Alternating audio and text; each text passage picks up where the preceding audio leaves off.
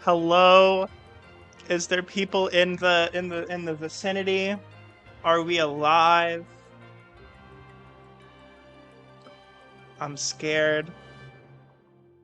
I guess I should get this going. Oh my gosh. Happy PMD day. Hey, can you hear me over the music? I cannot for the life of me tell if it is like too loud or not. What's up? I'm terrified.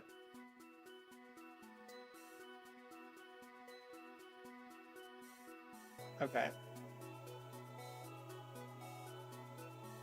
Give me like give me like 2 seconds and I'll stop clickbaiting. Hold on.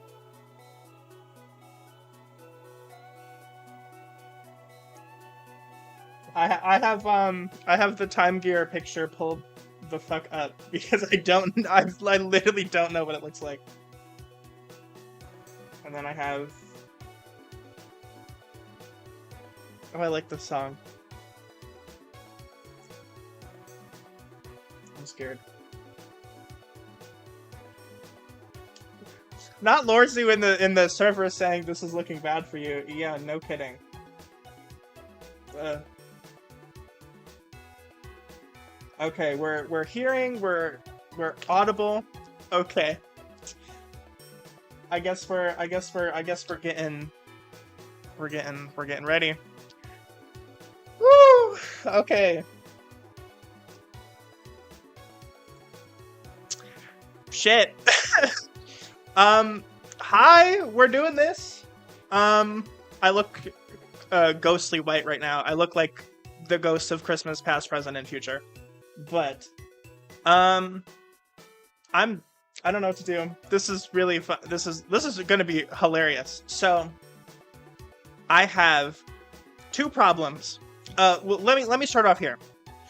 If anyone is here from I said it on Tumblr, and I said it in the Pokemon Mystery Dungeon fanfiction server, that I'm going to... I wanted to throw together, like, a Pokemon Mystery Dungeon, like, makeup. And I was thinking it'd be something simple, but everybody seemed pretty set on Time Gear. And I don't know... Not only have I not played those games, so I'm already out of my element, but I can't... I've not drawn anything on my face ever. So there's two problems. I'm going to try to do a Time Gear over my eye. Two issues with that, aside from what I just laid out. I can't, like, uninvert the camera, so everything I do is, like, on the other side of what I'm feeling. That sounds like it's gonna be hell to try and draw with. Second, and some of you that are keen of eye might have noticed, but I am wearing glasses. I will have to take those glasses off to draw a Time Gear on my face. I can't see. I didn't think that through at all. I kid you not. I am like the Velma of not being able to see. I cannot see. I was doing, like, just some other stuff in the camera earlier, and I wanted to see, like, how it would look. So I took my glasses off. My computer is maybe a foot in front of my face. I cannot read the words that I have on screen. Fish. I'm so dead. I don't know what to do. I don't have anything else to do, though. So we're gonna get that started. I'm gonna see if I can prop my phone up somewhere so I can legally blind. Probably. I wouldn't trust myself to drive a car. Oh, could you imagine? I don't even like driving a car when I can see, and then I have to be blind. That's insanity. So I thought of a couple ways to do this. I don't know if any of these ways are any sort of intuitive, but I'll run the options by you. So my first thought for this is I can just go in with whatever color a time gear is on my eye and make it like round, and then sketch off of that like color so I get the sizing better. I don't even know if I have a color that would look even close to a time gear. I cannot stress enough. I'm not prepared for this. Option B, I just go in and sketch it, and I say, fuck it, and we ball. And if it looks insane, that's par for the course, because I'm a little insane. I woke up at 1 o'clock in the morning, so I don't know how long I'm going to be able to keep this up, but I'm going to try my best. I guess we have to get started. I'm so scared. So, do we think that I should just start with the color? Or... I don't even know where my brush went. Oh.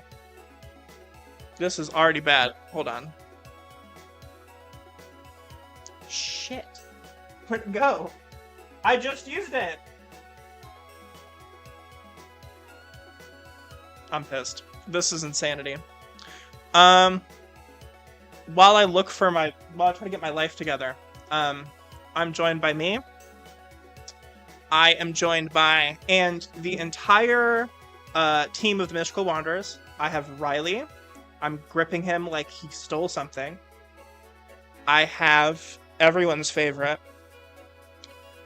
Houdini. I got the Abra. He looks so small on camera. This is honestly a pretty large Abra plush. I just knocked something over. Oops. And... oh!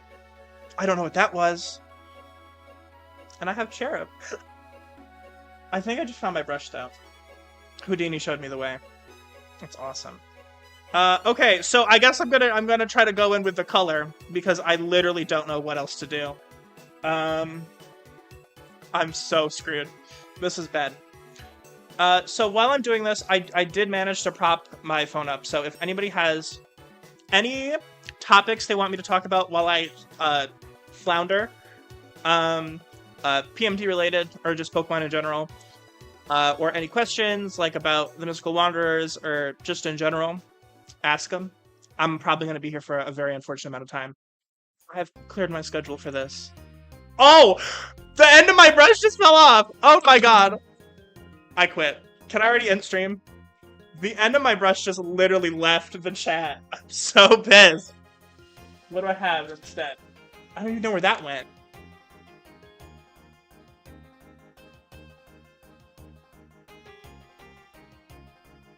You're good. I go by any. To whoever user WK7TD6LB9I is. That's a username. I'm gonna have to use a makeup sponge because the end of my brush just fell right the fuck off. Okay. Everything's gone. So, what color is a time gear? Can I... it's like blue, right? I don't actually know. Can I get... Google.com? Google.com. It's blue. Okay. So, I guess I want to just do it surrounding my eye, and then I can try to sketch out... I don't have anything to sketch it out with. This is it's an eye marker. This is for, like, your eyeliner and shit. And it's also, like, 2 years old. So I don't even know if it's gonna show up. I didn't test it! So that could be my whole plan in the dumpster. Bluish green. Yeah, see... Maybe. Look. I don't know if I can draw it in the first place. I'm not trying to do a color match. I'm trying to get shit on my eye. Thank you. One's called... Ooh, there's a color in here called Afterthought. That's mysterious. I don't think it's... Can I show... please don't mind the crusty makeup palette. This is also... I think I got this for Christmas 2 years ago. But what of these colors do we think is giving time gear? Do we think... Because, like, I'm thinking of... Where is it? My shit's inverted, I can't tell. Oh my god. I just hit my microphone. I hope that wasn't ridiculous. I'm thinking these not these three, these two blues right here are the closest. Probably like the middle one. I also want to do, if I don't give up, I do want to do like, because I know it's got like the green whatever the fuck's around it. I kind of want to try that too, which is probably like really overzealous, but I don't care. This is already insane.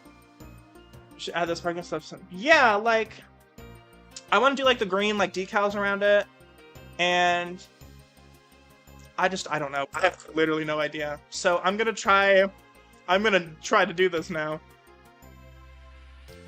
Yes, you're using. Oh, it's 0. Hi, 0. Yes, your username is different now. Awesome. Okay.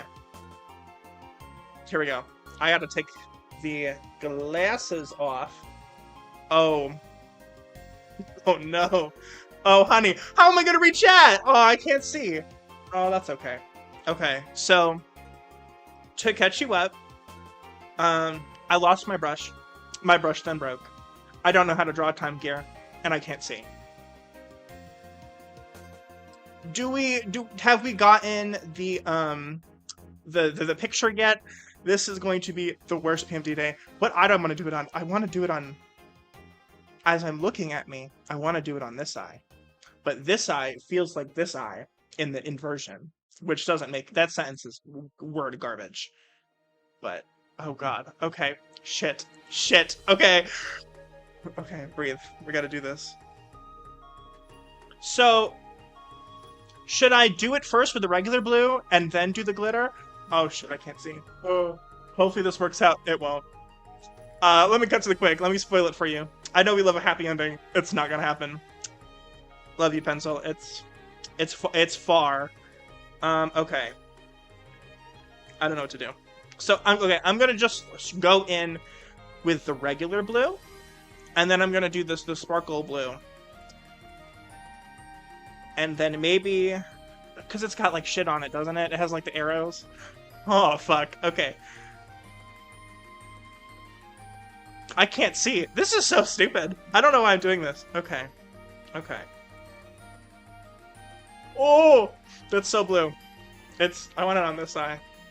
Wait, no. It has to be on this side, because if I'm going to do it, I need it to be in my right hand. Oh my god. I don't even want to put it on my face. This is stupid.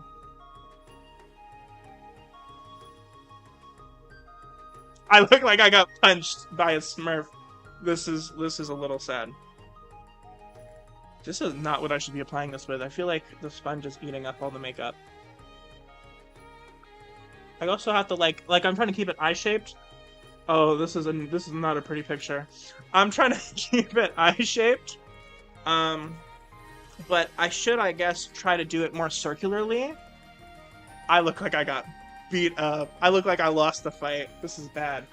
I wish I had my brush. This is so crazy. I can't do this without a sponge. Can I? I really don't know. I say that like I didn't start doing it with a sponge. Oh, I almost did it on the wrong eye, too. Oh, dear.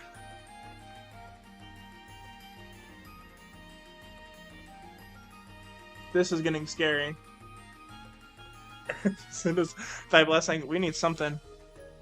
Okay, I can see a little bit better if I move up here. This is not gonna work. I'm just gonna say this is not gonna work. But I'm not giving up. I already have blue on my eye. This is so bad. Oh god. I wish I had my brush. Can I go get my brush? Can I go find it? Okay.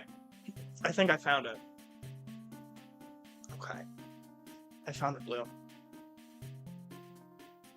But it's also got my other shit on it. I don't actually know if this is going to be any better. I just think the sponge is taking up too much of the makeup.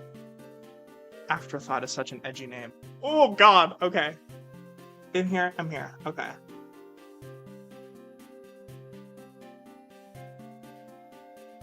Uh-huh. Oh, that's blue. Okay. I think I still need to line it, like, as a circle. Did you see me almost put it on my open eye? That was insane. Okay. So, I think from here, we have to line it to be kind of circular. Oh, I don't know. I'm so scared. Okay. Oh, this is so hard. I like.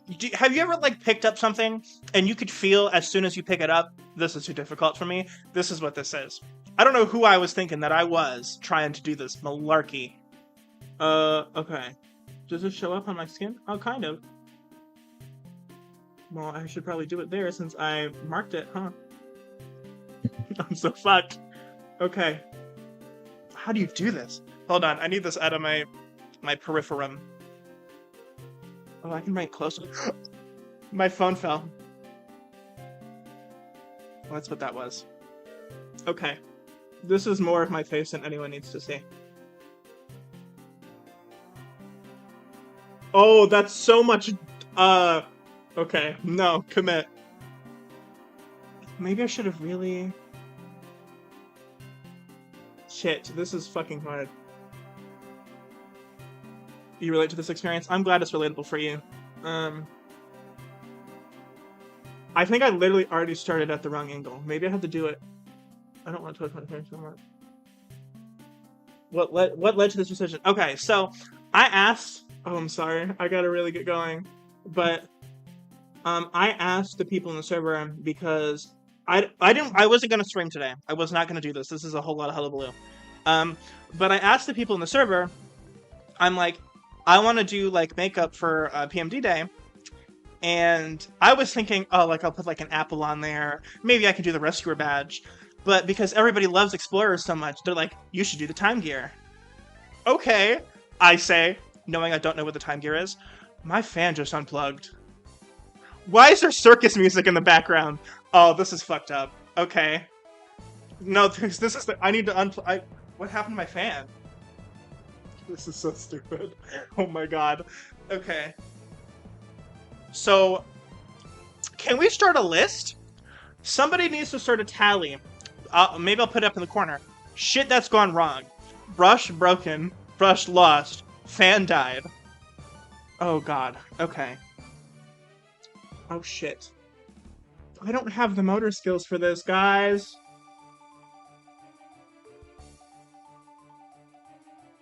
It's like surgery.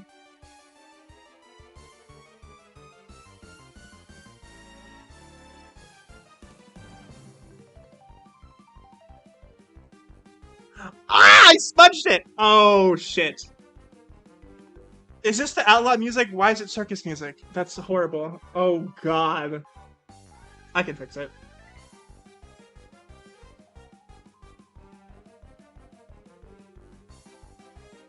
This is such a jaunty tune. Oh, no. It gets worse from here, guys, if you could believe it.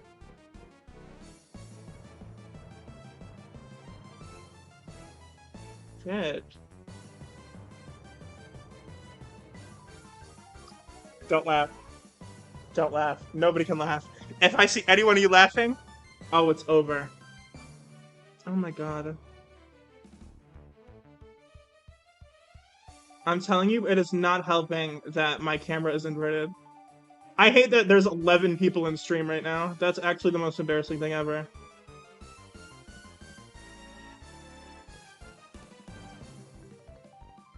Oh god.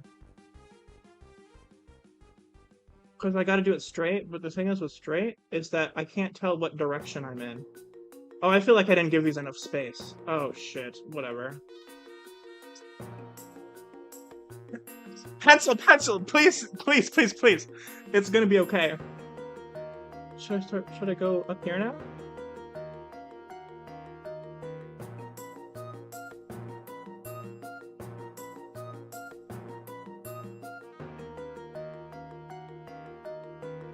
Oh hell, that looks horrible!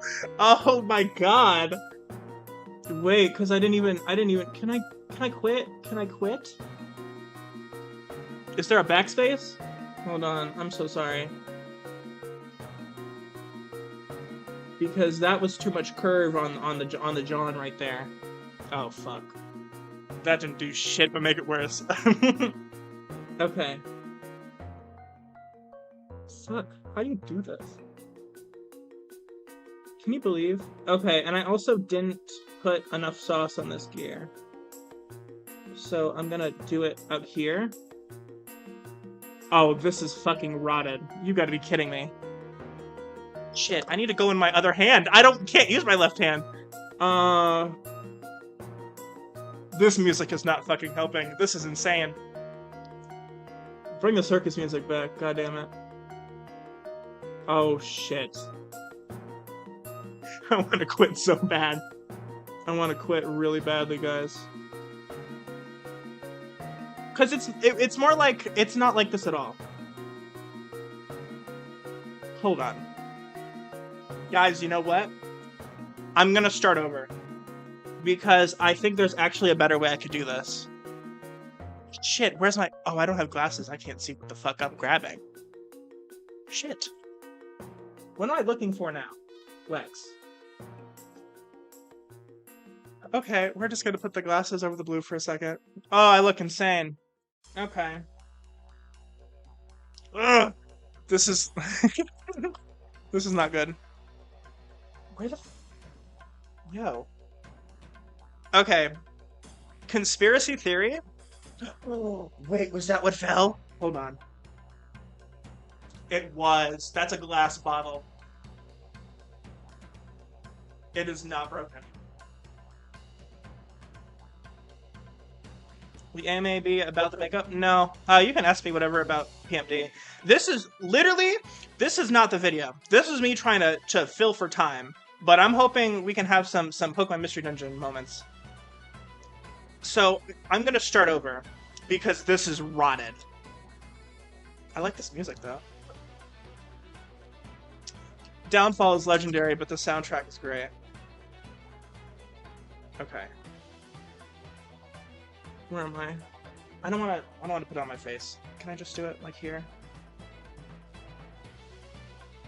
Okay. You can do... I don't think I can do it. I don't think I've ever been... I don't think I've ever done something... Oh god. This is actually not gonna work, though.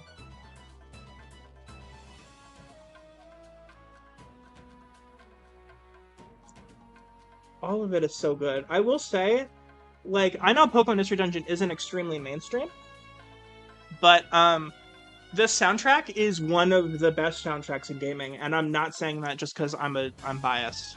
Maybe a little biased. But, like, legitimately, the Mystery Dungeon soundtrack is insanely good. I almost did the blue side. Am I stupid? Oh my gosh. Wait, hold on. Because, okay, if I do the circle with the blue, I can take... Because I have sponges in, like, different shapes. So, if I do a sponge that's, like, square-shaped, I can do out the rectangles in the color, and then I outline it from there. Does that make sense? That's okay. That's the next plan.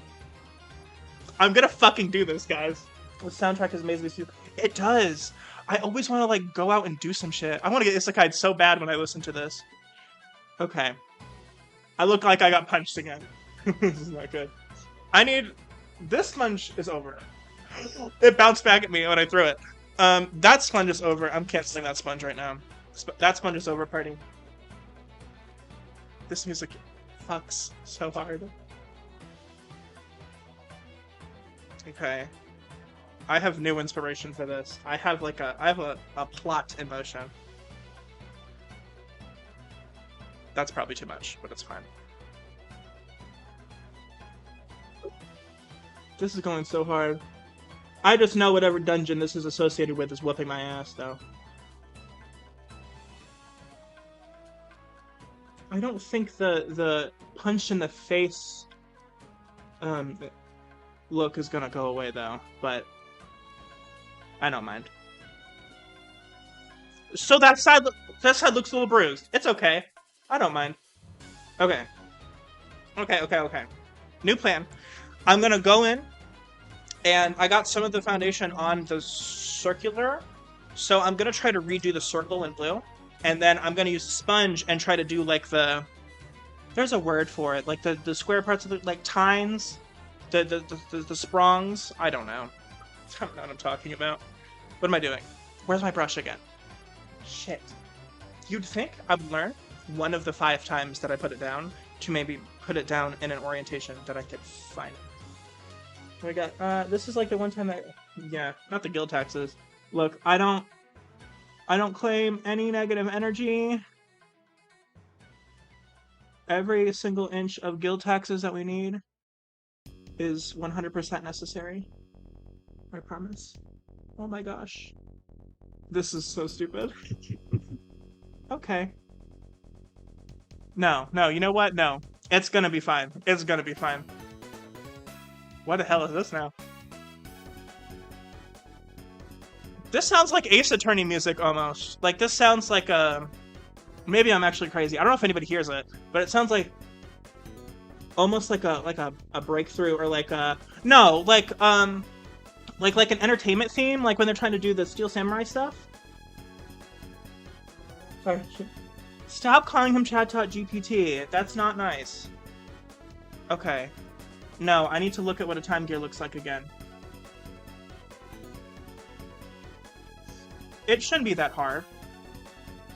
I'm overthinking this. Okay. We're putting a new sponge. We have gone through 4 sponges already. 4 sponges to put a blue dot on my face. Holy airball. I can't even do this. Okay. Okay, sponge number...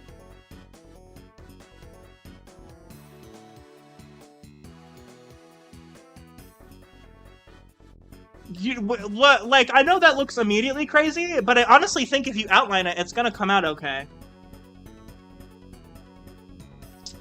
My roommate is gonna come downstairs and think that I'm fucking insane.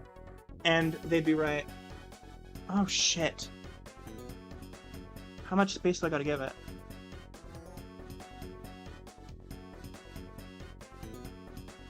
Wait, hold on, wait, it's kind of coming together. It's a little shaping. Guys, hear me out. This is bullshit. I just have to keep, like, the spaces clear, and then I can do the outlines, and it's gonna look a lot better. And hopefully the outlines won't be as bad. The only problem is I have to do with the inverted cam, so that's probably why they're gonna look, like, weird. But then after that, I have more sponges that kind of have, like, the pointy tip, and I can probably do, like, the arrows and stuff on it. And then after that, I can try to do... If I can't manage to do the decals, I can at least do green around it. So this is doable. We're so locked in. I don't want this to end in tragedy. Oh shit. I have to be careful which way I'm holding it, though. It's like a puzzle with a fucking inversion.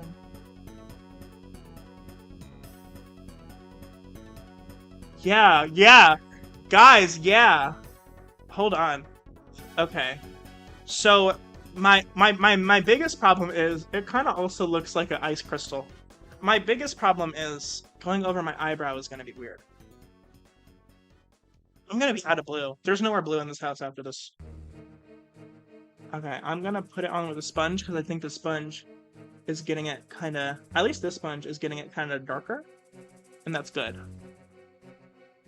Okay, it looks a little crazy. But I also don't think it's all that even right now, so it's okay. Yeah, okay. Stupid. What am I doing? I could have a job. I could be contributing to society. And instead, I'm sitting here, blue on my eye. This is emotional. Okay. Oh god.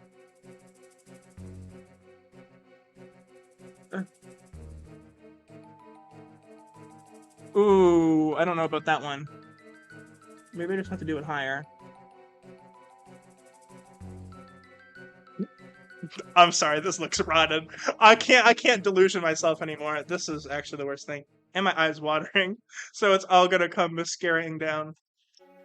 I can tell I look like knockoff Sans right now. From what I can see, it doesn't look like I have eyes. So I look like knockoff fucking fans. Oh shit, I wanna do it like this. That didn't really work. Hold on. Take 2.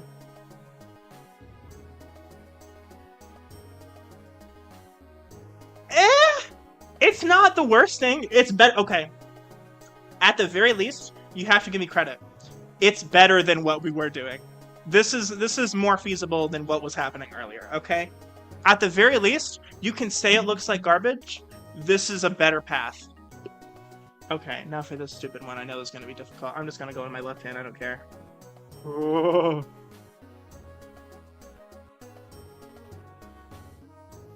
No shit. How do I... What way am I doing this? It's gotta be... I'm having difficulty because I don't really...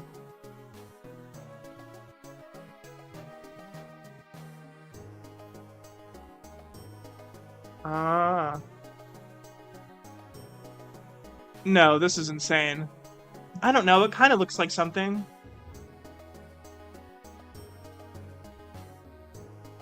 Ooh. I don't know about this one, guys. I think I could go a little more up. I think that's what I think. Go a little more up because it looks kind of flat. I think that's what I do. This is stupid. This is really dumb.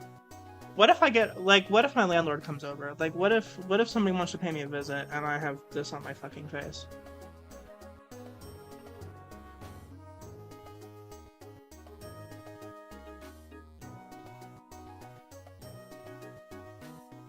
Like, okay.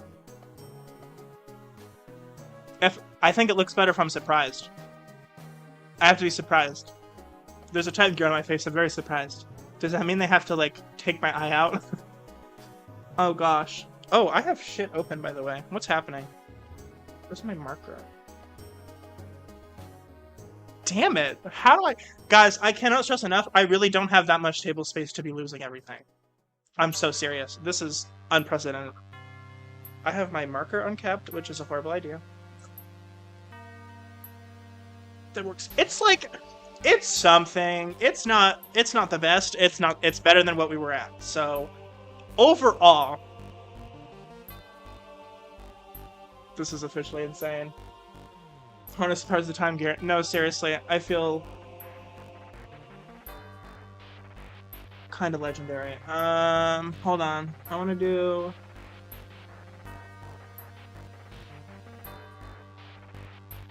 Just make that a bit more. And then I want to do it on... I'm getting a hang of that. Feels like there's something on my neck, but it's just a bandana. Oh, my bandana came undone. That we can't do that while we're rescuing. Okay. Okay. So from here, now we want to outline it, right? This actually looks so bad. I cannot stress enough. Okay. I don't want to use this marker anymore. I was looking in the makeup bucket for a marker, and my roommate put a straight up Sharpie in there. And I said, I'm not doing that. I have like an Expo marker, but I don't have a thin one. If it was a thin one, I actually honestly might consider it. This is fucking insane. What am I doing?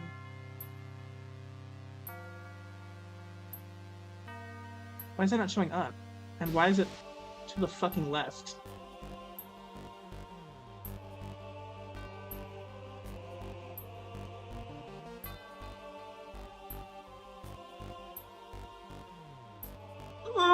It's okay. This is kind of my fault because I kind of left it uncapped. That's not so bad. It'll look a little rough, but it's okay. And then, oh, and then I can go over it with the sparkle. Okay. Or so.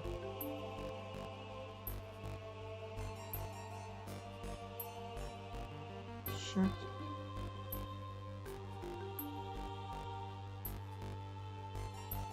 Oh, now it wants to be. Oh, shit.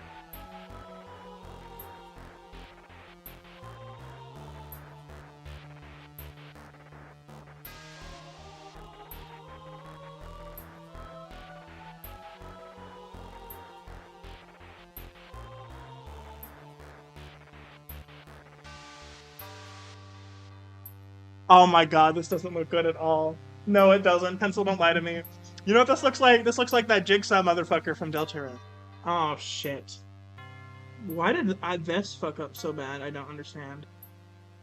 I fucked this part up really exceptionally bad. Oh. Oh, no. Should I quit? Should I not outline it? I feel like I have to, huh? Because I don't think it's gonna show up, really. I want to take pictures of this, so I don't want it to look like the worst thing ever.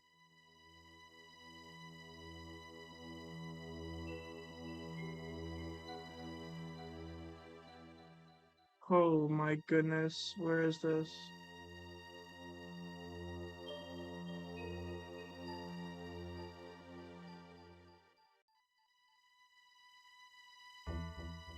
Shit, I don't know how to fucking do this when it's inverted. This music is also not helping. I don't know if you have not noticed. I have to focus on feeling it. I have to feel where it is. I can't look because the look is misleading. But I have to feel it. This looks so fucking okay. Oh dear God.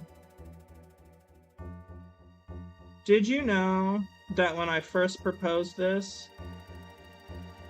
Oh, why is that one a triangle? What'd I do? Oh shit. Hold on. Up.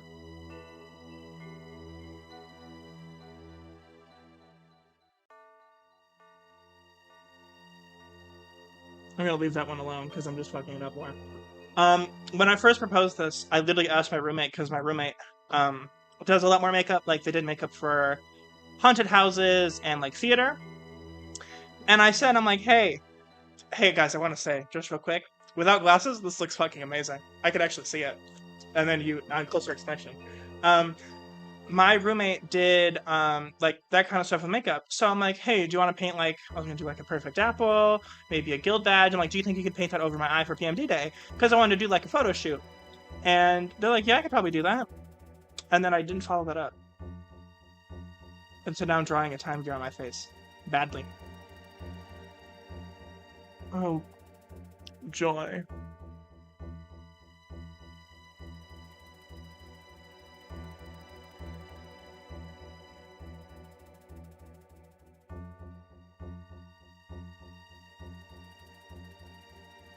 This really looks like that Jigsaw guy from fucking Deltarune, though. It looks like... Does he have a name?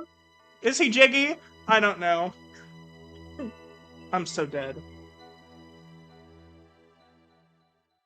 You know what's really, really humiliating? And I've said this a bit before. But this is the most people I've ever had in a stream at a time. And it's them getting me to watch me do this malarkey. Okay.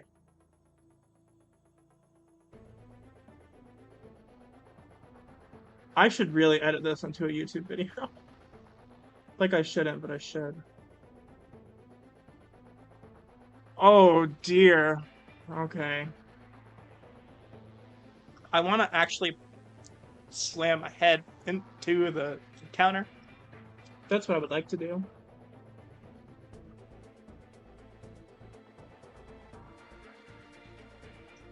I feel like I'm on a reality show. That's what this music makes me feel like right now.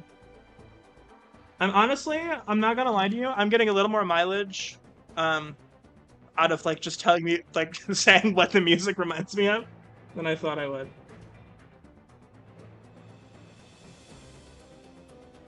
Oh shit. Oh, that's fine actually, that doesn't look that bad.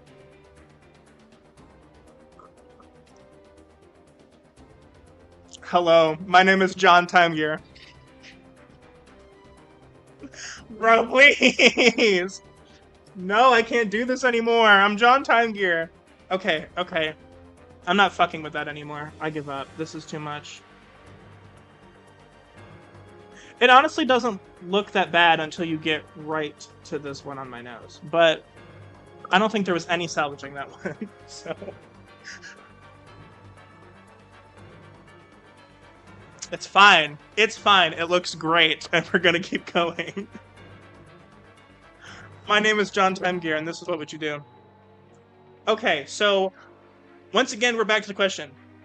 What the fuck does a time gear look like? Because have fun at dinner, pencil. I don't know what I'm gonna do without your commentary.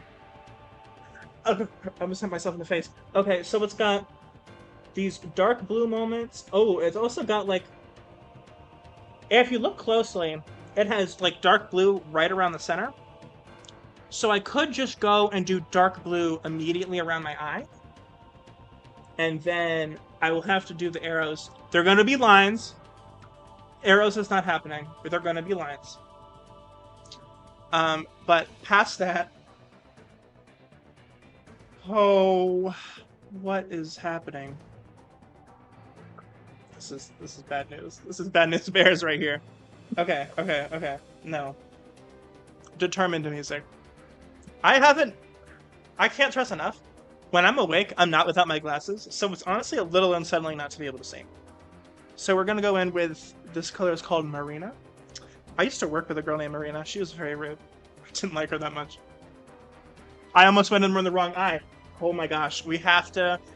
If anybody knows a way how to uninvert your camera on OBS, inquiring minds would like to know. And I just want to do my eye on this. That didn't show up at all. Am I crazy?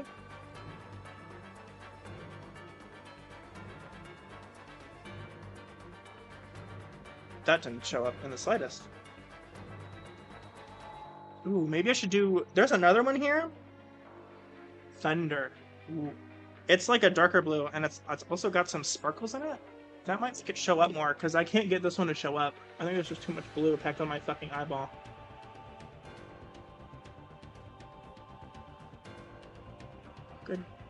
Good grief. Good gravy. Oh, I kind of see it now.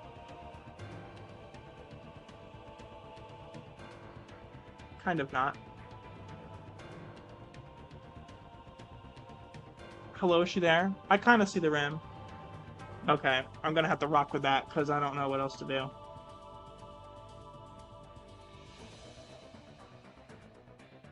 Fine. Whatever, I don't care anymore. Okay. And so, now I want to go in with a skinny end. Ooh. And... Oh, I gotta put the thing away.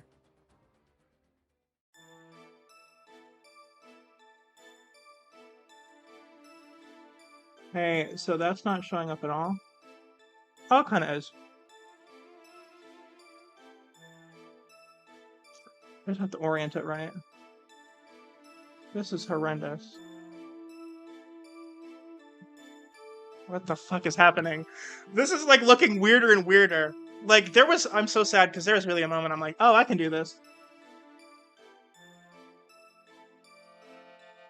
I need to go back in because this is not colored anymore.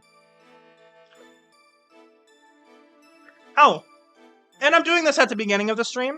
So if I choose to continue onwards from here, I'm gonna have this on my face for hours.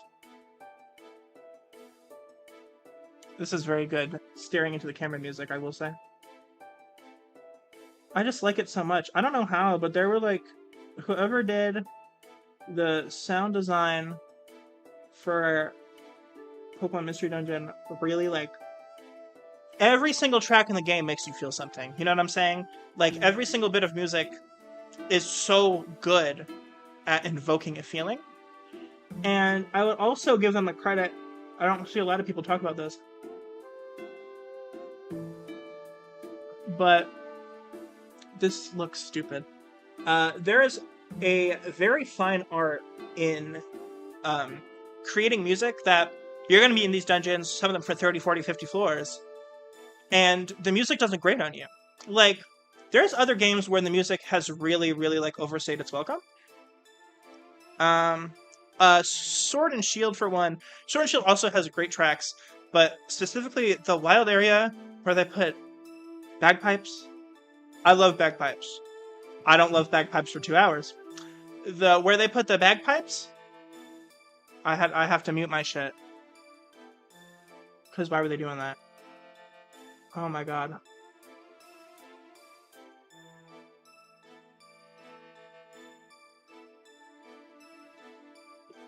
Uh-huh. This is dumb. This is dumb, guys. Wait. I've already lost track of what I am on.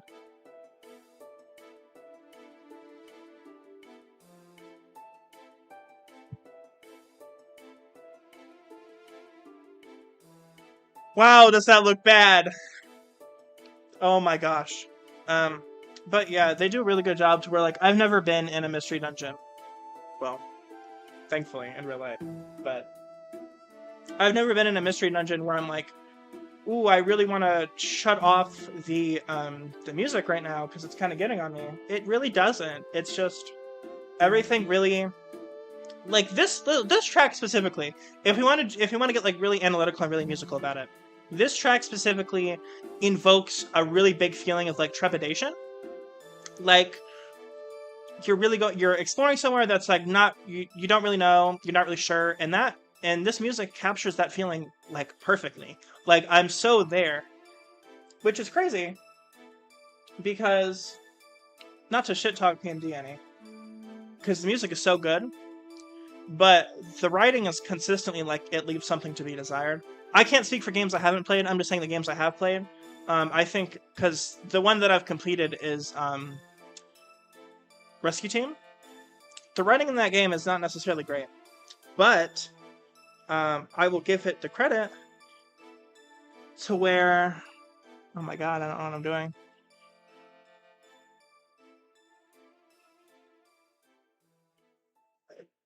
I completely lost my train of thought. Oh, I kind of see the glitter. Um, it the writing isn't that great, but the music invokes such a feeling, which is like really frustrating. But that's what's so beautiful about the fandom, because they're able to take these tracks, or in the case of Chloe, make stunning. Can I speak on Chloe for a minute? Hold on, because that music, hello, that's insane. We PMD might honestly be like top 10 most talented fandoms of all time. Because what do you mean? Chloe's out here making hits, putting up numbers. I love Chloe so much. I have Chloe's here, or somebody that knows Chloe. If you know Chloe, tell her she just got the shout out because oh my god, I love the music so much. It's really similar to like what I'm talking about right now with invoking the feelings. Like her music very much it just feels, you know. And additionally, if you've read Skyhunters, Chloe doesn't have the problem of being bad at writing like this retention does. So it's really amazing. It's just so good. I could sit here and talk to Chloe all day. My eye is watering so hard right now. What if I really go blind? Like, what if this puts me under? I don't know what to do then. I kind of do need my eyes for all my hobbies. I guess you can... Can't you, like, write on text-to-speech? Hey, I don't have a green that's bright enough for the decals. I didn't think of that at all. Let me show you what I'm working with. This is... I feel something on my chin. This is dumb. So, I can't get it back open. I don't have a green. What do I use? Can we talk about this ugly-ass green right here? It's horrific. I'm gonna have to do that. Maybe I go in with white or, like, yellow to make it brighter? There's specific shapes that are the decals around it. I don't know if I'm gonna be able to tap into that today. Alright. Back to looking at what a time gear looks like. See, that looks very cool. I'm not gonna be able to do that at all. I could do, like, I technically do have that shape, I think, in the sponge, though. Shit. Hold on. Oh, I think I'm out, though. I only have the diamonds left. That's, like, okay, though. I think that's still cool, because it's still pointy.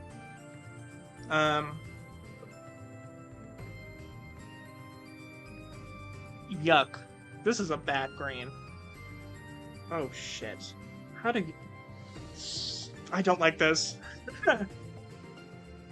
It's like I can't even see with my fat ass fucking hand in the way. Alright. Shh. Hold on. I want to hold it this way. Right.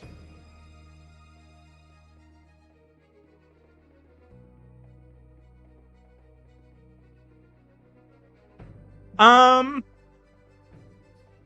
actually not mad at that. I'm gonna choose to not be mad at that. I'm gonna be the bigger person. Fuck my life. Okay. Okay, and now I just have to do that over here. Oh, it's all over my thumb! It looks like I drank matcha! Okay. Oh, that stamp honestly didn't come out that bad, but this one's gonna come out bad, because I can't. Oh my god, you know what's really crazy? I've never heard this song in Mystery Dungeon. I've heard it in Pokerogue a million times. I'm actually sick of it now. Shout out Pokerogue. That game's hard as a motherfucker. Shout! I can't, like, let me just go somewhere else. Because I can't orient that right now.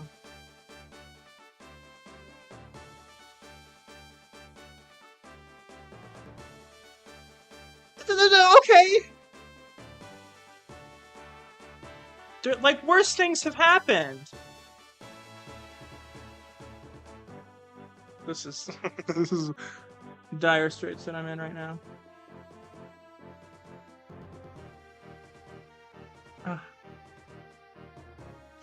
I don't know what party I'm going to, but you gotta leave. You can't come to this party. Okay. I feel quite emotional right now. The trumpets are a choice. I don't actually like this track that much, but I... Hi, pencil! I'm putting more shit on my face! Oh... Holy crap, we have green. We sure do. I went for it, look. I wanted something to happen here. And it's kind of happening, so I'm not mad. Green. Yeah, we're green-pilled. Oh, okay. That's not so bad. But I don't fucking hate this.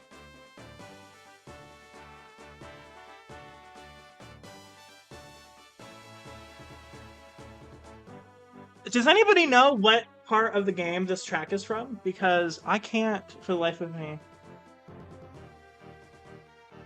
imagine it.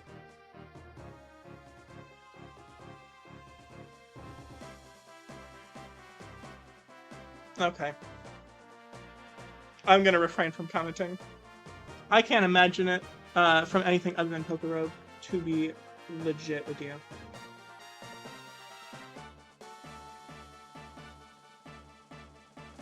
Am I crazy? I can't at all see what I'm trying to do with this.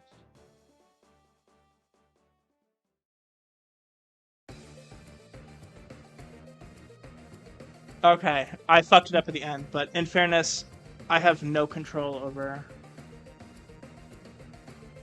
God, it's so bad! Ah! Okay. Well, you know what we can fix this with? More glitter. How do I want to do this in here? We can use this one. I'm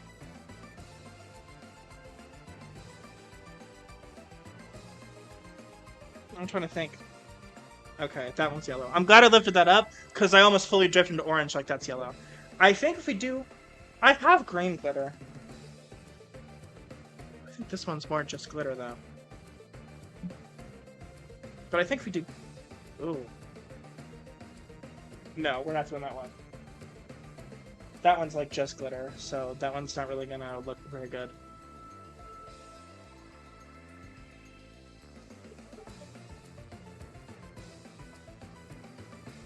Isn't this the fucking rescue team boss fights? Oh, I shouldn't do it with that end. Hold on.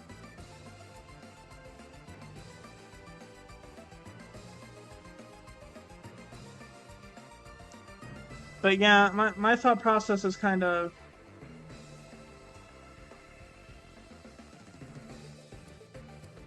That doesn't really look that good. Okay, let me try one more thing. Let me try it with the white glitter. That might brighten it up more.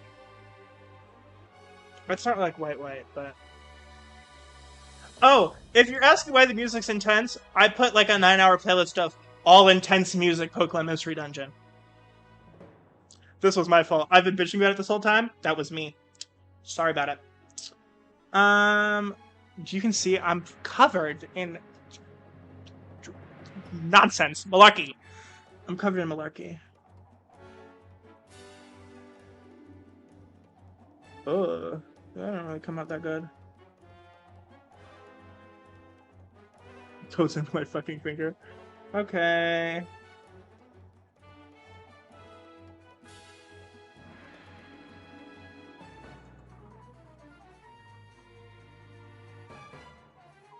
This stream cannot be serious for this music. To me, it is that serious, because this is on my face.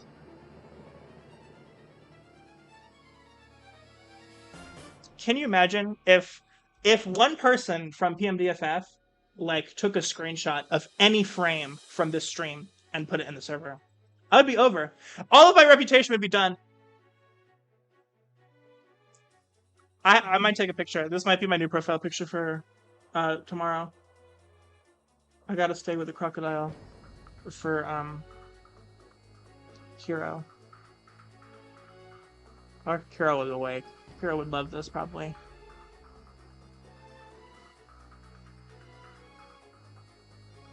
Come on, Lex. This music is a little much. By the way, I will say I skipped like 8 minutes ahead because like one of the first songs was like fighting Yveltal, and I'm like, we're not doing that today. That's not the stream activities.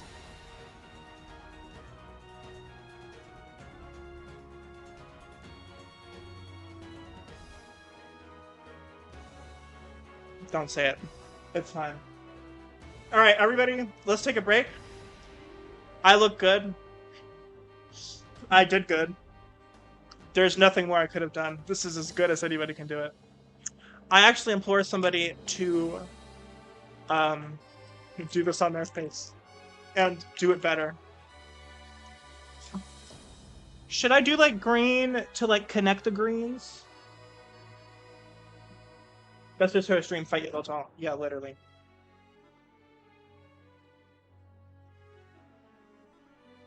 Because I'm like, why are we doing that? Oh, I probably should have immediately not done that.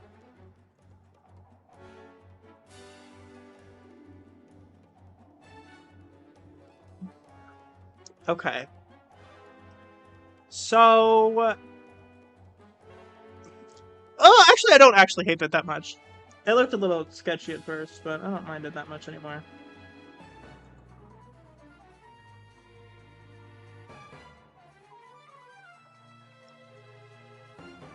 I think I'm doing too much. I honestly think...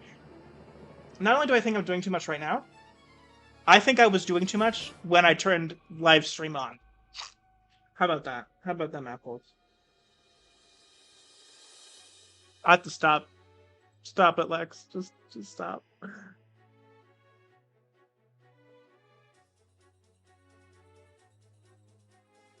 You think I'm doing well? That's hilarious. Thank you so much. I don't think I want to do the lines anymore. I think I just want to do the lines on one side.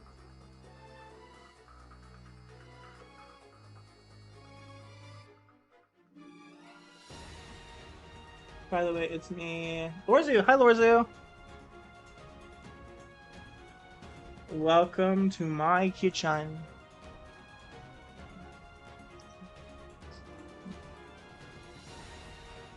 I don't think so, guys. I think y'all are hyping me up for no real causation. I'm not going to connect all of them.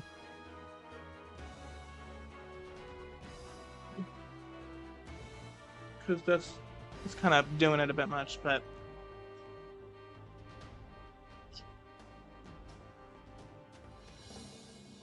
Can I quit? Can I call it here? I think I've done all that I wanted to do.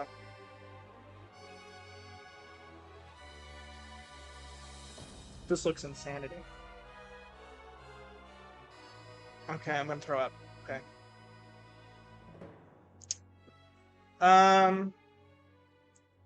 What else should I do on my face, guys? Now that we're here, what else? Because clearly, I just have time to waste.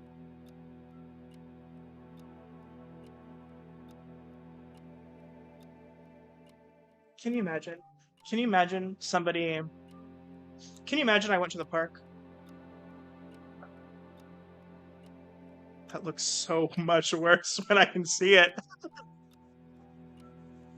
That looks so much worse when I can see it, guys. Oh. Oh, I don't know if you guys have noticed the void of heaven behind me. That's where you go to get isekai to the mystery dungeon. I don't know if you can see the pure... Add white bits to the blue part? Oh, like highlights? I don't have white. Wait. Ivo has white? That's a ghost. Hold on. Okay. Oh!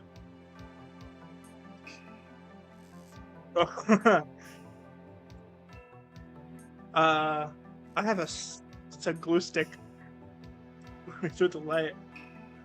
The rapture's happening right outdoor. I hope you saw that. Should I really add it to the... They're gonna ask you 20 questions and then read you for filth on that side. Yeah, I guess I should add...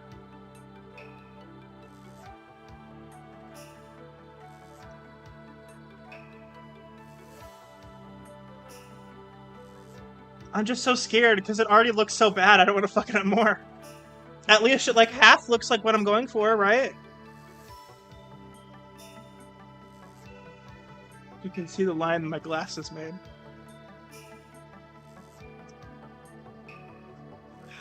Once again, guys, I'm not gonna put the stick directly on my face because Iva would crucify me if I got fucking time gear on their thing.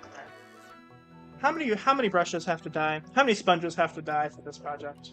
I'm trying not to be wasteful. We're almost out. I think there's another bag upstairs, but I don't want to get it. So this isn't makeup as much as it's literally fucking face paint. Face and body paint stick. That's how you know my Pookie works in the haunted house. Okay. Pencil, you're the artist, so how do I do the white? How does that happen? Do I just like... Should I just do like a line? Or am I trying to outline like one side of each of the gears? So it kind of looks a little more like it fucking makes sense?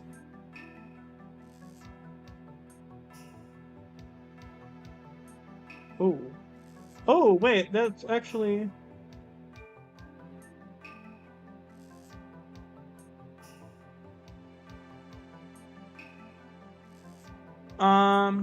That's something? Yeah, if I just stick it... It's like shading theory or something. I don't know.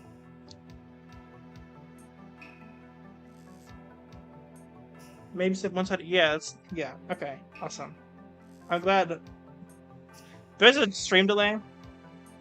So, like, I'm, like, asking things, and then I'm just doing anyways, because I'm stupid. Shit, oh.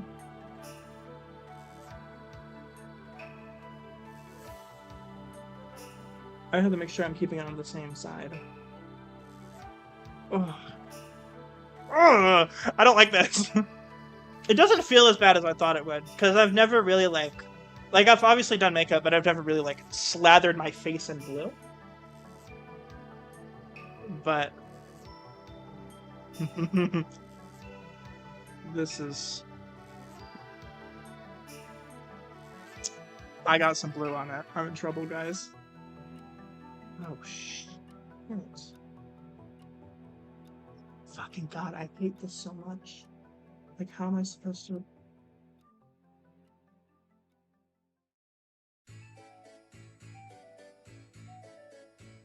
Jaunty. Okay. A. Pencil, this song right here, this is what plays when Edwin comes on screen. That's gonna make no sense to anybody else here. This is like strange. This looks like strange now. This is so fun. I'm spending the PMD day with my peoples. This is so awesome. I actually really like that I decided to do this. As rotted and busted and horrible and jagged and ragged as it looks. Yeah, see, Edwin. That's engagement bait. Oh, and then I do it on this side like I'm a genius.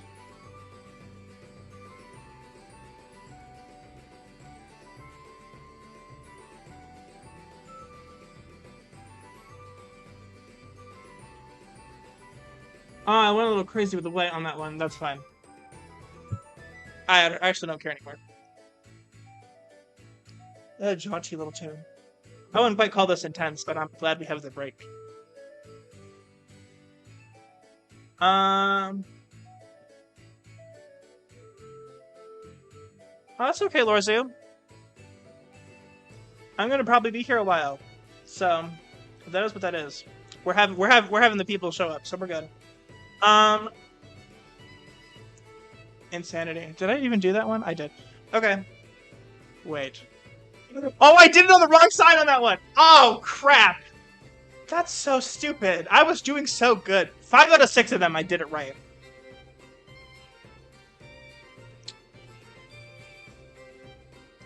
Horrific. Horrible. And bad. Alright, them's the breaks for the time gear. I don't think I can really do much else because I think I'm very thoroughly proving that I'm continuing to fuck it up more and more. I want Ivo to wake up so bad. I want my roommate to wake up and walk down the stairs and see me like this. I don't think it looks that bad. I think it depends on the angle. I think if I was to take a photo of this to post on everything, I could angle it in a way to where it doesn't look like I'm a complete and utter buffoon. And that's what it's all about. I'm so scared. Okay. Okay, we're here. Alright. So, where do I want to go from here? Okay. Let's talk about... Here's a really fun story for PMD Day. I used to hate Pokemon Mystery Dungeon. I actually really love telling a story. If you're here from a server, you might have heard me tell the story on occasion. This is kind of like, if I'm DMing someone and I don't really know where to go from there, I'll usually tell the story. But I wasn't always the Pokemon Mystery Dungeon mega fan that you see before you today. Where's me? Oh, where'd I go? Did I fall? I fell. Hold on. Oh. It doesn't show up. Shit. But, okay, so... What if I put a soda can? Yeah! I'm there. Okay. So, I have the Wiggles sitting on top of a Coke can. Not even my Coke can, by the way. So, back in the day, when I very first started playing games, and I'll say that I was always played video games. Like, my parents did not give me an opportunity to not play games. I will say that I'm very lucky in that regard. I got 2 DSs. My parents were never married, so I had a DS at each house. I had a black one at my dad's house, and a pink one at my mom's house. Gender roles. So, not this music. So, when we would go out and they'd buy me games, I didn't always get to come with, because they'd usually try to buy me a game that they could surprise me with when I'd go over to them. And for the most part, this worked out okay, because I was very, very simple with what I liked. I liked turn-based JRPGs. That was what I did. I did some Final Fantasy, I did the Fire Emblems, I did the Fire Emblems, I did the Pokemons, I did all that. But I didn't really know of versions of those games that weren't, like, typical. Like, I didn't really know, like, what spin-offs were. And the very first Pokemon spin-off I got was Pokemon... This is gonna be a pull. You ready? Pokemon Troze. Who knows Pokemon Troze? I bet none of you. I got Pokemon Troze, and I'm like, what the fuck is this? I actually didn't mind it. So, not really related to the story, but the next Pokemon, I got 2 games at the same time. It was a Final Fantasy game, and it was a Pokemon game. And I had mostly only known these games for being turn-based. So imagine my surprise when I get Final Fantasy Ring of Fates, which is like an action system, and Pokemon Mystery Dungeon. I think it was one of the Explorers game. Pokemon Trojan. See, I knew you wouldn't know it. Long story short, it was a DS game. It's kind of a puzzle game. The little Pokemon icons fall down from the top of the screen, and you kind of have to slide them to make them match like others. So it's kind of like a matching game, and then you have to clear the thing. I think the plot was like, these are like stolen Pokemon in a warehouse, and if you like match the Pokemon, you could beam them out of the warehouse. It was some cracked out plot. I don't know. But I got Final Fantasy Ring of Fates, and I got Pokemon Mystery Dungeon, one of the Explorers games. I couldn't tell you which one.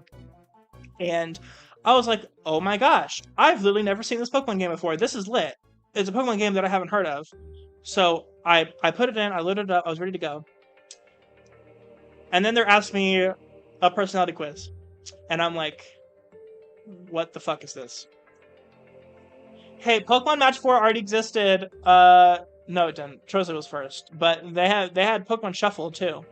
I think, is what it's called. Which is on the App Store. I don't think they do it anymore. I don't think they still support it. They asked me the personality quiz. I was like, okay, that's fine. I don't even remember what my answers were, because I was, like, completely fundamentally a different person when I was, like, 10 years old. Which is not surprising. I would hope we're all different people since we're 10. And we got to the... and I thought it was going cute. I'm like, oh, this is whatever.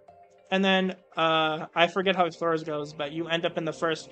Oh, I think one of them bumps into your buddy, and he drops the relic fragment, and they run off. I think, if I'm remembering correctly. Fake fan. And so that happened, and then they put you in the very first dungeon, and I'm like, what the fuck is this? What in the fresh hell is this? I was offended. I was like, what? This isn't my Pokemon. And so, I don't even think I got to the first dungeon. I was like, this is baloney.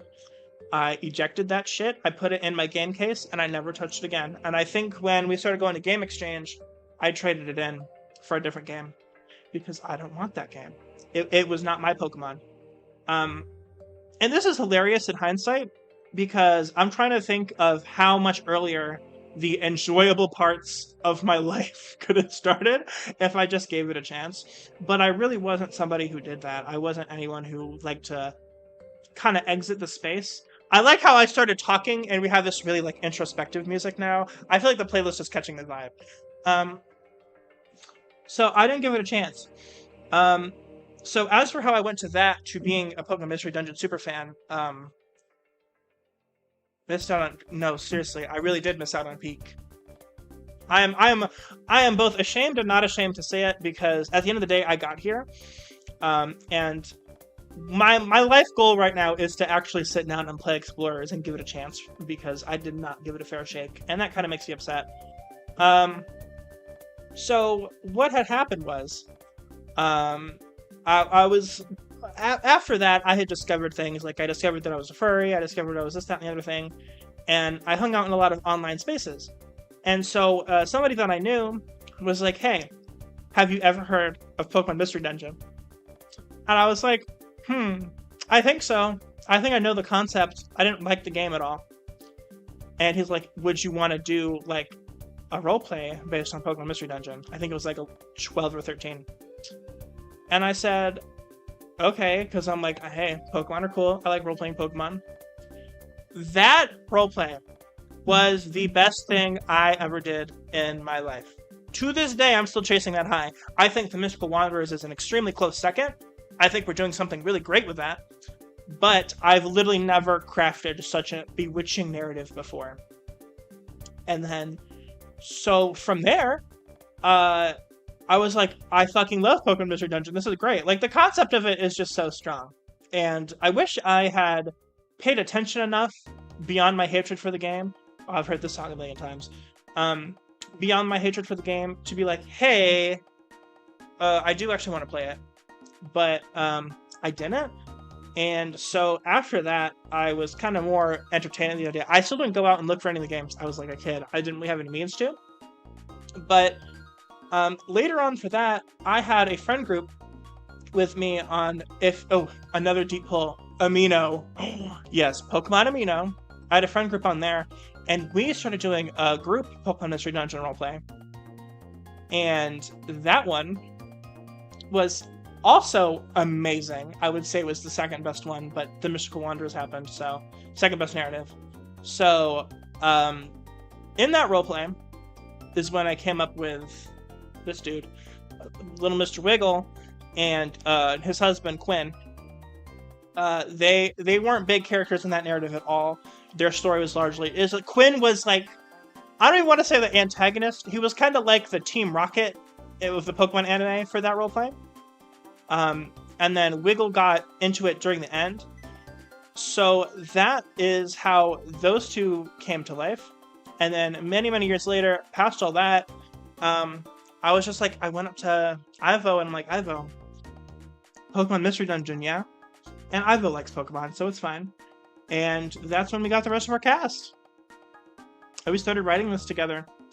And now we're here. And specifically, I would say this year has been very, life-changing for me. Which sounds kind of corny to say. Yeah, the origin story does kind of go hard. But it is a little corny to say. But I think, honestly, this is the most positive community and fandom that I've been in a very, very long time. And being able to do this and be here is great. And I love getting to create. I started drawing. This is not... Honestly, I was going to say this is not indicative of my work. It kind of is. I'm not very good at drawing. I think I'm okay at writing, though. And I've gotten a lot better. And I'm happy to say that I've gotten a lot better. But I've been having a lot of fun. Specifically, when I was on Blue Sky and I was posting about the Mystical Wanderers, and Shanna waltzed her way into my life and turned a really a depressing, dark moment for me, because keep in mind, when I joined the community, it was sometime in early to mid-May. I had freshly lost my job. Fully, I had made a couple bad decisions on where I wanted to take my career, and it ended up being a work environment that I couldn't thrive in. So I stepped away from my job, and it was a very, very upsetting time, because we're not super financially secure. And this is kind of heavy, I know, I'm sorry. But when we went on from that, Shanna came into my life, and she's like, hey, this is where you need to know this site. It's got a server and everything. I think you're going to have a really great time there. And I went in and I did. And from day one, everything just clicked. I knew from the moment that I was in this fandom space that these were my people. It's wholesome. I've never seen a community that's so welcoming of new artists and new writers. I've never seen a community that's so accepting of different identities and queer people and diversity and everything. It's just, everything is just so good. And every fandom has its problems. Every fandom has its weird people. But genuinely, of all the years I've been in and out of fandom spaces since I was 13, of all the years, I've literally never been in a fandom that has positively impacted me in such a way, with so few of the negatives. My creativity and my enjoyment of so much has skyrocketed, and I feel that even I've become a more positive person because I'm getting to see how these people interact with each other, and I'm getting to see how these people unconditionally love each other and support each other, even if they don't always agree. The triumphant music in the background for my speech here, even if they don't always agree, they support each other on the basis that this is a community and we're in this community together. And that is one of the most special, beautiful things on the internet entirely. I remember getting my first comment from Channel 2. I was struggling a little, but seeing her comment was so good. This fandom change. No, seriously, like, I I wasn't really getting anywhere without this community, but now it's exciting again to go and try stuff and put myself out there and have things happen. And there's some days I wake up and my inbox is full of like comments or likes or people DMing me just like, hey, I love what you're doing. I think it's great what you're doing. I'm happy that you're having fun doing it. And I'm supporting you because I like how happy you are. And it's really refreshing. And I couldn't be happier. There's never a community I've been in on the internet where I wouldn't feel comfortable doing something like this. Like, I decided on a whim this morning, I'm like, I want to do something special for PMD Day. It's too late for me I draw so slow. So it's like, it's too late for me to start a drawing. I'm in the middle of like 3 different writing projects, so I didn't really want to write something. So I'm like, what can I do? And I'm like, well, it kind of ties into how I'm going to be hosting Sentry Duty in a couple days. Literally tomorrow. Why am I doing this right now? I have to film Sentry Duty tomorrow. We're starting Sentry Duty tomorrow, and this kind of goes into that. So it's just like, well, why not stream? Why not do something silly, put a bunch of junk on my face, and just talk and have a good time and hopefully have people show up. What I really want to do is I want to get a capture card at some point because I want to have like really just chill hangouts where I I just play Rescue Team and clear up my backlog of quests because I have a lot. I need to get on that. It's just a great time, and I would have never felt so comfortable to just do something crazy like this and just go for it if I wasn't in this community. But yeah, I kind of did want to draw something. I drew something yesterday. That sketch that I showed you, pencil. I finished it. I do not like how it came out. It did not come out good. I don't know why. It's really weird because there's parts of it that I'm like, okay, I really like this part. I don't like this part so much. Those parts swapped. By the time I put the color down, I'm gonna choke. By the time I put the color down, the one side that I didn't like, I actually thought came out great, and the other side, not good. It can't be that bad. It's like not. I like this. The sketch was a lot better. I'm not gonna lie to you. I don't know. I really, especially on the Gothitelle, I really fucked up the line art. I don't know why. It doesn't look good. But it's not that bad compared to what I do. I kind of was hoping that it'd be like, ooh, the next step up for me. Like, I've had honestly very fast progress. I'd like to think because I know some people really stagnate for like years and years and years, and I think that I've picked it up pretty quick. But this one wasn't quite it. But it's okay. Everything's a learning, and I learned how to do a lot more with this one. I'm getting a lot better at like paying attention to my layers. I think one of the biggest thing is, well, since I started really utilizing layers in a better way, sometimes I'm really scatterbrained, so I'll switch focus on something else in the drawing, but I won't change the layer, so I'll end up doing a bunch of shit and fucking my whole thing up. But for this one in particular, there was only like a couple moments like that, but I think I have that a lot better.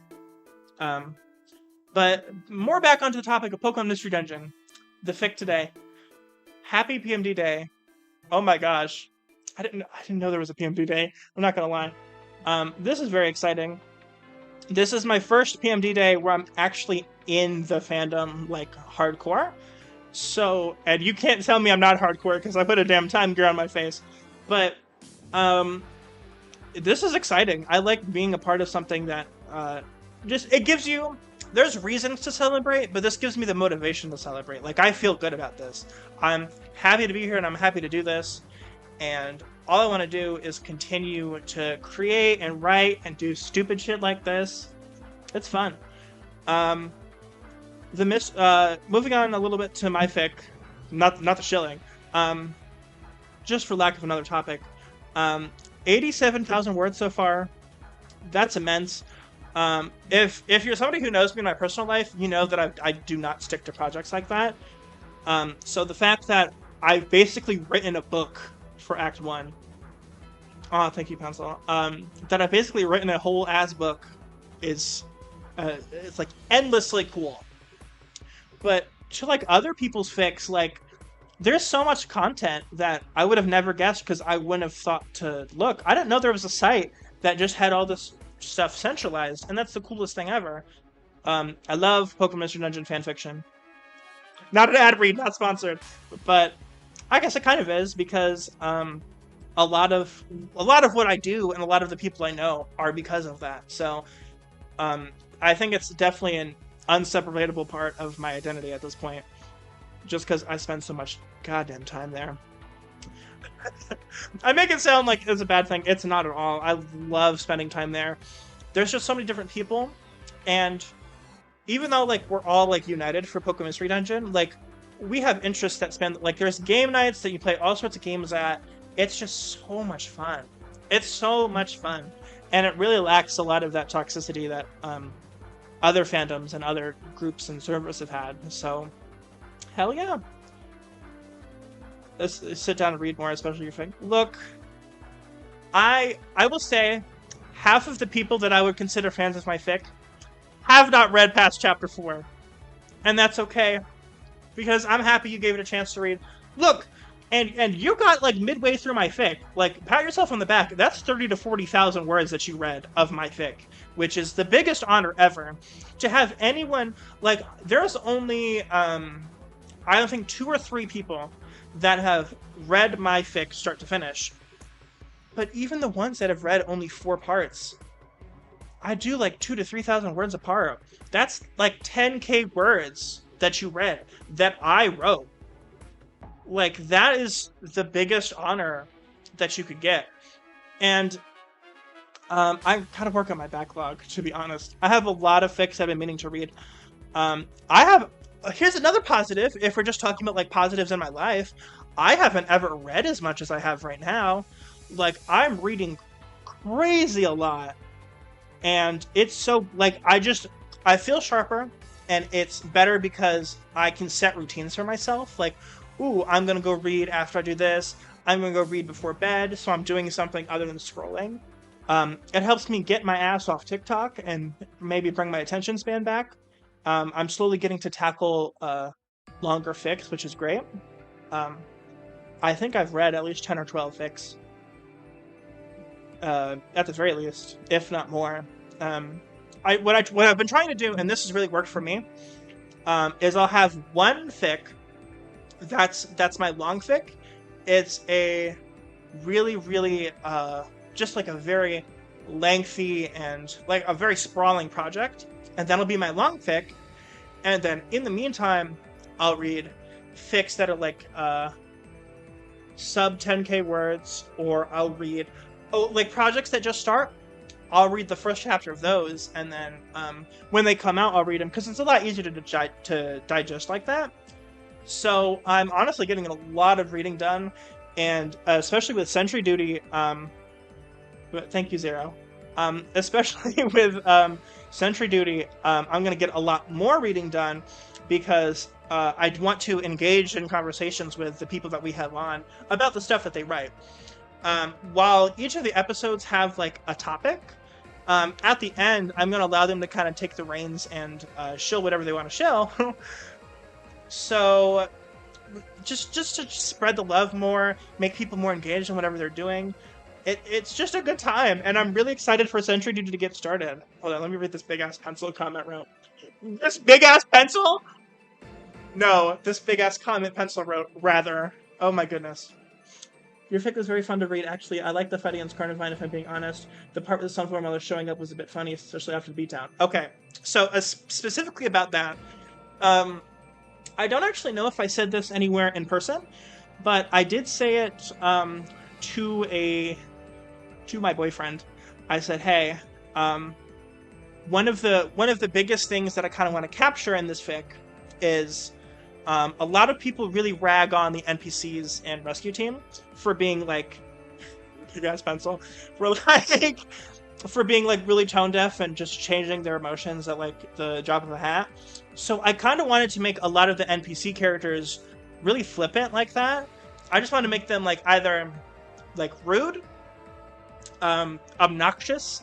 I want to kind of get like almost like an Ace Attorney feel for how ridiculous some of these people are. or just completely emotionally barren, like no cues, completely tone deaf, just like they're here for what they're here for, and that's it. And this happens a lot because, not to spoil anything, but Rally and Houdini constantly get the shit beat out of them. So that's kind of what I wanted to go with that. It's a good time. And I really like getting to read everybody's fics. Yeah, I know. I love Rescue Team because I've talked shit about Rescue Team. I love Rescue Team for the reasons that I talk shit about it. It is obnoxious, it is a little silly, it is kind of not well written, and I love it for all those reasons. I don't want it to be anything more than it is. I think it's very simple. I think everything is kind of just right for me. I know other people have critiques that really turn them off from the game. And I am also fully aware that people regard Rescue Team as, like, the worst of the series. And I'm completely okay with that, because if that's the worst, I'm really excited to see the best. I really want to... I gotta play Explorers at some point. I don't know what I'm doing. Why is this one so much louder? I got scared. Gee whiz, let me turn this one down a bit. Oh. So, yeah, I was like... Oh, it was a very good start. Now, like, people say it's the worst one, but I don't think anyone ever says that Rescue Team's the worst one with, like, genuine malice in their heart. Like, they say that because they have seen the highs that this series has hit. And it's real. I have to play Explorers. And that's also a good point, Pencil. The jump from Rescue Team to Onwards, because, like, I would say the writing really improved. A lot of the characterization really improved. And they're able to just create, like, a lot more compelling of a story. Like, there's so many things that I see. There's people that include aspects of the games that I haven't played into their fics. And I'll fully be under the impression that they're writing this just, like, because they made it up. And I'm like, oh, this is really smart. And then I'll learn this is something they're actually taking from the game. And I'm like, oh, I didn't know we were active like that. Okay. So it's always exciting to see stuff like that. I gotta play Explorers, and I started playing through Geats to Infinity. Oh, here's a horrifying story. I have sent pictures of this, but I will say it again for here. I broke the shit out of my DS, and I don't know how. I bought a 2DS back in maybe a year and a half ago, and to mod it. Sorry, Nintendo, don't come for me. I bought it to just mod it because I wanted to have my own stuff going on. Did console, no guilt. And something happened when I was moving, and when I moved, the first time that I turned on my DS, it was a 2DS, in the new house, it was broken. It was, like, completely shattered. The top of the bottom screen, it was very small comparatively. Broken. And then there's a giant, like, black corruption bar and, like, a whole crack down the top screen of my 2DS. And I'm fucked, because I'm like, this is so sad. Do you know how many games that are, like, in my backlog that I want to play? Not even just things that I haven't played, but there's a lot that I want to revisit, like... Oh, I had just started Pokemon Conquest Over. I can't play that now because I can't play anything blind. I still do play a couple games on it, but those are games that I have to know like the back of my hand. No, it literally looks like somebody used Fisher on it too. I have to know those games like the back of my hand because there's literally no way I can navigate it, because where one of the cracks on the top screen is, there's no way you can read any text. Like, because they always, like, format the text at, like, the bottom of the top screen. Can't. It's not there. You can't read. You can't see what you're doing. You can't see where you're going. Touchscreen still works, though. So, it's not the worst thing. But I have a lot of things in my backlog. So, if I ever, like, lock myself down and play through Gates, which I really need to do... Because if I wasn't already excited to play through Gates, I just read Turt's fic. I just read Muna's Frozen... Whoa, I don't know how to pronounce things. Muna's Frozen Hope. and that was really good. And apparently, that's formatted like if Gates to Infinity had a special episode. So I'm excited to see that one. It set up pretty intriguing.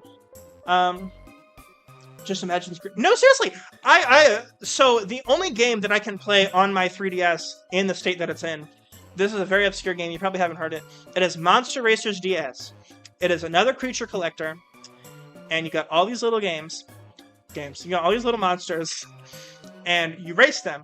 And genuinely, I can only play it because I have every piece of dialogue, every quest, and every single map completely committed to memory because I've played the game so much. So I'm playing through that like normal, and sometimes it gets a little hard because, well, I have most of the maps layout memorized.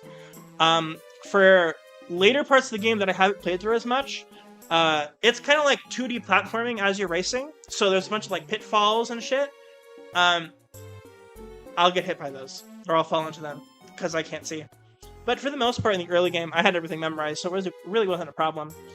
And yes, Pencil, I did see your comment when I was going through Muna's Frozen Hope, which I had to read through for Sentry Duty, because I promised. I could have went into it blind, but I'm like, it's like 12k words. I want to kind of... It's like weird. It's like, look, everybody you know on the internet has like one thing, they're like, one useless thing they're extremely good at. And that's my thing. Like, I genuinely have that stuff memorized. I was honestly, there was a point in time, I'm not interested in doing it anymore because it's just too much pressure. But there was a point in time where I wanted to pick that game up, and I wanted to, like, actually try to speedrun it, because I'm like, this is a very niche game. I don't think there's anyone that knows that game, well, I don't think there's many that know that game more than me.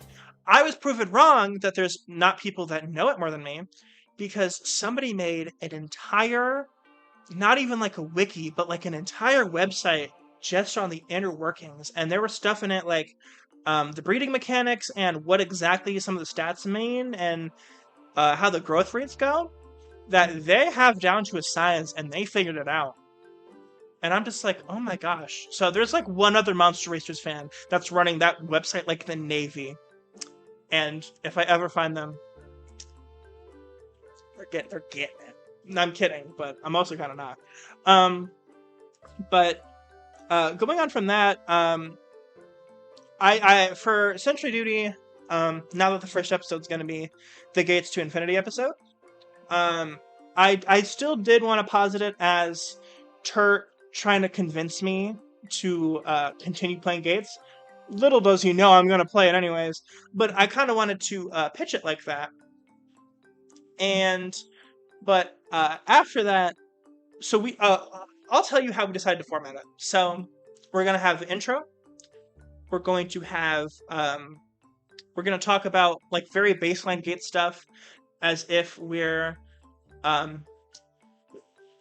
guys, by the way, that's my boyfriend in the chat, who gets to see me with a time gear on my face. A poorly done time gear on my face. I'm upset, but it's okay. I'm okay.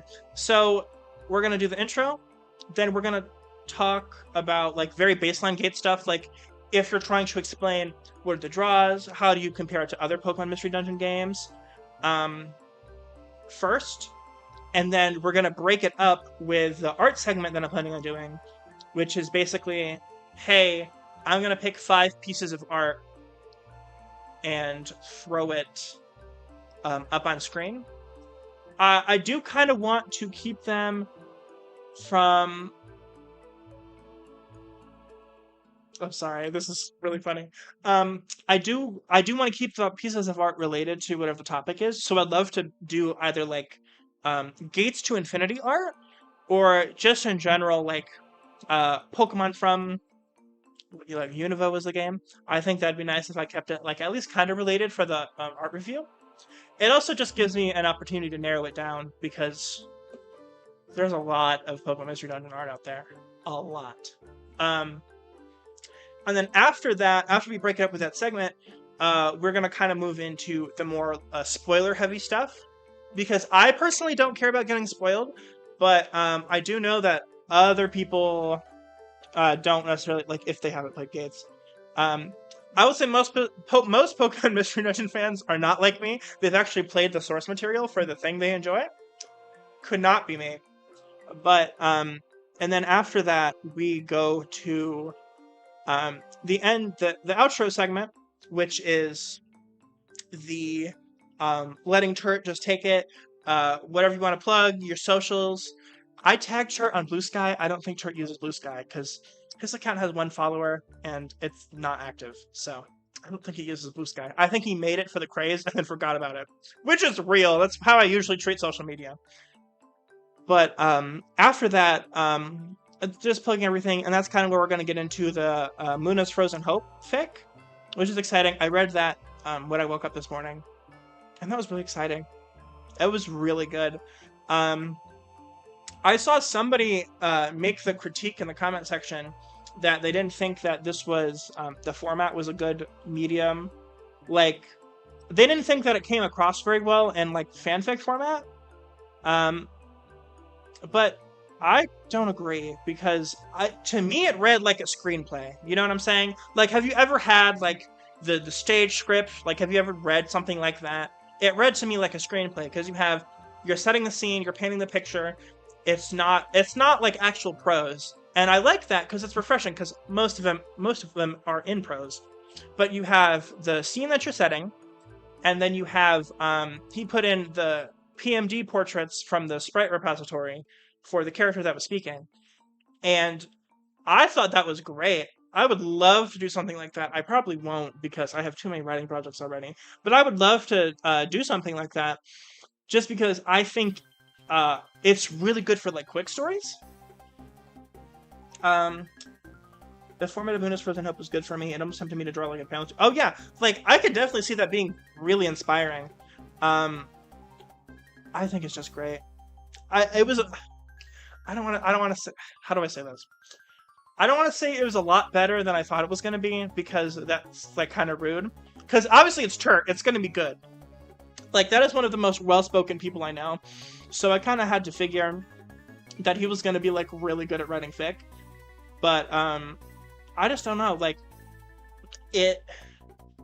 where it went, and from what I know, it's kind of light on actual Gates content, but it circles back around. Like, it's basically giving more. The music is kind of insane. It circles back around to. I'm sorry. Now that you pointed out the music, I can't. It circles back around to giving more context for some of the characters, I believe is the intention. And that's just cool. I like, as much as I love original works, I also do really have a lot of respect for the people that saw the source material and was like, this is kind of lackluster, no? Let me add on this.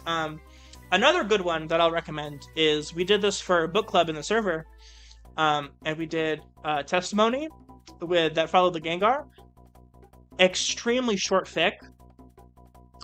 That book club call lasted 2-3 hours. Like, we had so much to talk about, because it's a dialogue only fic, so I know that's not everybody's cup of tea. I would seriously give it a try. It's not long at all. We had like 3 hours of stuff worth to talk about that short little fic, because it was genuinely it was so good. Every sentence had meaning. There were so many. This music's not helping either.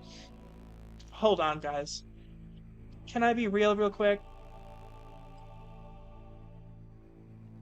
I gotta change this. Can we do relaxing? Rayquaza defeated music. Oh, thank you. Hold on, let me change the music. Pokemon Mystery Dungeon Lo-Fi. But is that actually music? Music Dungeon. Is that actually Mystery Dungeon? Because I don't want to put somebody else's thing and not have them credit it in the description. Ignore the ad. It was about to be an ad read. Hey, I'm Jared. See how I use I don't care, Jared. I'm sorry. Okay, this is better. Okay, so now that we're away from Rayquaza's corpse, the musical, we can kind of get into this more. Okay, so okay, that's good. I kind of figured special episodes were a thing. I kind of figured them like I don't know if anybody knows Fire Emblem, but I kind of figured them to be like the X chapters. So that's good to know that I was kind of right with what I assumed about that. But that one was really good. What other fics have I read that I really liked? Sky Hunters was good. I think it's, and this is my only critique for Sky Hunters, I think it's a little hard to follow at times. But Chloe did an amazing job at characterization. The gimmick of the rescue team that Sky Hunters follows, their like main tool to fight is like pranking, which is hilarious. Hey, I love silly. I'm here for the silly, and that's peak silly. So I really resonated with that because it was not only a good idea, but it was done really well. And then, can I switch up who's... We took Explorers to a special episode. Oh, that's awesome. I love... Can I put Houdini here? I don't think he wants to cooperate. Oh, but then I can't read chat. Hold on. I think I'm going to switch out Wiggle for a second. We're going to put Houdini in the corner. Okay, he's kind of there. He's on the soda can. Okay, so now that I'm sharing my screen with this diva. See, I had to put Houdini up there because that was so much engagement bait. My boyfriend is literally the biggest fan of Houdini, I think, ever. Oh, and here's another thing I'll say about Mystical Wanderers. Oh my gosh. I did not expect there to be... Down with Wiggles Crazy, watch yourself, mister. I did not expect there to be so many people that went hard for the characters. Like, I have people that have read my fic that genuinely, they have their biases. They're standing in my damn comment section about these characters. And that's amazing. It's not the most surprising thing about my fic. I don't want that to sound like conceited, but I've always the main compliment that I've gotten in regards to my writing was that my characterization is pretty solid. And so just to have further confirmation of that, because people are seriously loving what they're seeing, it's great. It's a great feeling. Just everything. This loops back around to the community being so good, because it's like everything is so just friendly. Oh, and I'm gonna show you. I'm gonna take my glasses off for a bit so you can see what I fucking did to myself. Horrible. Bad, bad, bad. I think I'm going to edit the earlier bits where I was doing it into a video on its own. As humiliating that's probably going to be. I honestly think it was funny. Yeah, I just tried to really kind of hammer home with the characters. I will say, as I said before, me and my co-writer, how we did it was, we wrote Mystical Wanderers in a script format first. So, very minimal actions and actual prose, and most of it was focused on the dialogue, because that was the part that we had first. And with that, we've kind of taken the cast 50-50. Act 1, I do have more characters, but Ivo gets a very large amount of characters, my co-writer, from... You just realized the time gear? I'm glad it was noticeable later. I might just pack it up right now. No. I have more characters in Act 1, but Ivo like ramps up characters, especially Acts 2, 3, and 4. I will say, one of the biggest worries we have about it is that we have a lot, L-O-T, lot of characters. We are going to try to not add any more, because by Act 4, we have well over, I would say, approaching 30 characters, which is insanity, but that's kind of why Act 2 is going to be, if I had to give an estimate, double the length of Act 1. because I would rather be really long than suffer from having all these characters and they're not developed, because we do seriously put a lot of thought into characters. I wouldn't say there's any characters that come to mind immediately, say for maybe one or two, that I don't stand by the fact that they need to be in the story. Like, they're important to what we're telling here. But beyond that, Ivo is Ivo is good for like, Ivo's characters are easily the favorite. Like, if you ask most people who read the Mystical Wanderers, their favorite character is either Houdini or Chester. I have a Cherub fan too. Houdini, Chester, and Cherub, you know what they have in common? They're all Ivo's characters. We don't like me, I guess. I don't know. It's fine. I don't actually take it seriously, because I would say I think Ivo does have stronger character concepts. They loosely fit an archetype, but they're really they really expand past that. And my characters more kind of exist within the archetypes that they go to fill. But that's okay, because there's always room to expand on that more. I love Riley too. Guys, hold on, let me bring Riley back. He's here too. And they're both boys. So that was stupid. Riley, I will say, what's this say? I honestly like Riley more with him and his father.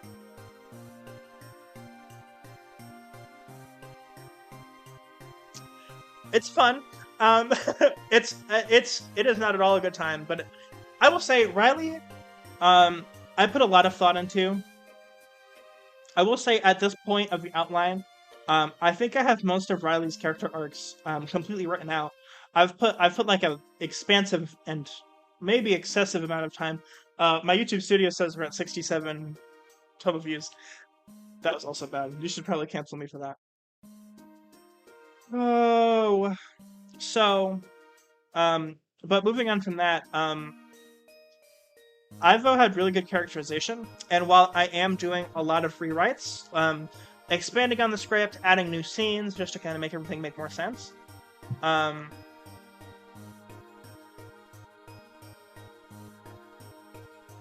it's like, it's hard. It's weird because it's harder to write for my characters than it is for Ivo's characters. Because I think Ivo has painted a lot clearer of a picture. And when I first started writing the Mystical Wanderers, it was actually the other way around. Because I didn't... I'm so sorry, I lost my train of thought. I thought it was going to be a lot harder the other way around, because I could just put myself into the headspace I think my characters are in and write from there, whereas I can't really replicate Ivo's headspace. But it turned out that Ivo did a really good job at painting the pictures of these characters, like in my mind, to where it's actually really easy to kind of see what they're coming from. Whereas with my own characters, I kind of have to step back a bit, because we're already really ahead in the outline. So I don't want to say things in the tone of where their personality has shifted to later in the story we are, because we're in the outline, we're halfway, maybe 3/4 of the way in Act 3. And both, a lot of my characters have gone through, not major changes, but they have definitely come to tackle the world differently. And that's great. It's good to see the character development kind of happen in real time, but at the same point, it's hard to step away from that. I want to go back to writing the outline, but if I'm going to be very vulnerable now that we have the very somber music right now, it's a little hard to write the outline now. And I don't mean it hard as in it's not something that we want to continue doing, but I do kind of mean it's difficult because there's a lot more of an expectation now. I don't ever want it to be something to where it's not fun anymore. And it hasn't gotten to that point yet. I want to reassure everybody. But at the same time, it's not something we can just pick up and add stuff to whenever, because this is a serious world that we've built. Like, we're telling actual stories with these characters and through these characters, and we're trying to make this setting something that we care about.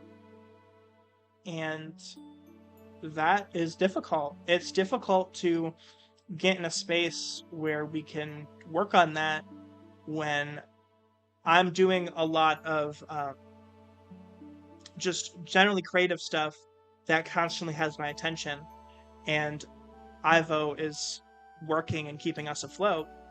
So finding the time in between those two to sit down and continue to write a fic that I've known people have picked up and loved and enjoyed, and I've gotten fan art, I've gotten such amazing feedback on it.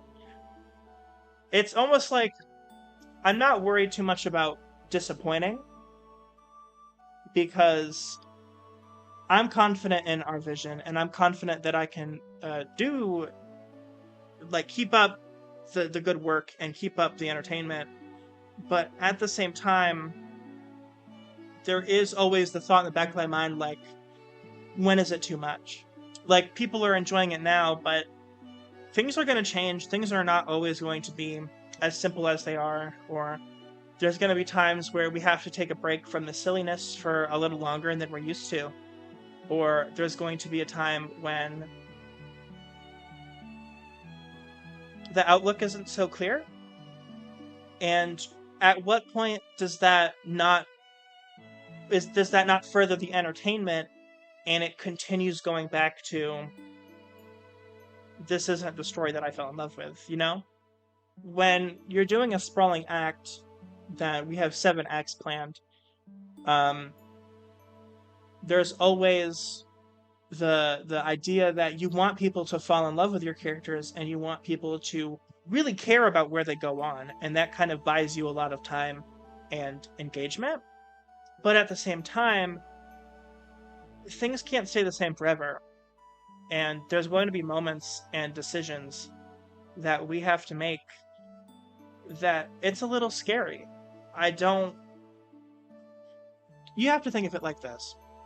Even putting the audience aside, continuing the outline and watching these characters that we've worked on for 2 years continue to change and continue to grow, and doing new things with them, that's terrifying. It's almost, you can almost liken it to the fear of, like, parenthood, or just having, like, a little sibling, to where you've known them for so long. And I was hoping the music would stay like that a little longer. You've had them for so long, and you know them, but will you know them when they continue growing up?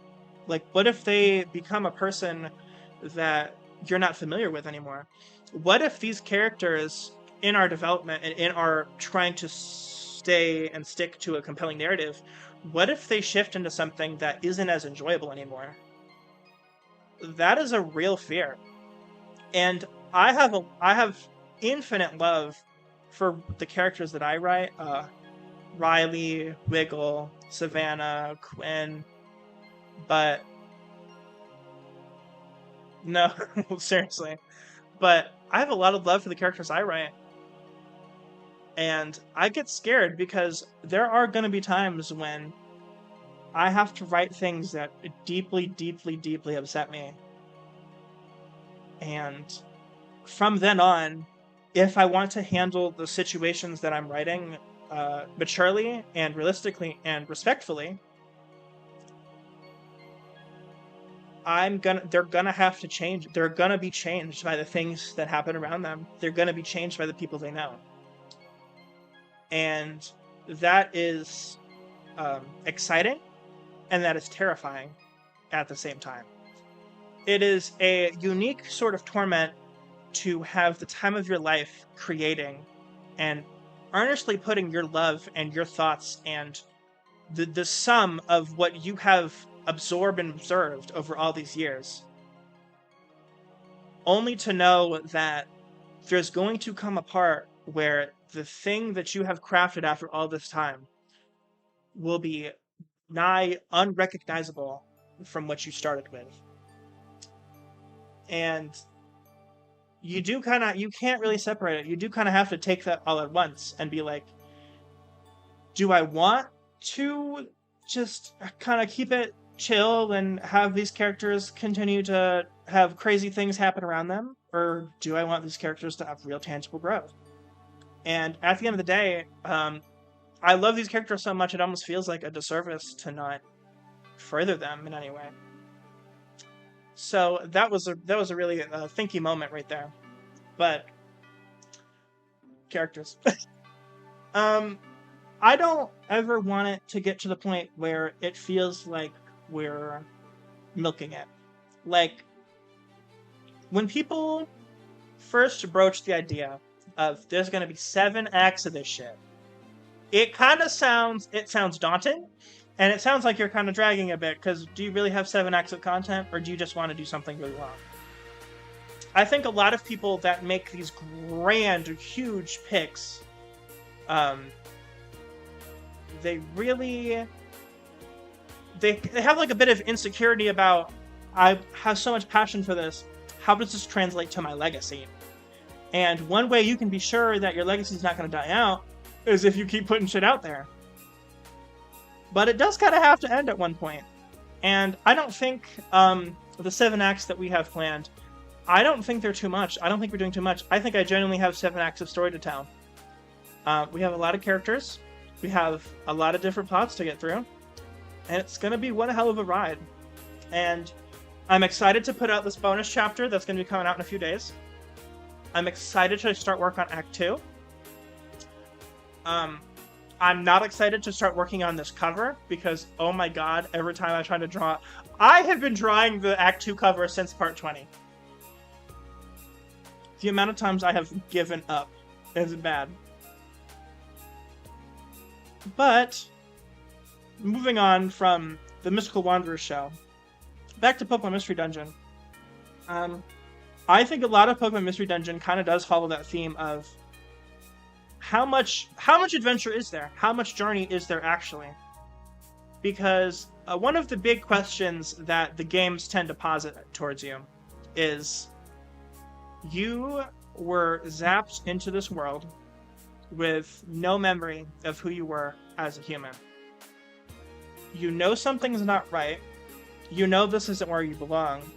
But the people you end up meeting, the adventures that you have, and the journeys that you have, they feel, even when you don't have memory of what you did in your life before, they feel better and realer and more fulfilling and satisfying than anything that you believe you've ever felt before. So, do you go back to the world that you belong in? Do you listen to the deities and gods around you that say that you don't belong here? Do you give in to the idea that maybe I shouldn't rock the boat, maybe I should just go back to where I belong? Or do you pursue the grand feelings and the adventures and the friends you've made? Do you fight for that and kind of revel in the uncertainty where it's like, I don't know, I don't need to know.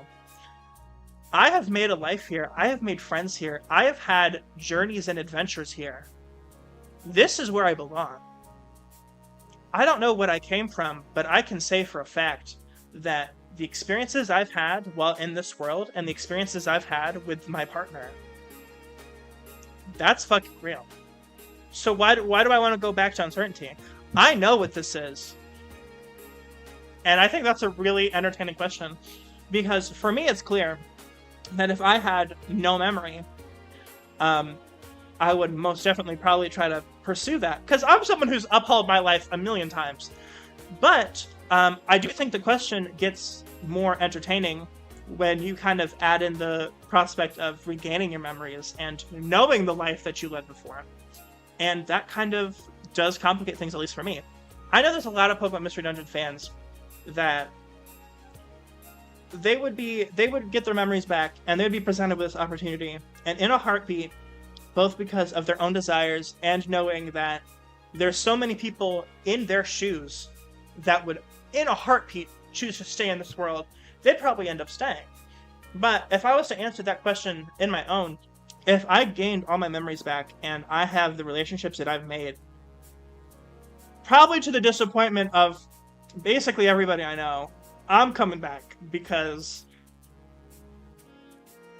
some relationships you can't replace. My roommate and my co-writer is extremely special to me. And if there was no way that I could get them to experience this with me, I wouldn't do it. I would rather live 100 days in the worst situation imaginable with my co-writer than I would choose to be a funny gay little animal and have adventures upon adventures. Because if I had my memories and I knew that there was a universe where my roommate is miserable and alone and I couldn't be there, I can't live with that. That's not doable. So, if we're talking about the scenario where I would get my memories, or at least remember my relationships, I would have to come back. But if not, bitch, call me the animal, okay? I've been there. I'm talking about in it. I'm Pokemon through and through. Oh my gosh, that'd be so exciting, wouldn't it? Though. What if instead of one of us getting isekai'd, we all just got turned into Pokemon? Guys, okay, if we all got turned into Pokemon, can we all agree to just start lighting the rich people on fire, destroy everything? We're making a rescue guild. Thank you. I don't even have to hear it, because I know that's what we're gonna do. We're putting an end to it all. We're starting over. It wasn't partial to headcanon where I don't return to PMD world after main story. Yeah, like for the person in for the human in the games and for a lot of stories, yeah, absolutely, 100% understandable that they don't return.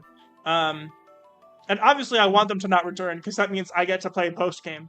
But looking at it from not like a meta angle, that's just fun. It's just fun like that.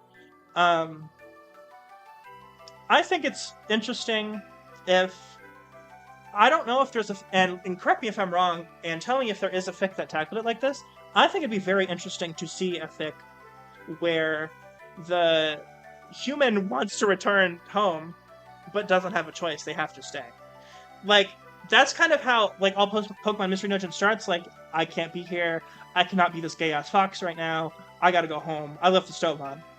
But I think if, even through their adventures and growing close with their partner, they still resolve that they want to go back home. What if they're not given the choice? What if something happens and it's like, there is literally no way we can return you. You're gonna have to stay here. I think that'd be a really interesting character study, and I think writing a character like that would be very emotionally poignant. So I would love to see something like that. I don't know. Let me read these comments. And I have to just hold the moment of the story in the Pokemon I'm at close. Oh, partial headcanon, you don't return to PMD. Oh, yeah. See, that's the thing. And it's so hard. It's honestly like, in a situation where... Oh, that's interesting. I can't wait for that one. In a story where they do get to keep their memories, so they have memories of both times, that is like hell. Like, there's literally... It's kind of raw to save a world you don't stay in. That is kind of wrong, you're right. Just like, I must go, my people need me, and you beam up out of there. I fuck with that. But like, in a situation where you would keep both memories, which I don't think is a situation that any of the games deal with, but in a situation where you keep both memories, there really isn't a good choice. Like, there's no easy option here. You either have to abandon everything you knew and everything that was comfortable, or you have to abandon this new bond that you made. And I'm just gonna come right out and say it. Pokemon Mystery Dungeon, you're saving the world and you're rescuing somebody, your bond with that person is going to be nigh impossible to beat. There's no way. The amount of, like, relationship work that y'all go through during that time, that's insanity. I can't even imagine, like, me and my co-writer are trauma bonded, sure. That is a whole other level of trauma bonding. There is no fucking way. Can you imagine? Can you imagine saving the world with somebody, and you're like, sorry, Chief, I gotta go to my 9 to 5. Bye. Emotional. It's stuff like that that really makes you wonder.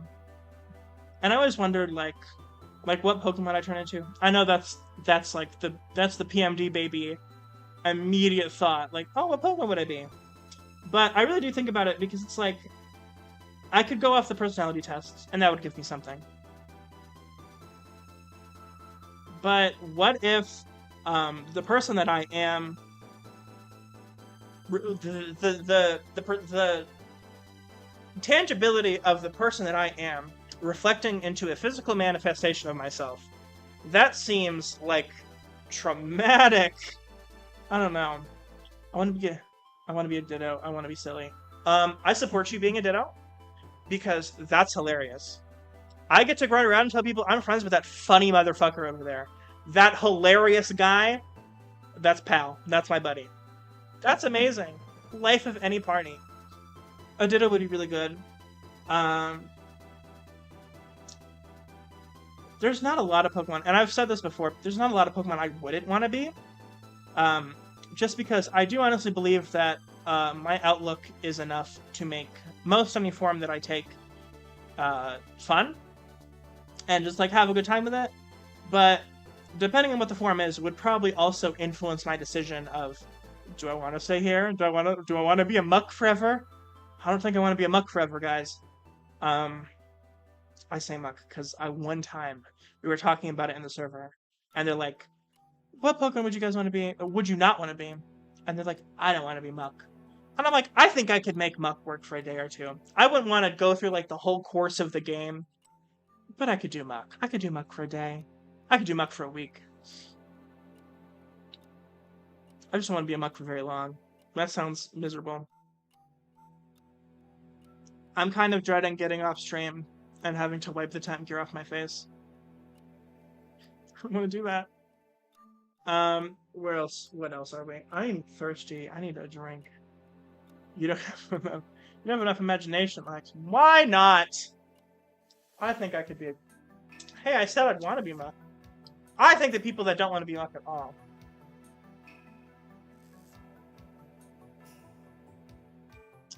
So, Owen, I see where this comment is going. I'm gonna hit you with hammers.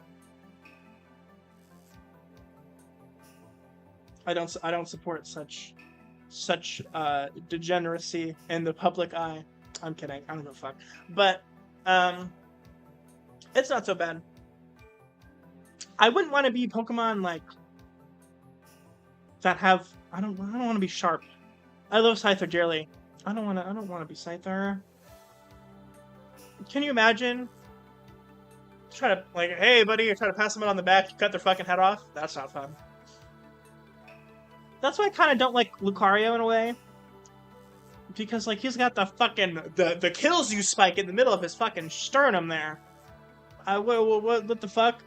Can you imagine, like, being emotionally caught up in a moment as a Lucario and going in to hug someone and you fucking kill them? Hello? That's horrible. I've been kind of toying the idea... This might be spoilers. I don't actually know if I'm going to commit to it. But I've been kind of toying with the idea that when Riley evolves, because he's such an affectionate person, that he's gonna, like, shave down the spike on his chest. I don't know. That's kind of just something that I've been toying with.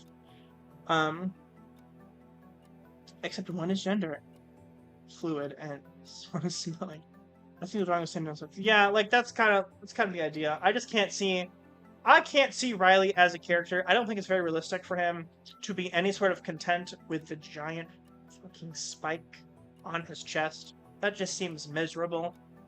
But there's a few Pokemon like that that just have extremities that do not lend well to friendship. Cyril Edge with the sword arms. If you read Wicked Tough Academy on Pokemon Mystery Dungeon fanfiction.net.com.org, if I'm a Voltorb, I just explode off rip. No, seriously. First mon I see, my main goal is to blow up and act like I don't know nobody. Catch me as I explode. Oh my goodness. That's funny. I think I saw a fan art once of a Lucario OC that had like a foam block or a disc over his spike, and it looked really stupid, but it was silly. I'm glad Owen got that one. That's why it's gotta be. Look. So, do Pokemon get tattoos? I would assume not because of the fur, right? But kind of. Because, like, furries have tattoos. They don't really... Maybe it's a different process. Maybe it's like dyeing, like, a strip of your fur. I cannot think of a specific situation. I can't think of a specific character right now that, like a Pokemon Mystery Dungeon character that has tattoos. First thing I do when I get reincarnated to PMD is to build a mental hospital because I know all of you are mentally ill. Probably. Put me in there. Mine have tattoos. It's very important for the safety. What, do you have like a warding sigil or something as a tattoo? That's a cool idea. I remember when I was a crave for all the, just going off. Sweetie! There's a delay on the stream chat. I can't, you're speaking in the past to me. I'm so sorry. But, good way to go. Yeah, I think I'm rocking in the Pokemon Mystery Dungeon Mental Hospital. I have to say, like, if we actually go in the route of there being prisons in Pokemon Mystery Dungeon, having a prison that feasibly holds all these unique-ass Pokemon kind of sounds like a pain in the ass, I'm not gonna lie to you. It kind of sounds miserable. The chat delay is so buzzed. Look. I can't do anything about it. I don't have any slow mode or any delay, like, specifically on. That's just how it is. I don't know how to change that. But also I don't want to.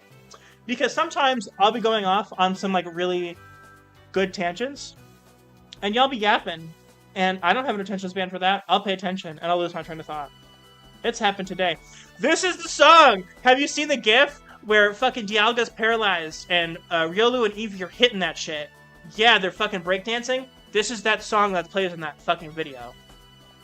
I just woke up like a sleeper agent. I love that video, because that is Riley and Cherub to a fucking T. I love that video so much, because Riley starts hitting that shit. What do you mean? Alright. Reeling it back in.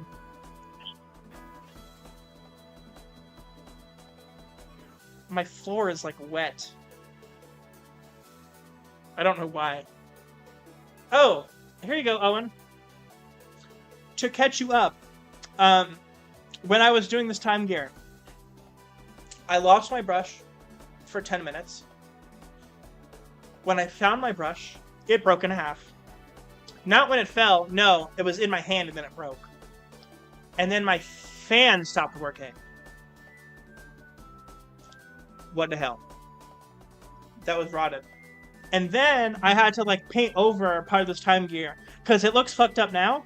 It was so much more fucked up. We started rough. I really can't wait to edit that video. That's gonna be a time. I gotta have Shunde's... Yes, you should. That'd be hilarious. Because he'd have that angry-ass... Why that Riolu's so angry? He'd have that angry-ass, creeped-out-ass expression. And he's just absolutely hitting it. That's what I want to see. So, oh, pencil. I am curious, though. Have you animated? Do you try to animate? Is that trying to... This music's going so hard. But have you tried to animate at all? I think Pencil going off and working at Mappa and we'll never see him again. I think that's a pretty fun pretty fun moment there. I just don't know. I don't know. What are some crazy expressions? I will say, your expressions, perhaps they err on the side of discomfort, but I am so into it. I love it so much. You'll never see these expressions anywhere else. So many people really want to make their Pokemon look consistently adorable, and there's nothing wrong with that, obviously. But you are not afraid to make the motherfuckers look ugly. They look crunchy, and I love it, because they're amazingly drawn to be fugly, and I fucking adore it so much. I have so much respect for it. And then you have your grown-ass Typhlosion man, who has the most adorable frame in your entire comic. So, I fuck with it. What music is this? This reminds me of a Disney film. Let me see, which one is it? Does this one tell you? Don't ever forget something something. I can't read the rest of it. Oh, and this one's got, you can't see it, but it's got a really nice picture of Grovel and Dusk Noir. So, do y'all ship it? I'm just asking. Is this the music that plays? Wait, never mind. I'm actually gonna stop it right there. I'm actually gonna stop that sentence right there. I think I know what part of this. While I have not played the Explorers games, I watched the Explorers anime, so I kind of generally know the plot, but it is what it is. Do y'all ship Grovel and Dusk Noir? I'm curious. There's a lot of people that go hard for that ship. I like a lot of the artisticals.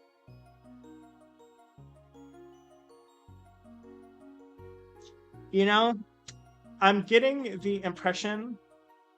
Oh, I'm sorry, Pencil. I'm getting the impression that Frism, however you say that, is a lot further behind in the stream than the rest of you. I'm very sorry that this music has emotionally affected you. It is a very... Oh, like I said, this goes back into what I was saying earlier, how the Pokemon Mystery Dungeon music is really good at encapsulating feelings. I think it's cute, but I want Grovel to myself, all to myself, the Protag. And you know what? I respect you for it. Because me too. Give me that fine-ass grass lizard, my life is yours. I honestly cut that out, this is a live video. I'm not ashamed. We've all seen that sprite where he's got the rope around his fucking muzzle, yeah. You know what type of timing I'm on. Happy PMD day, motherfuckers. Sorry. Oh, that's too much. That's too far. But, I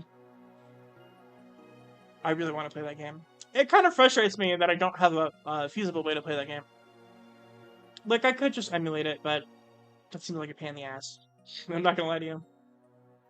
I don't want to do it on my phone. I'd rather do it on my computer, because if I'm gonna play it, you bet your sweet bippy I'm recording it. Look, y'all have to be here for my first time playing the Explorers games. You do realize that, right? Like, if I'm gonna start that journey, y'all are coming with me. I don't have a way to record Gates, but motherfucker, I can find a way for Explorers. Trust and believe. We're playing that together. I'm gonna get called a slur in the personality test. We're gonna go on an adventure. I'm gonna fall in love with my partner. We're gonna watch the gay ghost and the gay lizard fight.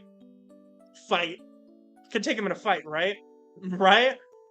And we're gonna go on from there. I would love to do that as a video someday, just like a series of that. Oh, I want to play PMD on like a stream or just a video so fucking bad. Like, I don't know if I would stream it, because I think Pokemon Mystery Dungeon has a lot of moments that while they're interesting to play, you don't really get the same feeling coming across watching it, so there's some moments that kind of err on the stale side. But the emotional music. They're trying to get me to go back to talking about the fucking. Hey, Pencil, do you want to go back? We can go back to Rayquaza's corpse on the other playlist. We can go ahead and do that. We can run that back real quick. I was trying to step away from the death and dying music. I'm just trying to get Love Explorers. I just want to play. Do you know my disgust when I realized that Wigglytuff wasn't the guildmaster in every game? Do you know I was under the full impression that Wigglytuff would be number one, like, in the foreground, guildmaster, giving you... Do you understand when I was like... Do you understand when I first got Rescue Team DX? That when I saw my Shayla was relegated to the Camps, we all love Camps guy. And do you know I still loved him? Every time I got a Wigglytuff orb, it was cause for celebration. I love it. I love it, love it, love it, love it, love it. Like, I just love it so much. It's so... I love seeing... I love my guy in media. And Wigglytuff, it's so funny, because, like, I feel like Jigglypuff is pretty popular. Wigglytuff is not that popular, but he's in so much shit. The ad just fully fucking ripped me out of consciousness. We're gonna wait. No, we're gonna sit here and wait.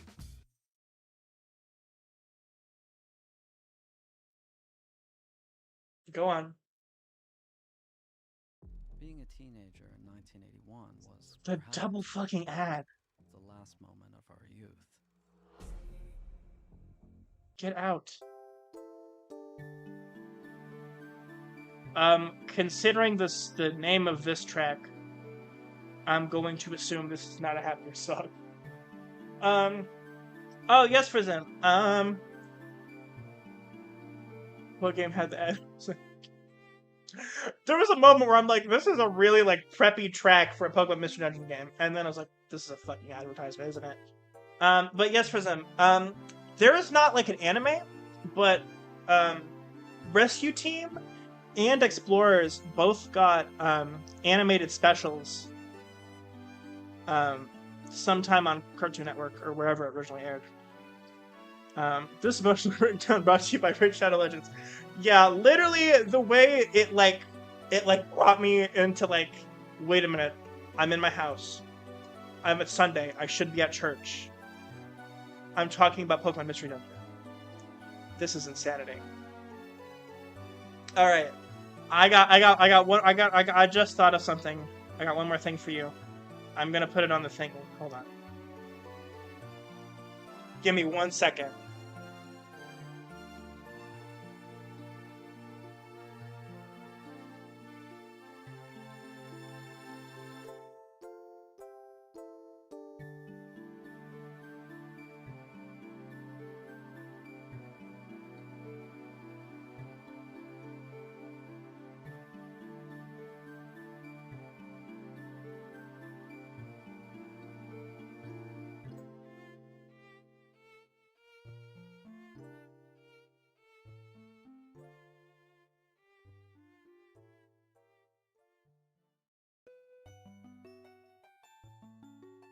Leave Apom alone. I love my crack monkey. Get away.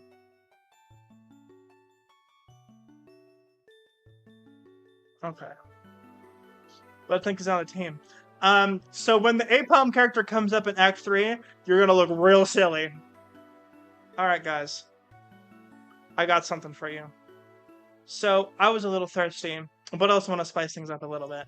So I have a nice container of child-friendly juice that I'm going to be partaking in.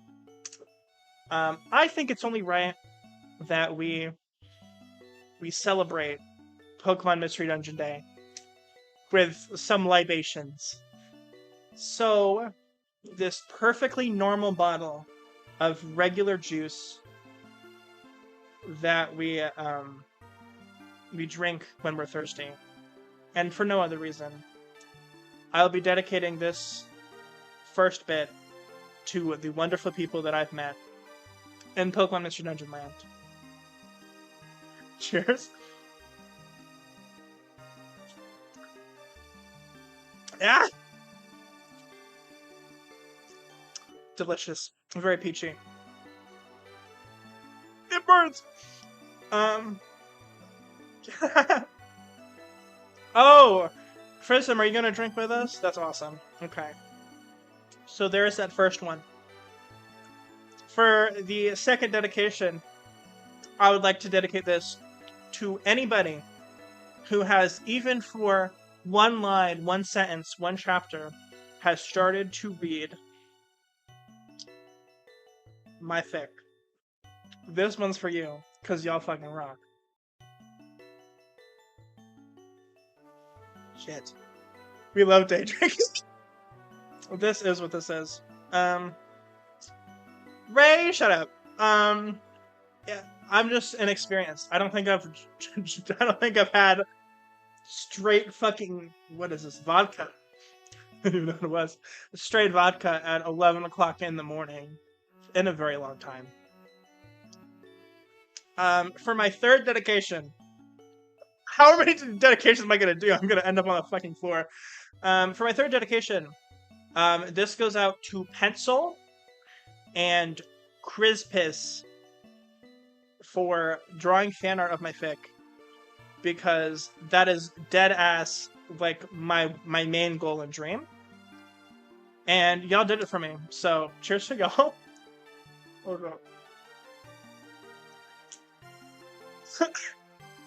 Oh, so you want to call me weak at first, but then when it's the vodka, it's like, what are you fucking doing with that? Okay. Alright. Dedication 4. Dedication 4 is going to be to my co-writer for sticking with me for currently 87,000 words and continuing on to the next 7 acts. That's probably going to end...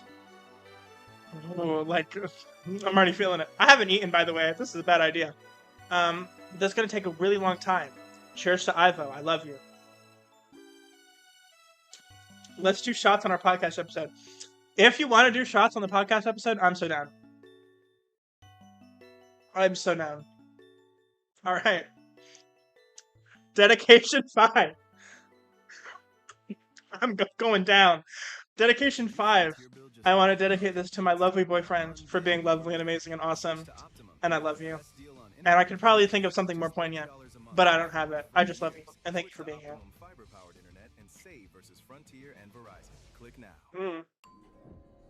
It's burning less, and now I just taste the peach.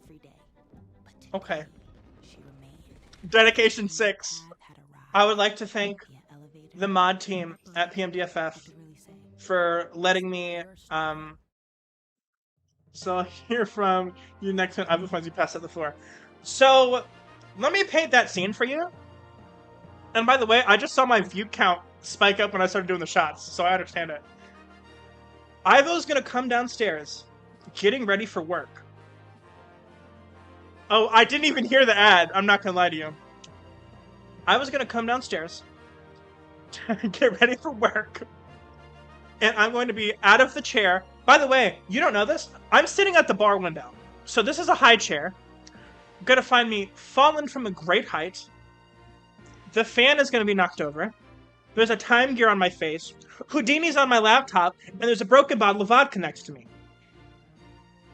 Do you understand how distressing of a scene that probably is?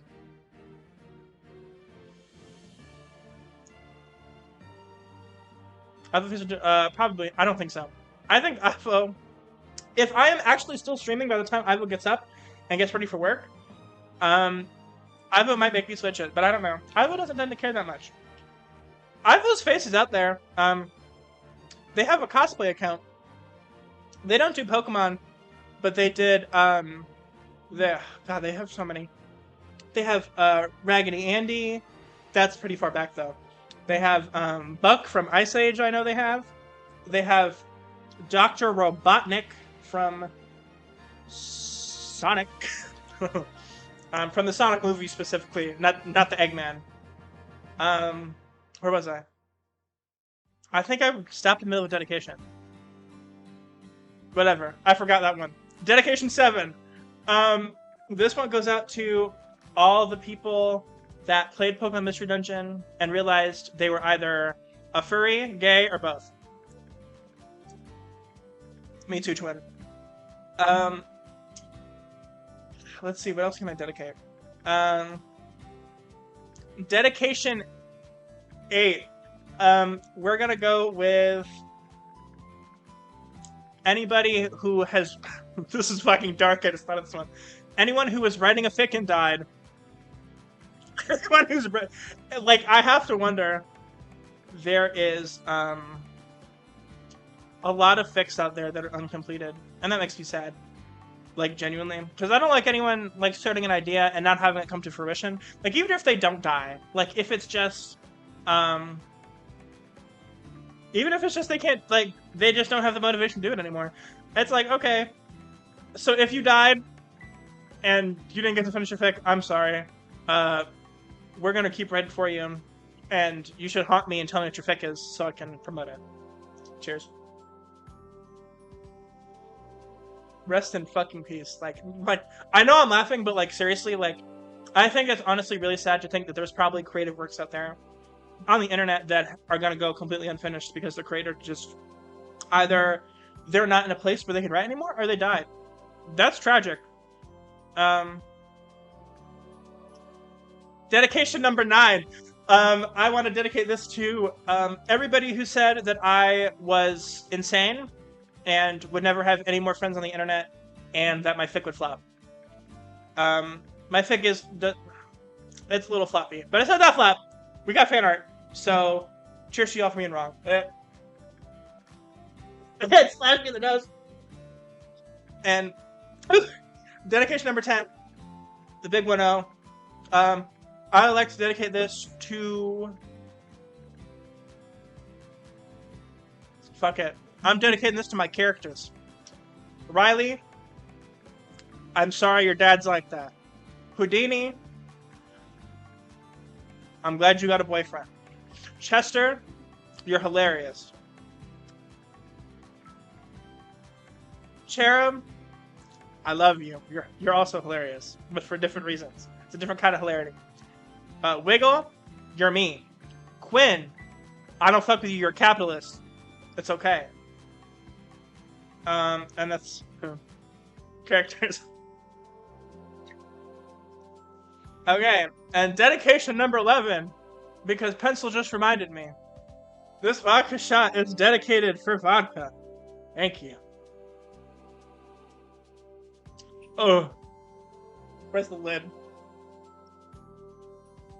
Only floppy thing about you is the wrists. Damn. Okay, bitch. That's fine. You can't trust nobody. It's your own people. This is taking a turn. Can we... Alright, I will say... Well, it is insane that I started knocking back shots. Can we at least give me credit for not drinking while I was drawing the fucking time gear? Or maybe that's not good. Is this another ad? Guys, I don't like this playlist. It keeps putting ads in my Mystery Dungeon music. It's taking me out of the immersion. I don't like it. I'd rather they didn't do that.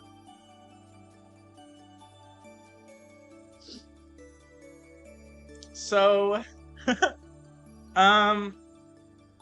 yeah, so... I probably should have drank before I did the time gear, so then it would have an excuse to look as fucked off as it does. But that's okay.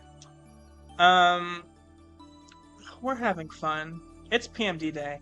If there's gonna be any occasion to get a little tipsy, it's gotta be PMD day. I'm sorry, I don't have it on my computer. I'm sorry. What's a good ad blocker? Inform me. Let me know. I'm watching, so, okay. I have my phone up. It's playing the stream. Because, for some reason, the chat moments, the chat play, the screen, oh fuck, doesn't show up on my OBS. I don't know how to change that. So I have my phone up to be my chat, but it's also playing the stream. But the stream is heavily delayed because obviously I haven't bothered to keep it current. Why would I? You should hook me up with an ad blocker. But because I'm not keeping it current, I have to watch myself in the corner of my peripherals continuously knock back shots. and it's like getting contact drunk. So I don't know what's going on. NordVPN. Guys, so you want to complain about the ads? You're sitting here doing ad reads in my comment section. I just want to let you guys know that that's what's happening right now. This video is sponsored by NordVPN. Use code / fucking Guildmaster for fucking 20% off. For 90% on, actually, since he takes all the fucking money. Oh my god. So, the idea of taking the shots were to lengthen the stream because I was kind of running out of steam. I don't know if this worked. I kind of feel fucking insane. But it's okay. It was good. I like the peach taste. I don't so much like the vodka taste, but we gotta do it. So, I was always thinking, like, okay, what if Sentry Duty gets, like, ads? Like, what then? That'd be kind of crazy. That's really far in the future. Because I think you need to have, like, 1,000 subscribers. And I'm not gonna lie to you, I don't think there's enough intersection between Pokemon Mystery Dungeon fans and people who like podcasts to fucking to do any of that for me. I don't think that's happening. But it would be really interesting. But oh, this also reminds me, and this is really good that we're talking about it. I need to make, I want to make an image because I think it was Nebby who suggested this. But we're gonna do like the fake ad reads for this music. Kind of freaked me out. We're gonna do the fake ad reads for Sentry Duty, and I think that's really fun. I can't wait for that. That's gonna be so fun. I have to create it though because Turret's episode is literally filming tomorrow, and I'm sitting here getting drunk on Pokemon Mystery Dungeon stream. Pokemon Mystery Drunk. Ooh, I thought I ate. But that's gonna be really exciting for a lot of reasons. I think a bit of my insanity comes from the fact that I willingly let myself get shit-faced on a live stream in front of the groups of people that I would like to at least pretend to be professional towards. Like, you're people that could... Oh my god. Quinn possessing Lex's body to sell his wares. Probably! I feel the chakras, the spirit of Quinn is flowing through me. By the fucking mattresses. That's gonna happen. Happen sometime. And maybe this time. I think that's so funny. I think the Quinn stuff is so funny. I like writing a really, I was gonna introduce a beer in my fit called Peach a Beery if you need an idea of an ad product. Pencil, that's brilliant. Pencil, DM me that right now, because it's going to get lost in this YouTube comment section, but DM me that and pin that, because I'm absolutely going to use that for one of the fake ad reads in Sentry Duty. That's hilarious. I'm telling y'all, and y'all might not believe me, but Pencil is the visionary. Pencil's the oracle. Pencil is the sight, the seeing, the seer of things, the looker. Wait, that's the actual Pokemon character. I don't know if Pencil's the looker, but Pencil's the seer. That's awesome. I'm definitely going to use that. And if anybody has any suggestions for that bit, I'm going to need them because my creative glands are about run dry recently. Do we know what song this is from? Because I've heard it before, but I don't remember it. What does it say? Magnagate. Okay, so that's not a... When did I receive so many titles? Hey.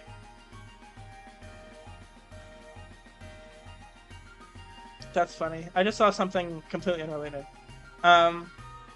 Pencil, you have all the titles. You're the titler because you're obviously a good writer because you're making Ultralight. You're obviously probably one of the best artists, if not the best artist that I know. Partially because you're making Ultralight, but you also do other shit. You're literally going to be famous very soon. Like, fame is looking for you. Get out from under the bed. It's coming. Fucking ads, dude. Oh, shit, I opened Crunchyroll. Ugh. Shit, I opened Discord. Where is it? I'm sorry. There it is. I don't know why this one has so many ads. The other one didn't have any. And they're also like every 2 songs. I don't know why that is. Yeah. If you don't already know Pencil, if you don't know what Pencil's about, you need to know Pencil. Oh, Pencil. I meant to tell you this. I don't think it resulted in anything, rather. But when I put, these ads make you want to work. No, looking. No, you're not kidding. Hey, I'm in the perfect state to do that right now. Alright, guys, we're gonna be moving this video on the road. No. So, one of the videos, I did a video when you made the new cover, and that video did, like, extremely well. I don't know if you got any, because I linked your Blue Sky, and I credited you on it, but I did a video about the new cover you made, and it got, like, hundreds of likes. Because I kind of tagged it, like, you were, like, an actual, like, manga artist, because I'm a liar who lies on the internet. But, like, you literally are, like, you're literally making one. It's just, like, you're not, like, in so many words, like, the official that they're trying to say. Actually created so much shareholder value to stream. Probably have. So I hope, I don't know if you ever got, like, a spike of Blue Sky followers, but I credited you on TikTok because I was like, oh my god, look, this user drew this new cover for me. And I got like hundreds of likes. But I don't think so, because I was kind of spying on your follower count and I didn't see anything. But that's TikTok for you. They don't really fucking be doing shit. I think the Mystical Wanderer's TikTok hit like 150 followers, and that's cool. That's all I have to say. It's cool. TikTok's kind of sucks. Like, YouTube, when something, like, pops off on YouTube, I feel like it actually matters. You did? That's good. I am happy. 3 is more than I thought you got, so I'm a little happy. But that video did exceptionally well, and that was what helped push me over 150 followers on TikTok. I don't like TikTok that much because it kind of feels like, don't thank me, thank yourself. You're the one who drew the fucking cover. That shit was mint. Bro, I literally... TikTok is banned here. That's probably for the best. To be honest, I know everybody was complaining about when TikTok was getting banned in the United States. I don't think TikTok should exist. I think it is a scourge among our populace. I think it takes our attention spans and it compacts them into a little mini cube. And I don't think that cube should be a cube. I think our attention spans should go back to being how they were. But that's totally fine. I don't think any single person in the server follows me on TikTok, because I don't think most of the people in the server use TikTok, which is great. I wish I didn't use TikTok, but unfortunately, I am gripped by the throat. And it's also good because while my TikTok presence hasn't done... my TikTok presence hasn't done, like, wonders for getting it out there. I'm not going to sit here and lie and say TikTok hasn't done anything. I honestly think a lot of my milestones are because I post them on TikTok, and people, like, some people in fandom spaces, for the most part, are willing to hear you out and support you. Our government's reasoning for the ban was because it was Chinese. See, the Chinese spies... I would much rather the Chinese spies than the US spies that we have right now. Like fucking Oracle and shit. That shit always fries me. So it's like, you can take my data, that's fine, but I know when the United States is spying on me, they're trying to take my rights. But anyways. Oh my gosh. I just don't know. I can't wait for, the next Pokemon Mystery Dungeon game. If there ever is one. And there gotta be. Look, I wasn't so sure if we were ever going to do Pokemon Mystery Dungeon game again, but we just had a new Star Fox. New in quotations, because I think the Star Fox was like the 5th time they remade the same story. But that's okay. Hey, if they want to port Explorers to the Switch, I will be first in line. Take my $60, you're probably going to make it. Do I support Nintendo? Financially, unfortunately. Morally, no. But I'm by the throat, so I don't know what I can tell you. I just really want more Mystery Dungeons content. I want to like actually fully immerse myself in it now that I'm in it. Like, I did go back and I played Rescue Team because I wanted to give the series an actual shot, and I did go pretty. I beat the main game. I have not finished the post game. There's a lot of post game. I don't want to go find Mew. I hear in Rescue Team DX, the hunt for Mew is like miserable. Kind of don't want to make it because I fear they're gonna ruin the franchise. Yeah, and I can understand why you're saying that because, the newer entries of Pokemon, just mainline, have definitely been. They leave much to be desired, but that's okay. I don't know. It depends. It depends what they're gonna do. If I would honestly like, I would instead of a new game, I'd rather they just port Explorers as is. Fucking ads, bro. Shush. You didn't even wait to the end of that song. Hey, you interrupted the middle of Hazy Pass. That was disrespectful. Rude. What if they hit the Pacific Rim 2 and we pretend the new sequel doesn't exist? I have no idea what that means, but yeah. If we have to pretend, I will do it. If we have to pretend to preserve the integrity of the franchise, I will pretend that doesn't exist. But I honestly think if they just do an as-is port, it'd be good. What I don't want them to do is what they did with Brilliant Diamond and Shining Pearl, where it's like they both kept it so close to the original that it didn't add like any reason to play, but they also changed enough to where it made the experience miserable. Like, the graphics aren't good. I don't really want Explorers in like the new style that they've done with Rescue Team DX. I want Explorers as Explorers. I want it ported to Switch completely as is because the pixel art sprites have a lot of charm to them. I think they're more expressive. I think Pokemon really, really sucks ass as a 3D models. We can see that with literally every game. They haven't done a good one yet. I think Champions is the closest they've gotten to doing good 3D sprites, but even then, they're not there. I would trust literally any internet random person that has done a video on how much the sprites suck to make better sprites than I would the multi-million-dollar company that is Nintendo. Like, they fucked that badly. I didn't know I didn't know I took the vodka to become woke, but it is what it is. Pacific Rim is like a movie franchise that had a sequel so bad the fandom, I'm pretty sure actually a sequel doesn't exist. I feel like I've heard something about that. I don't know anything about Pacific Rim. I know my dad watched Pacific Rim at one point. That's all I know. I'll never forgive Nintendo. I will never forgive Nintendo either. Nintendo is perhaps one of my number one ops. Like, if I had like a top 10 ops, Nintendo's up there. And I keep giving them money. They should adopt one of our fixed. Can I tell you a really like conceited story?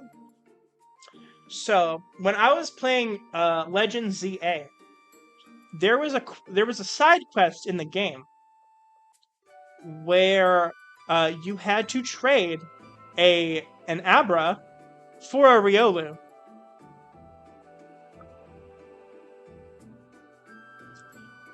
Do you know how convinced I was that there was some secret Mystical Wanderers fan on Nintendo?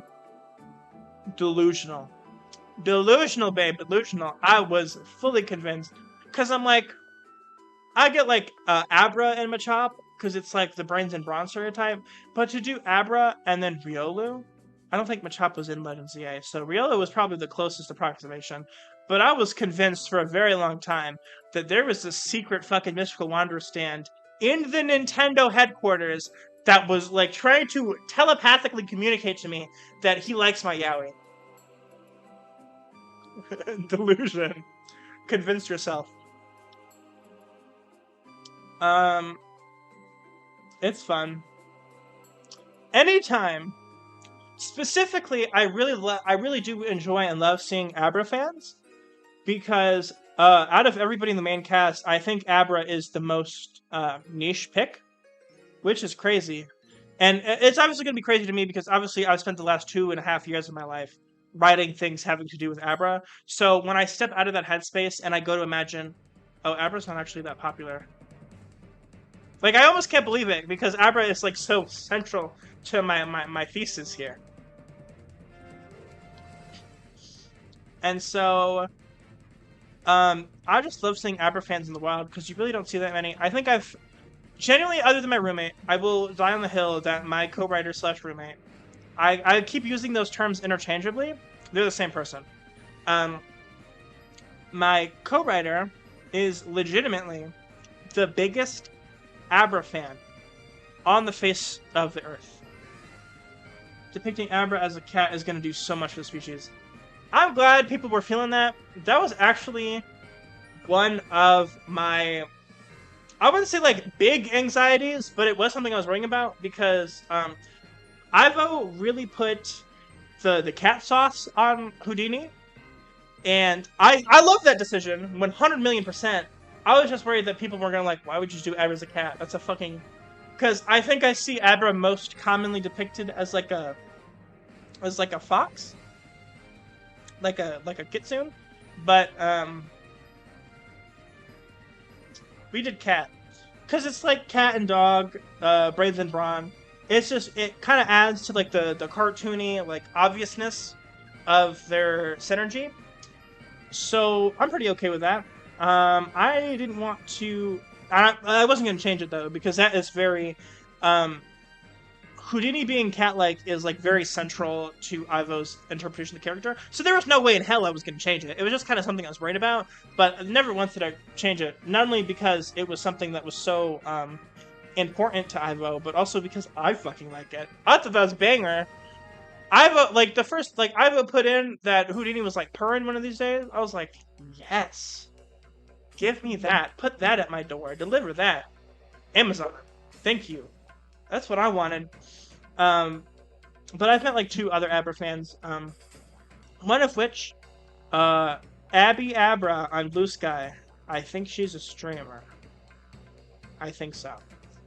And I don't think she follows me. I follow her. But I love seeing someone who's made Abra their like mascot. That's so exciting. And then there was the person in PMDFF that I met the other day that had the Abra as a profile picture, and then I reached out to them, and they said to me, hey, guess what? I've read your fic. Literally, I sent them a friend request because I saw the Abra profile picture and I was so excited. I'm like, hey, I was actually like literally just reading your fic, and I'm just like, Lex, I just checked and my fic crossed them, okay.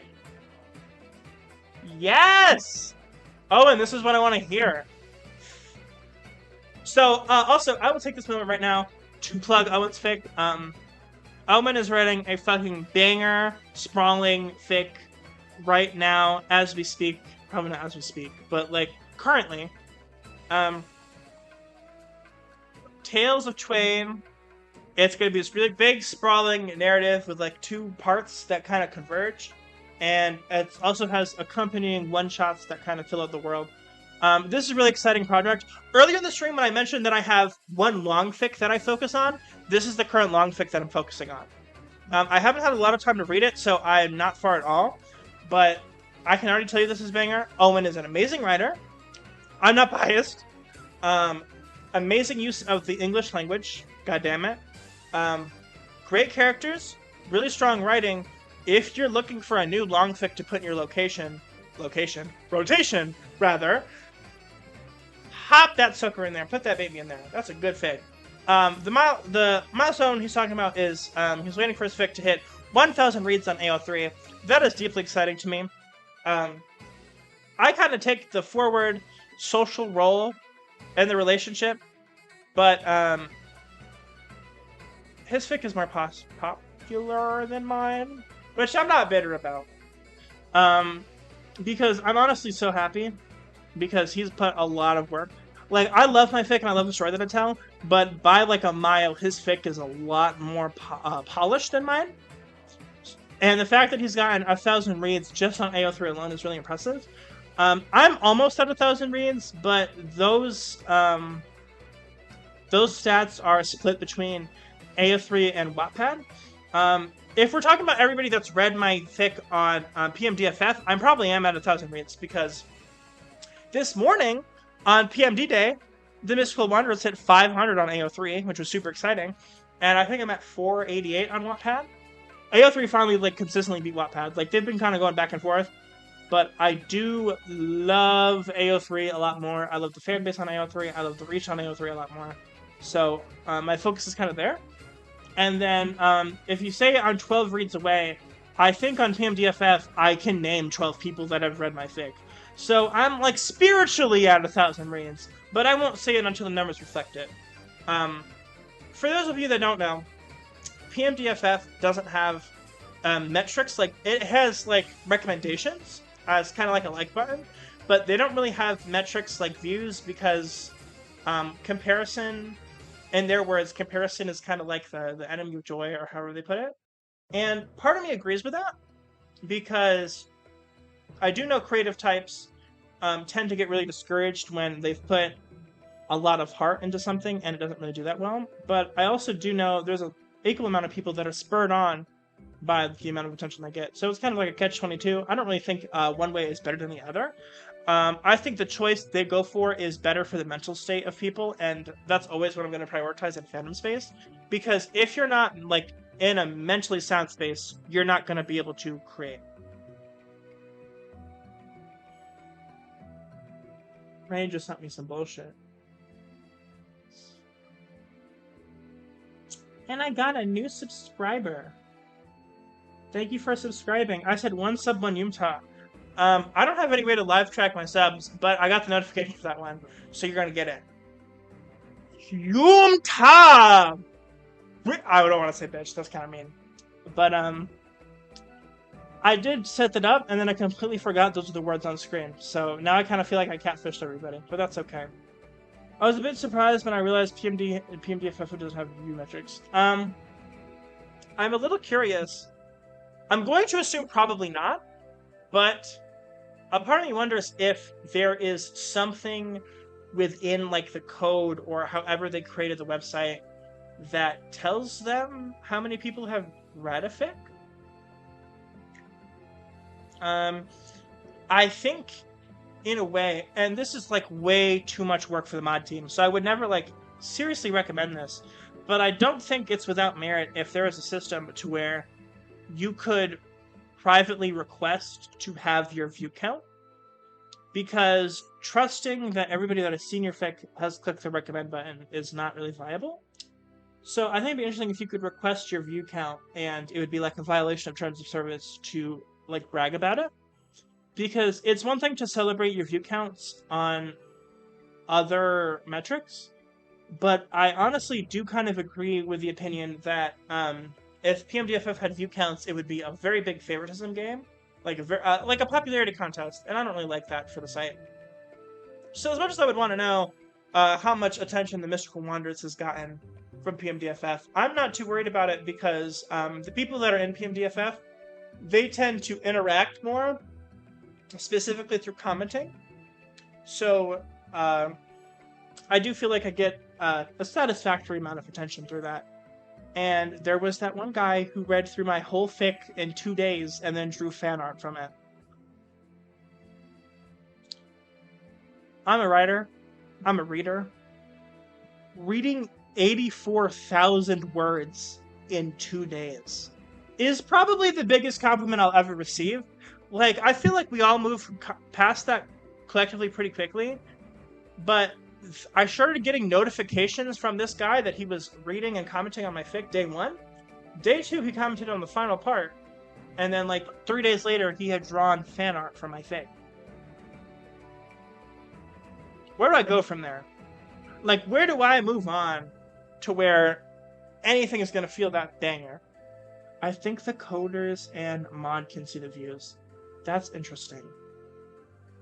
Well, I would like them to be able to give it to you upon request.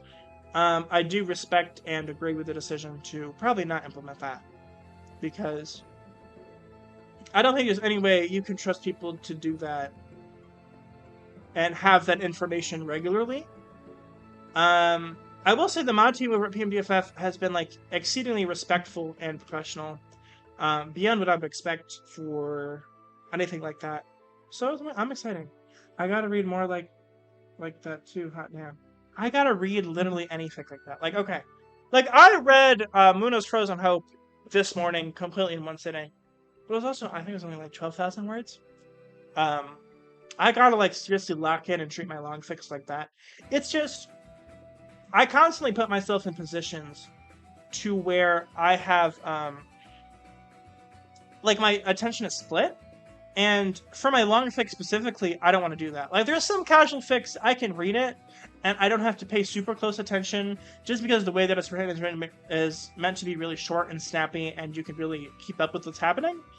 But I don't think I can't do that with my long fic because I want to make sure that I'm observing anything. Like something about the act of purposely writing so many words and putting so much detail in it, it kind of speaks to something in me, and that makes me want to pay like very, very deep attention. Like the Mystical Wanderers, for the most part, I would say most chapters, you don't have to be like locked in, like staring and bearing down at your screen. There are some points, obviously, I want to pay attention to.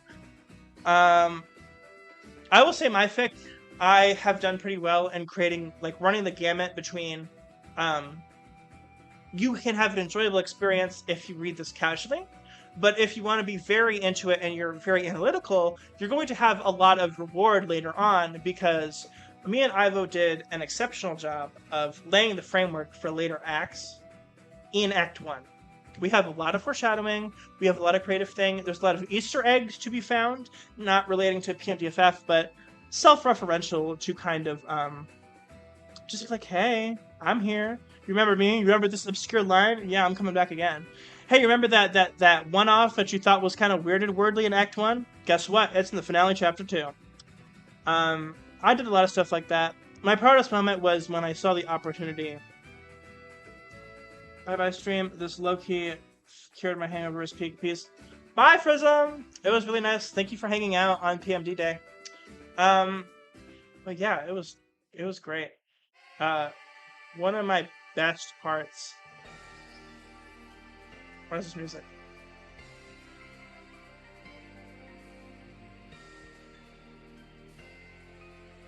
Second Dark Matter battle. I don't even know what that's referring to. It's kind of funky though. But one of my proudest moments. You probably should. I mean, I wouldn't think about it. Hey, Petzl. Let me tell you something. I'd rather you read further than go back and reread, because there's always time for that later. No pressure either way, obviously. It's just something I like to put in there. I like to add things. Specifically, like, as I was saying before, I like distracted myself. There was a line, the ending line of Chapter 1 comes back again in the final chapter, I think, in a very creative way. And it's stuff like that that I really like doing because I know my fic is written kind of short, kind of silly, and it's written in a way to sort of prioritize entertainment before actually immersing you in the narrative. There's obviously a story I'm trying to sell, and the main drawing part of that story is the characters. But, for the most part, I do keep the tone pretty silly and lighthearted, and that's just... The book. Something shifted. You know what's gonna shift? Me to a new video, because you keep playing these fuck-ass ads. Can you believe we've almost gotten through this playlist? We're almost done. That's kind of crazy that I've been streaming that long. But, well, I like writing a fic that is enjoyable from multiple perspectives and multiple angles. And, the biggest thing is that I want you to have fun with it. And then if you are in the mood to, you can go back and look and be like, hey, I remember this. I saw this moment. This makes sense. I like writing things in a way that doesn't explain everything to you. So it leaves you kind of wondering, and I like kind of teasing that edge of, does this writer actually know what they're doing? Because they have a lot of unanswered questions. But then when I get to answer the questions, you're like, oh, so it's like that. So he's that bitch. Yes. It's a good time. I just really like it. I like the creative process of writing. I'm so glad that I'm having so much fun with Mystical Wanderers. I wanted to keep my word count short. I only have one chapter in the 28 chapters of Act 1. And the 29 chapters that I have currently. Chapter 30 is coming soon. Your fic had me theorizing like fucking Matt Pat. I do leave a lot of things unanswered. And I think it's really funny to prioritize the silliness because it kind of puts you in a situation where it's like, is this another time where the writer's being silly? Or is this going to be important later? I like doing that. I like kind of writing that edge. I think it's really entertaining. And I think getting your reader to think is engaging. But past that, it was something that Shanna said that spoke to me, to where there's some people that really revel in getting to analyze whatever work they're reading. But there's other people that kind of just want to chill. They kind of just want to do something like whatever. They're having a good time. And I wanted to kind of encapsulate both of those audiences because I want people of all shapes and sizes and mindsets and whatever to get into my fic. I have a lot of respect and a lot of reverence for people that write super... Hold on, what song is this? Also probably a sad song based on the title. But I have a lot of reference for people that want reverence that want to do big things. Like Owen, for example, his use of the English language. Oh my goodness. Literally words upon words upon words. I think that I am very I like to consider myself very well read. I like to consider myself very verbose. I have a pretty good vocabulary. I've literally never had to look up a word in a fanfic until I started reading Owen stuff. And it's very educational for me. But he also manages to do it and have these big concepts, these big ideas, and these big words, and this sometimes archaic language, and he's able to put it in a way that's entertaining to read. Like, I've never, despite there being times when my understanding was challenged, I've never been discouraged, and I've never been frustrated by reading this fic. So, that's something that I really like about Owen's fic. Tales of Twin Timelines. I'm jealous of people with a good vocab. I will say, the more that you work on your vocabulary, writing kind of becomes fun, because I think a big thing that a lot of writers do is a lot of their descriptions end up kind of samey, and so if you have a really, really big lexicon, you can slide shit in that just makes your thing come alive. If I ever see one of those rare words in your fic, I'm gonna feel so accomplished. You probably are at some point, considering this is going to be a massive project. I'm gonna run out of words, and so I'm gonna start reheating your nachos, okay? So, as long as you feel that's accomplishment, I'm happy. It just really makes a fic come alive. One of my goals is to expand my readers' lexicon. It's great. I would do more prose if I had a good vocab. Pencil, I think there's an ad playing, first of all. Oh, that's because that's the end of that playlist. Guys, we made it through a whole Mystery Dungeon playlist. I'm not going to start this one over because I don't want to listen to ads 215 million times. Where was it at? Here we go. Alright, we're back to Reclause's corpse, guys. It's really come full circle. Pencil, I think after seeing you draw, I think you could do anything you set your mind to. So the vocabulary expansion's coming. You just gotta download the DLC. The ad has better vocabulary. No! I like it. See, I like your fic because... I like your comic because, there hasn't been... there's a lot of comics that have really stellar art, but the writing is kind of whatever. but I think you set up a lot of intrigue with your writing as well. Um, so it's really nice to see you focus on visual storytelling, but you're also not giving up much in the way of words, because I find myself thinking, I find myself, this is interesting, and I don't find myself where there's a lot of beginner mangas and stuff that they kind of throw their vocab and their verbiage by the wayside. So I just love Ultralight. Guys, if you haven't read Ultralight, you need to go read Ultralight. The only fic that I will ever promote, as much as I promote my own fic, the only two fics, Tales of Twin Timelines, Ultralight. Those are the only two. Because I love everybody's fics, but those are going to be my two.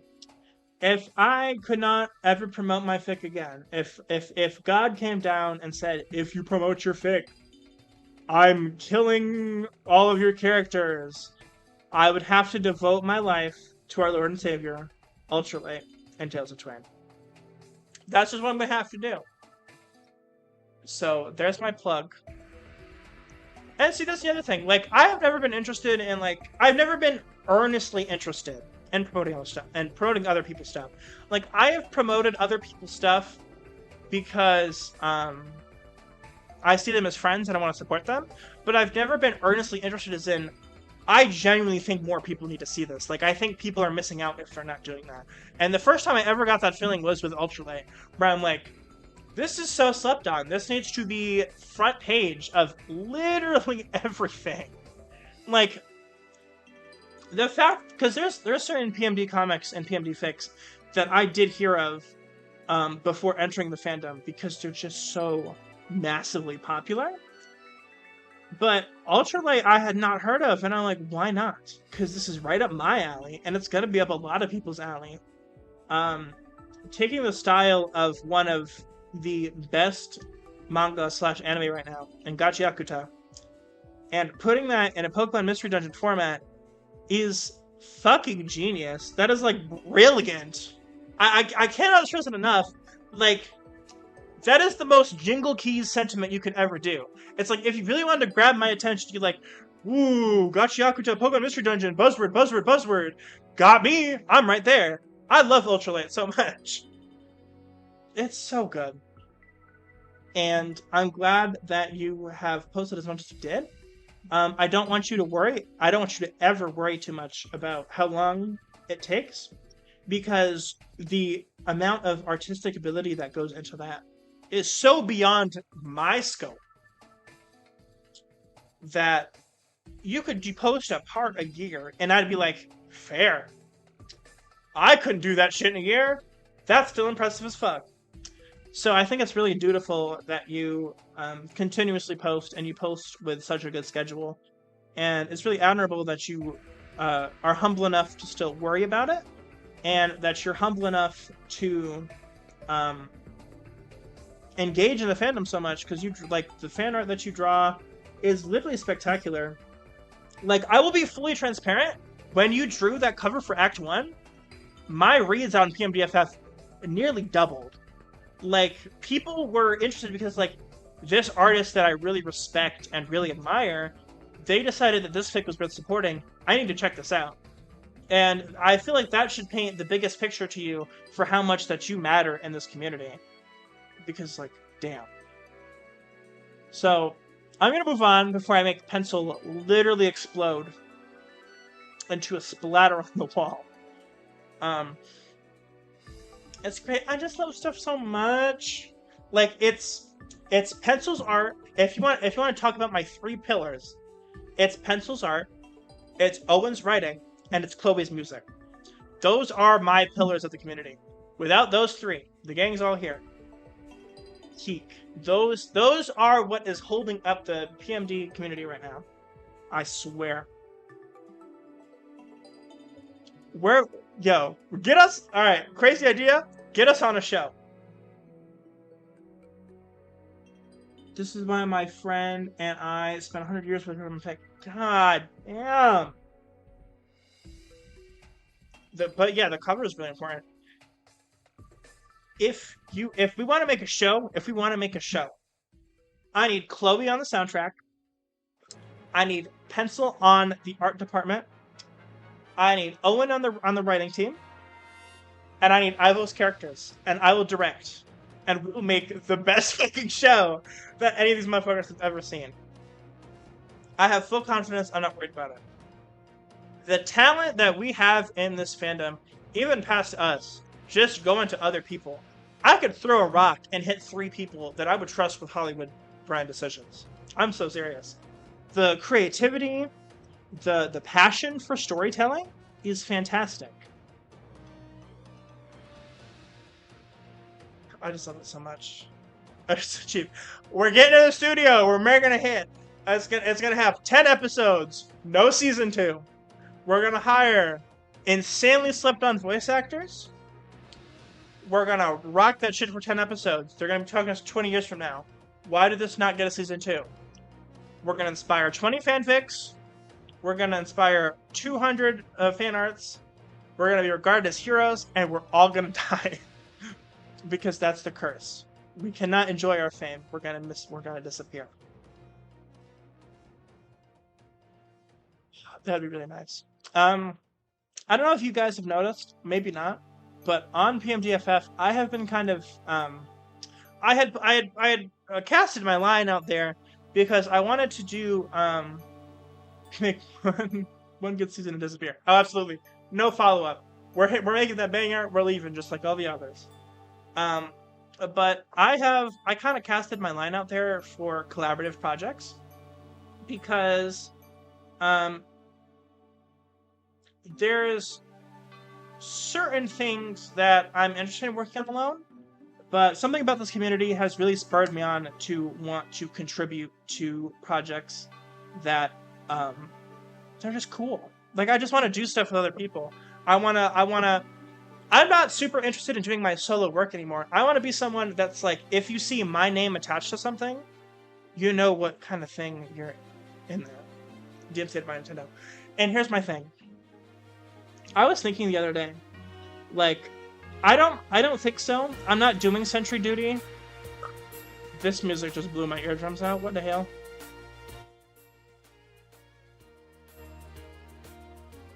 I'm not doing Sentry Duty for fame. I'm doing Sentry Duty because I want there to be a centralized place for people to share their art, to display art, and share their fics. But I was thinking, what if Sentry Duty like actually takes off? Because it's got the immediate appeal to Pokemon Mystery Dungeon fans, and I think a lot of the stuff that we talk about could also apply to mainline Pokemon fans. So I'm like, well, what if this takes off? Like, what if I want to do merch one day? Bad.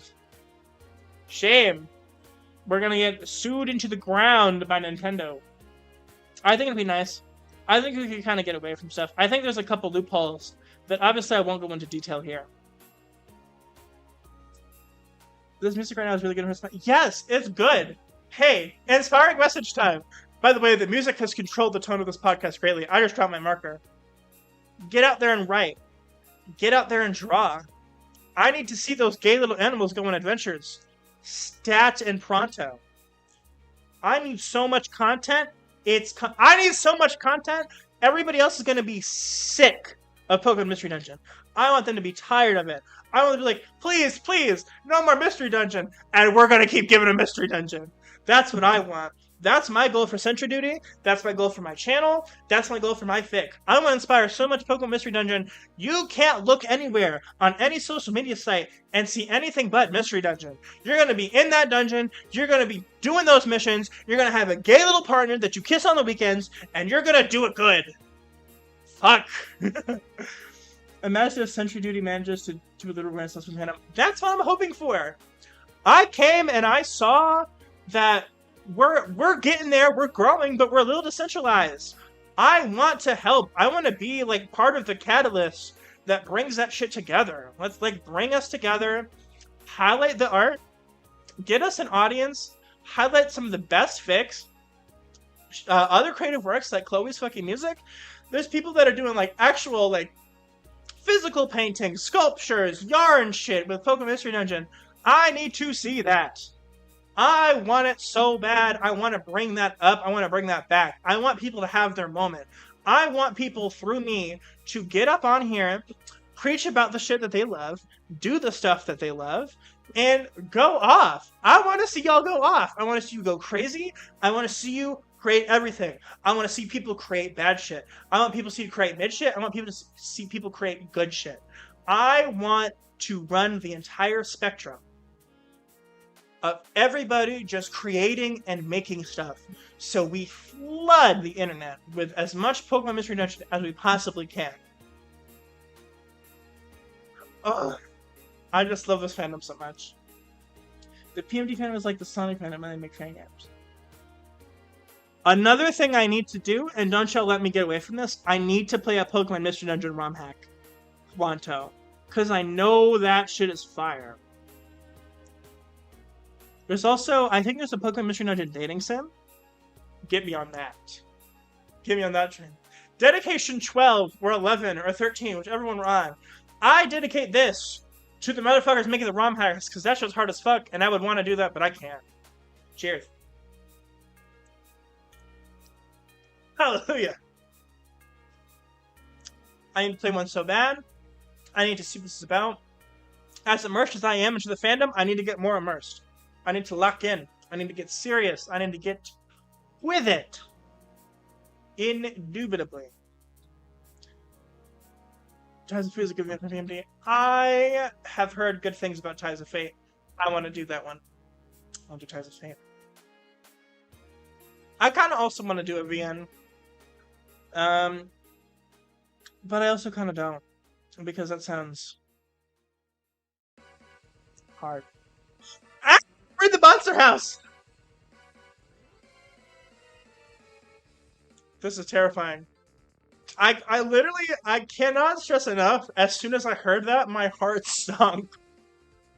Bro, I literally thought that I was in the dungeon, guys.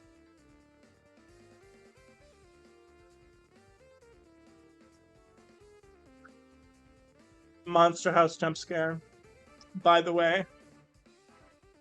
You could not have picked a scarier piece of music to play. That is like, that is the fucking, what is it called? That is like the tornado siren of the PMD fandom. I'm so scared.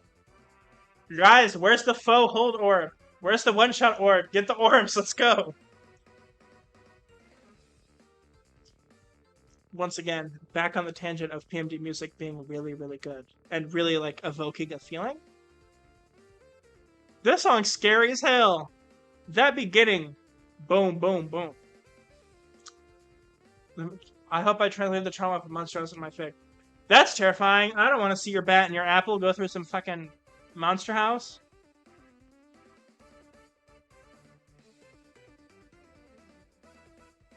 It's like, I don't know. So, I will say, for those of you that are watching that haven't read The Mystical Wanderers, I don't really do much with the Cause of Mystery Dungeons. I do kind of have the version as, like, it doesn't have a human main character. So, in kind of, the stereotype kind of is, the world's ending, and a human's here to save the world, but the world's also kind of ending because a human's here. That some of the games tend to go on. I don't have a human main character in my fic. So, I don't really delve into Mystery Dungeons just because I think it's... I want it to kind of capture what are the rescue guilds doing when there's not a human fucking shit up, when there's not a legendary fucking shit up, when shit's just normal and Pokemon need regular-ass rescuing. But obviously, I still have shit being weird, it's just not weird because the humans here, you know? This must have waves. Pencil, no. The monster houses are so scary. I hate the split second when I'm walking through a dungeon and I'm going into the room and I see the room develop and there's all those blue dots and I'm like, there's like a millisecond where in my head I'm like, this better be a fucking monster house, ain't it? And sure enough, I'm just like, oh fuck. It is so scary when there's not a legendary fucking shit up. Well, it's the truth. Looks at the finale. Sorry. It's a good time. I like the music so much. It just ooh, and we're in the somewhere. Where is this one? Oh, this is the buried relic. Other dungeons use this than buried relic. I just can't think of them right now. But this is a very familiar track because I have played it recently. Anytime I want to hop on a game and I don't know what to do, I pick up Rescue Team DX and I kind of just do my backlog of quests. Typically, what I do is I do my lower ranked quests and then I throw my Pidgeot, who's named Foodie because he has Food Finder. And if there's one thing I am always out of, it is fucking apples. I cannot keep an apple on my person to save my life. And, like, I guess I could have a Pokemon, because I think there's one of the special abilities that they either don't get hungry or they don't get hungry as easily. But, my special abilities are all kind of important. Like, I know the one on my Wigglytuff, I have my Delcatty has Double Slap, and my Wigglytuff has Rollout. And so I have the thing on Wigglytuff that makes all of your multi-hit moves 100% accurate. And there's some times where I'll forget that that's why it's 100% accurate. So I'll take Wigglytuff off my team because I want a different special ability to find something. That first miss, I'm like, oh my god. I'll be pissed as hell. I'd be so frustrated because I'm like, that's fucking why I had Wiggle on there. That's so sad. I run Delcatty, Wigglytuff, and when I'm not looking for food, I run Xatu. And all of these are characters in my fic. You have not seen the Xatu yet. You're going to in Act 2. That Xatu, I'm not going to tell you much about the Xatu, but I will spoil this. That Xatu started out in the script as an NPC. Kind of like Miss Amelia in Act 1, the leopard who runs the stationery stand. He started out as an NPC, and we ended up enjoying him so much that we made him a character. Like, literally halfway through his very first scene, I'm like, I actually fuck with this heavy. Can we put him on the roster? And we're like, yeah.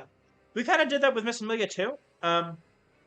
So, to write out our scripts, we used the Tupperbot on Discord.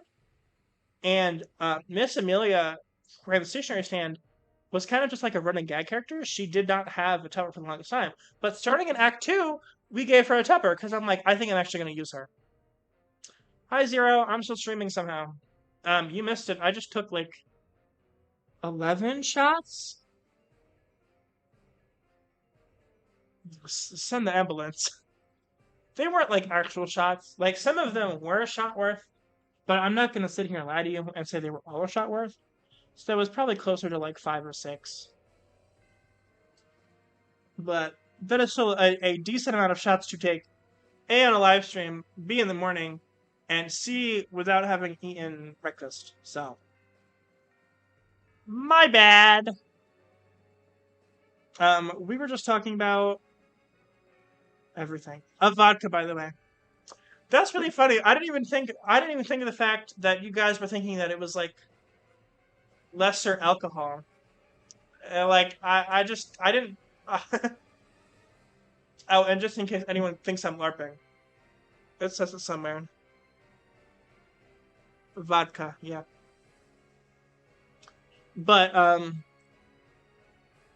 yeah, cause like I didn't even think that anyone would think that it wasn't like something hard, because I associate this type of bottle with whatever it is. It's the crunkifying.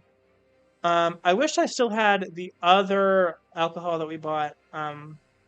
We literally bought this. This is going to be really cringe, but me and my co-writer, we literally bought this and another. It was some whiskey. We bought it because we were making a bunch of mixed drinks because we wanted to grind Fortnite all day. So we wanted to be hammered while we grinded Fortnite. So we didn't want to jump off of the bridge, and we did not jump off the bridge. So I guess it worked. But we are out of that because it's really good. This is the PMD stream of all time. I'm glad you think so. I don't know if anybody else is doing a stream for PMD Day. I would hope so. I don't want to be the only one. But why do all these brands have to make unclear what the actual name of the substances. I don't really know. That's kind of a good point. I think for something like vodka, the word vodka is in kind of small lettering here, but it's okay. Um, but yeah, I hope other people are streaming. I was not familiar with the idea of PMD Day until literally like a week ago when somebody was like, "Oh, I'm super excited for August 2nd, it's PMD Day," and I'm like, "Hey, that rocks!" Um, so yeah, and again, I wasn't gonna stream. I just wanted to put something on my face and do a photo shoot. But then I was just thinking about it, and I'm like, well, I do want to do something really special. So what if I do whatever makeup I'm gonna do on stream? And then I put a fucking horrible, horrible time gear. You know what's really fucked up? As I'm getting more drunk, it's looking better and better. It's like looking less bad to me. I think I could. I found out about candy at 12 a.m. That's messed up. Pencil, are you a fake fan? I'm kidding. I don't think anybody that puts out the kind of work you do could be a fake fan. This is the most hype PMD Day has. This is the most hype, and it's all because of the stream. Lad, hey, literally, main goal at doing this stream, I wanted it to be a hype moment because, like, obviously this game and this franchise has had like so much benefit for me. Obviously, I want to do something special for it. So I'm glad if this could be hype for literally anyone. That's my main goal here. Because my main goal is not to blow up, and it's not to act like I don't know nobody. Act, act, act, act, act. I didn't really celebrate it. I just enjoy the artwork that came out of it. The artwork is good. I also kind of like the solidarity that everybody gets. Although, if you're in the PMDFF server, you'll notice that somebody's rebelling. But I like the solidarity everybody has on Twitter and Blue Sky, where they put the Pokemon Mystery Dungeon sprites as their profile pictures, and I think that's really cute. I was going to do it. I have on Blue Sky. I have the picture I did of Houdini. That's kind of in the style of the sprites.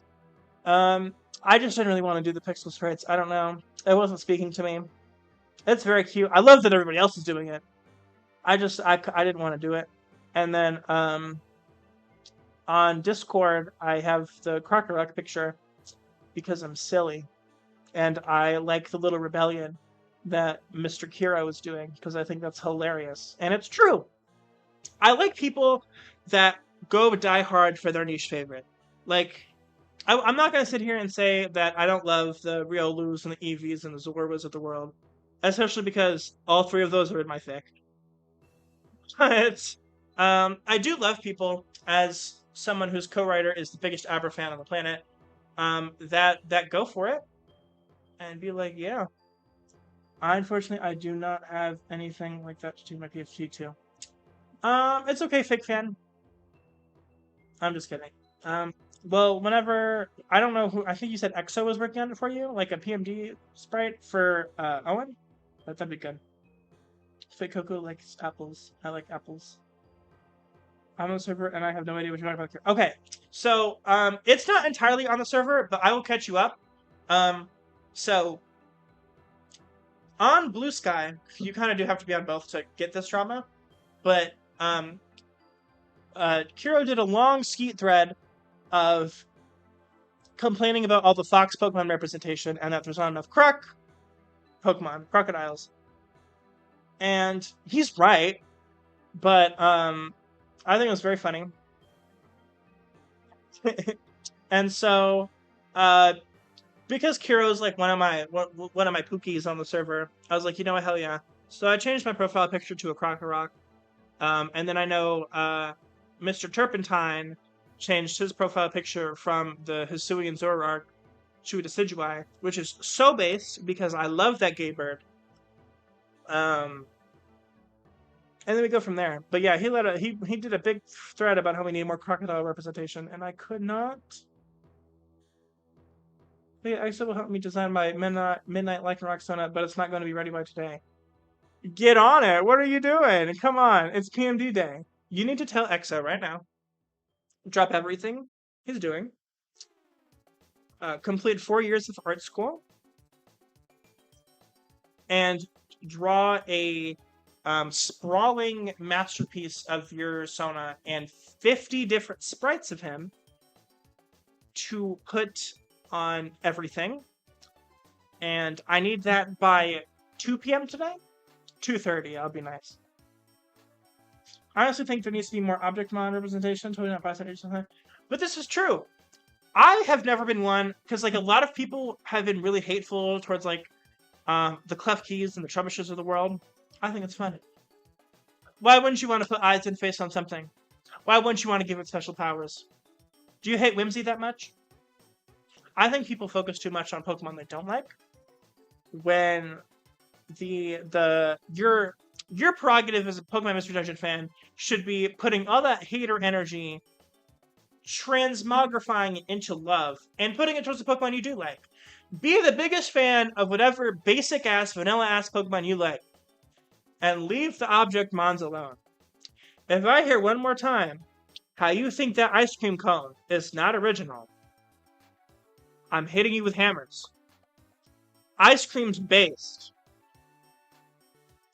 Do you think of Pokemon as more like animals or monsters? That's actually a good question. Okay, Zero. It depends on the... But here's the thing. If I say it depends on the Pokemon, that's kind of cheating, no? Because it's like, if I was to do a general classification, I think I would say animals, because where applicable, I give certain Pokemon more animalistic traits. And there's also, like again, like how I didn't make it. Ivo made Houdini into a cat. There's certain Pokemon that aren't like super close to any animals that we still kind of give animalistic traits. Like I think for the longest time, like Trubbish was recently confirmed to be a cat. So I'm gonna have to say that I would think of them more as animals in that capacity. However, if we're talking from a different angle about like, here's a hot button issue for the Pokemon Mystery Dungeon fake writers, like eating Pokemon and stuff like that, I guess I would consider them more monsters, because I don't really see Pokemon cultivating other Pokemon to like eat them in like fixed settings, and that's kind of something that I would associate with being animals. So like and it's also animalistic just to like, hunt for prey and do stuff like that. But I guess I consider it just more monsterish just because of the powers and moves and all that junk, and sort of just like the fantasy of it all. But I will answer that with, I would view them more as animals, just because where applicable, I tend to gravitate towards more animalistic traits. Maybe some posters are inspired by Pokemon or the animal itself, as well as the culture of humans to fit in. Yeah, see? That's the thing. People just really hate on the object mod so much. This is like a really rehashed argument, but I'll say it right now. The people that think like Gen 5 isn't original, and then complain about Gen 1, praise Gen 1, you got a magnet, you got a rock, you got a cat, you got a mouse. Literally, the first route you go on, there is a rat, he's purple, and there's a normal colored bird. What do you mean? No, this is not original. That's an ice cream cone with a face. I can go out and find me a Pidgey right now. I'm not finding an ice cream cone to the fucking face. There are still SpongeBob popsicles that have their eyes falling the fuck off, but I'm not finding an ice cream. Pokemon cultivating other Pokemon for food is something that hasn't really been tapped into when it comes to fix. I use wrong with him. Hey, I love Gen 5. I will not tolerate any Gen 5 hate. Immediately I can tell when a Pokemon fan is not my people for when they be talking shit about Gen 5, because Gen 5 is amazing. Except Ivo hates Gen 5. So that's the one exception. And in Ivo's defense, Ivo doesn't know why Ivo hates Gen 5. but we made a conscious effort one day to play all the Pokemon games together, and two of my favorite games, my two favorite games, Ivo hated the most. It was Pokemon Black and White 2, and it was Pokemon Ultra Sun and Moon. And both those games, Ivo didn't finish Ultra Moon, and Ivo literally struggled the whole time through Black and White and did not fucking enjoy it. Isn't that insanity? I don't know why. We don't know why. But it's just, the vibes weren't there. Gen 5 is my favorite before Kalos. Kalos is also really good. Kalos gets a lot of flack because of the fact that it's so easy. I don't really care. Sometimes I just want to hang out. Sometimes I want to be chill. I don't want everything to be a boss battle. I'm sorry, Owen. I know I literally can't. Not only could I not tell you why, I'm pretty sure Ivo couldn't tell you why. But that whole playthrough, Ivo was not having a good time. It was kind of sad. And then Ivo didn't even finish. Oh my god, Kiro's here! Hi, Kiro! Oh, dedication number 12 for Kiro. This one goes out to Kiro and all crocodiles. We need more crocodiles in the fandom. Cheers! Ugh. That's 12 dedications to stream. I'm a giver. Sometimes I find myself hurting from how much I give. Unova, Kalos, and Alola are my favorite regions. 4-hour stream first thing in the morning. You know it. You fucking know it. We are out here, and I'm drunk. Kira is fucking drinking vodka. I deeply apologize. I'm very passionate about the work I do in the Pokemon Mystery Dungeon fandom, and sometimes some of that work compels me to drink. Hiro, do you like my time gear? Was it the best thing you've ever seen? Please say yes. I literally had 4 mental breakdowns while drawing it on my face.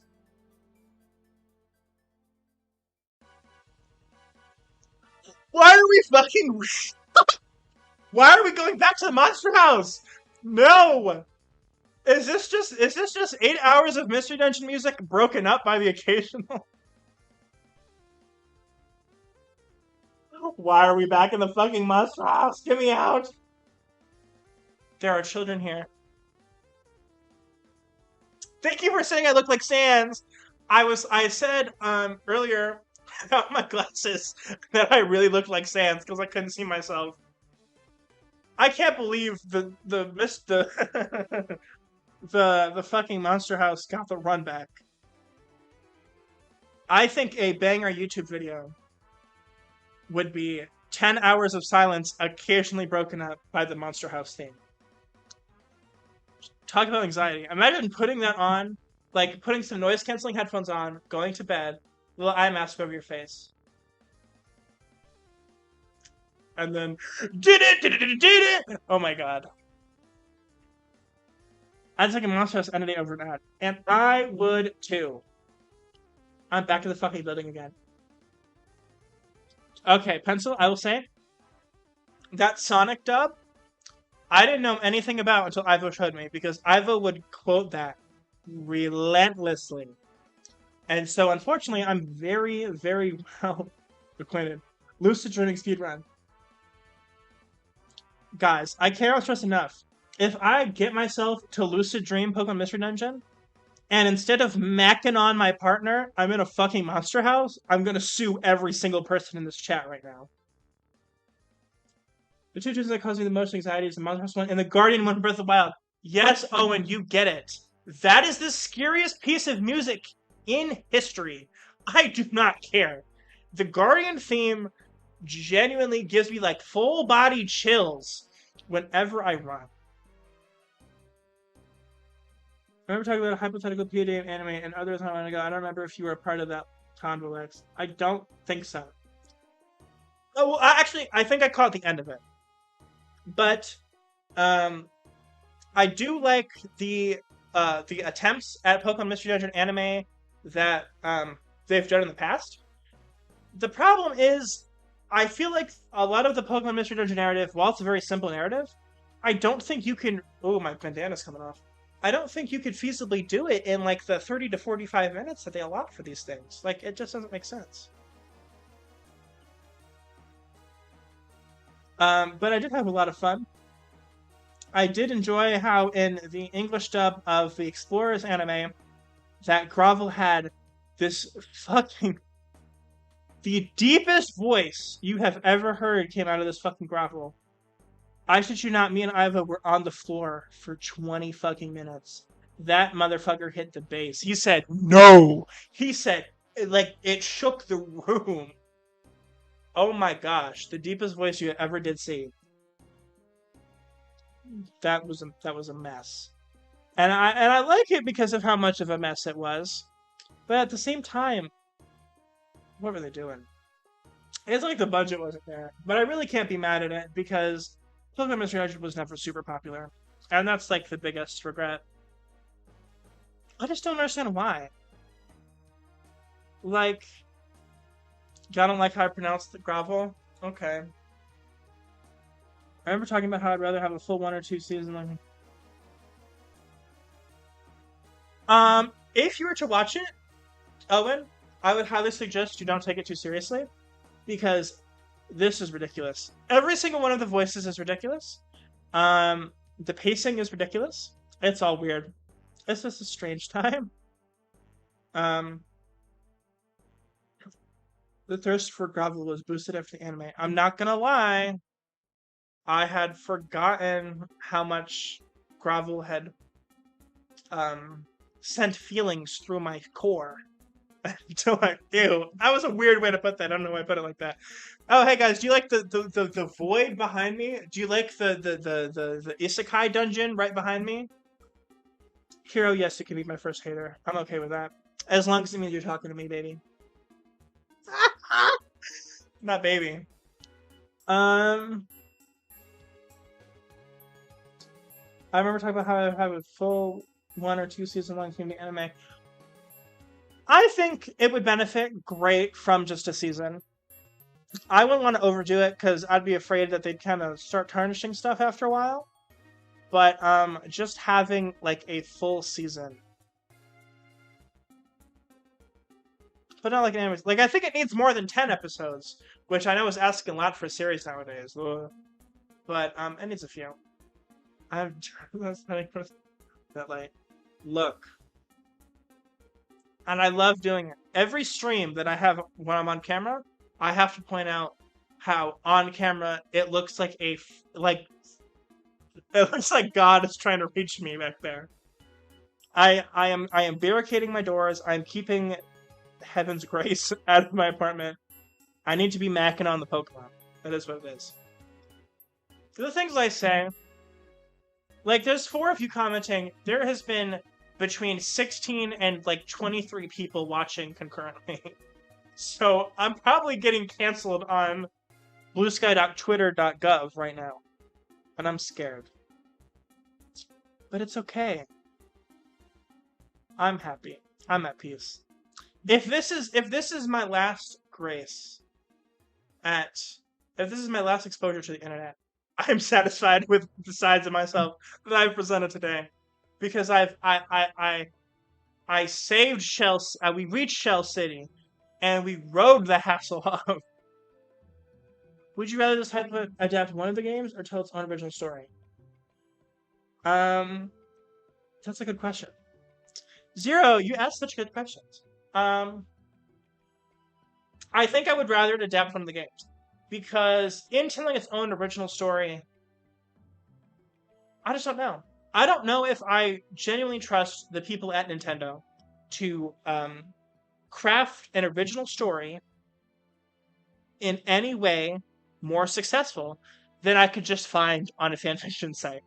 I honestly think the fans have got it. I don't necessarily think we need more. The only game I've asked for, and I said this a little bit earlier, the game that I asked for is the Explorers port to the Switch. That's the only thing I want. And I don't even want them to update the graphics. I want the pixel sprites. I want the Explorers port to the Switch with 20 more hours of content. That's all I want. And I'll pay $60 for that. I was going to flip off the camera. That's rude. Um, so yeah, I think I'd rather tell its own original story. Not original story. That's literally the opposite of what I just said. I'd rather tell. I'd rather adapt one of the games. Um, if this is an anime that's going to be sanctioned by Nintendo.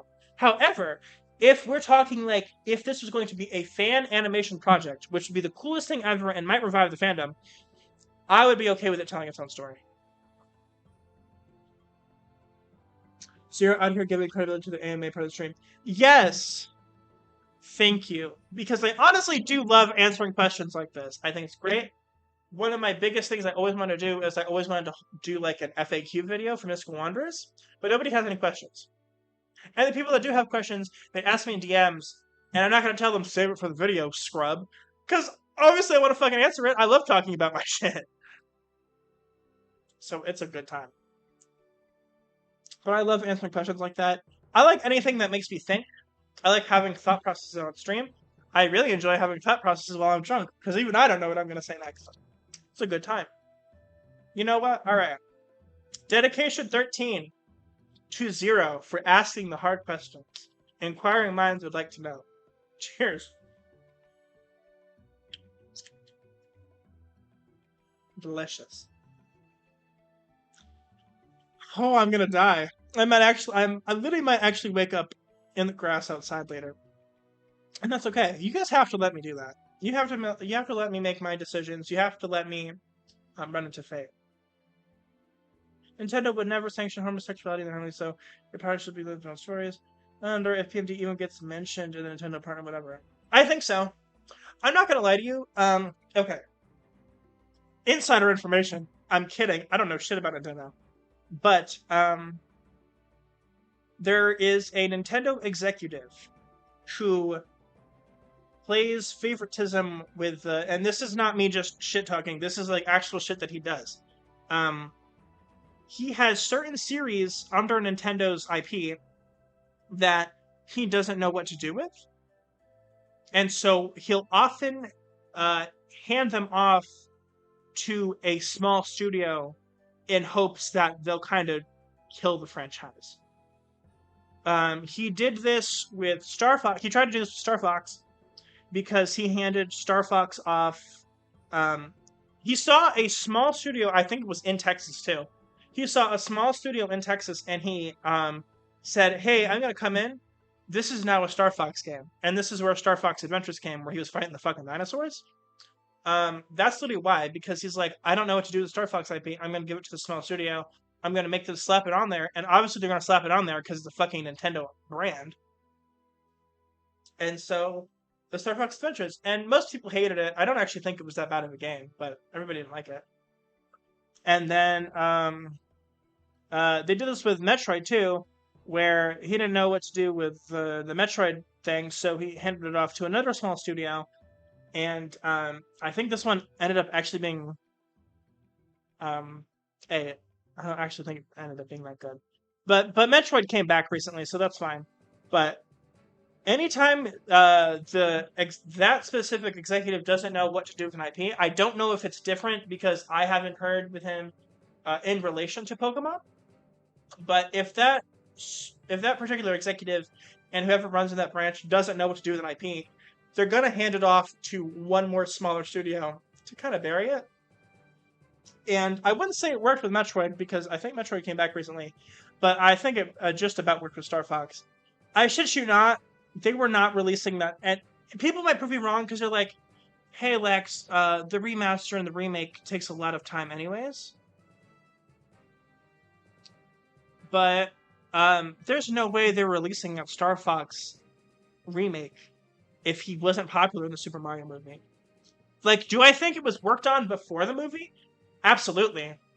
But the whole plan of whether or not this was worth finishing was definitely dependent on the Super Mario movie. So you're saying PMD would become as popular as Star Fox and Metroid? If I have anything to say about it, yes. Because I'm going to be here in the front lines. Thank you. We also talked about a potential AU of real life where Pokemon as a franchise came out a decade or two earlier than our timeline, so maybe turn out to be a different medium than video games. Maybe. That's really big. That's a lot of thinking. That might just run my little brain to the ground. We need PMD representation for Smash. Gravel for Smash. That's hilarious because there's really not many characters you could do. I don't think they'd put Wigglytuff in because they have Jigglypuff. Grovel for Smash is funny. We could do Dusknoir for Smash. That's funny. Who's mating Chatot? It's gonna be me. That's a really funny thought. God, we're starving for new visual PMD stuff. I know. Grovel for Smash. Alright, guys. Everybody, go onto Blue Sky right now. Hashtag Grovel for Smash. That's what I want to see. For this time next year, PMD Day 2027, I want to see Grovel PMD for Smash. I want to see him as a phase-shifting character.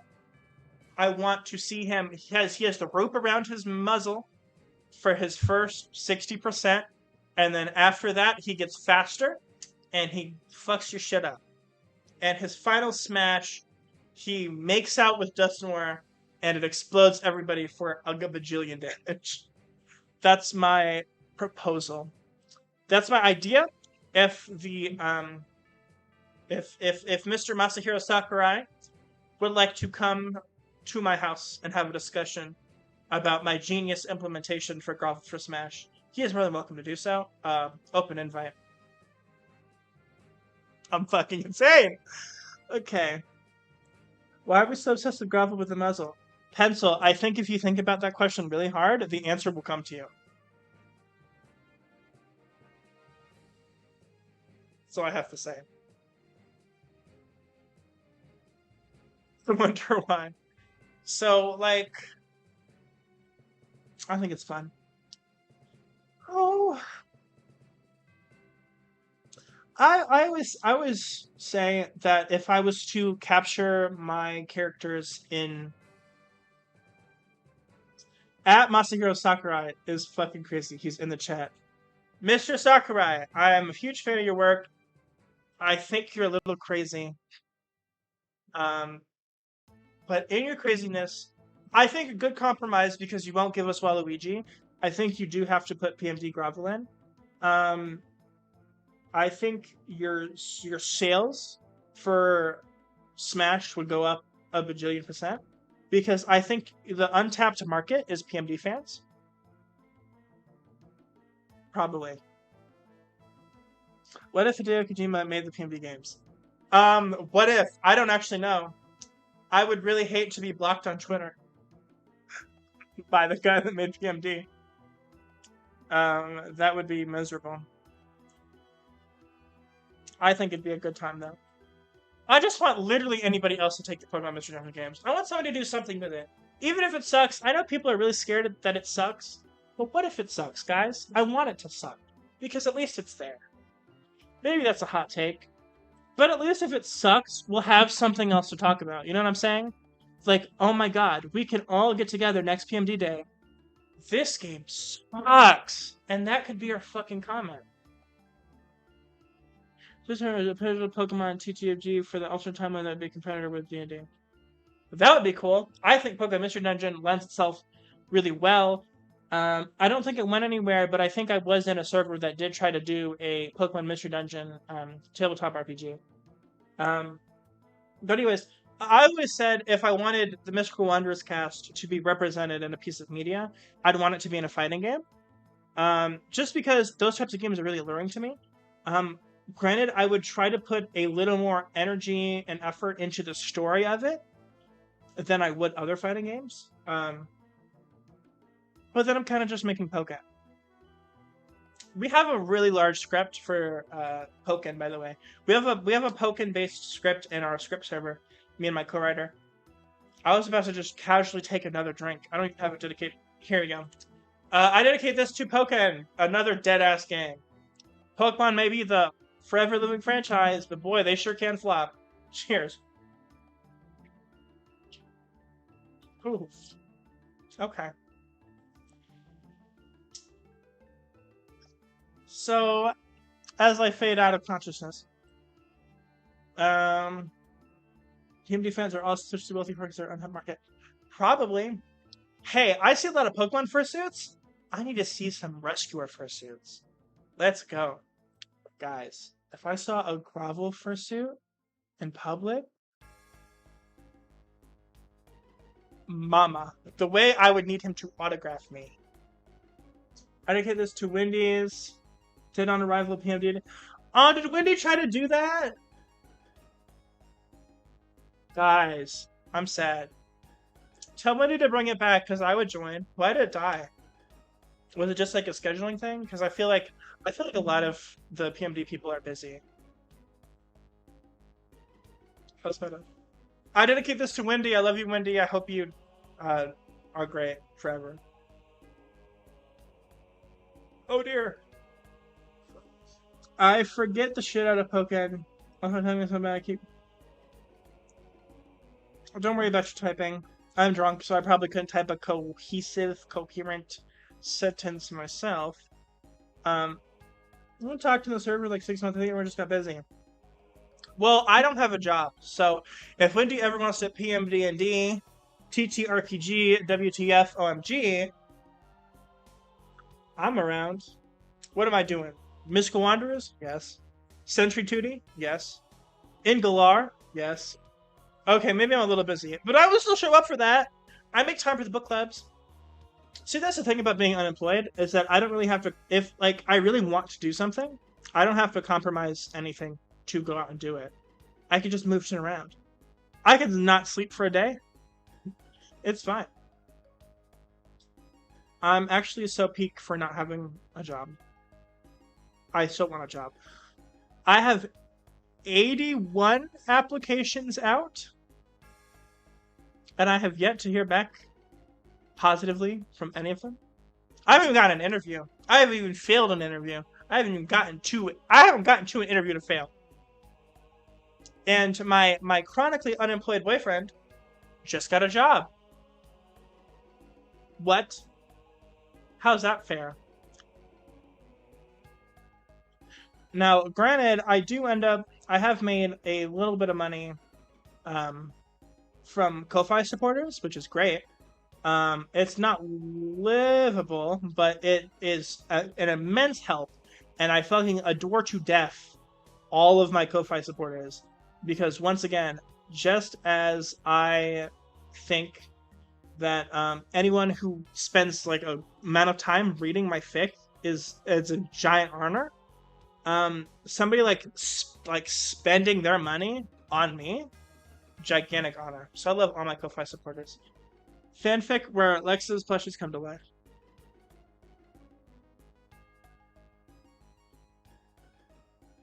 Can you imagine Houdini judging you in real time? Whoa. We're gonna switch him out. He's been up there for a while. I don't think I can get... I'd love to do Riley. I don't think... I just threw something. I don't think I can get Riley on the soda can, because he's kind of awkward. He's not, like... I think he's bootleg. Yeah, I can't really get him on the soda can. Maybe Cherub.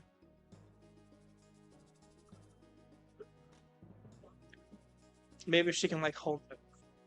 Work with me, girl. Okay, she's kind of there.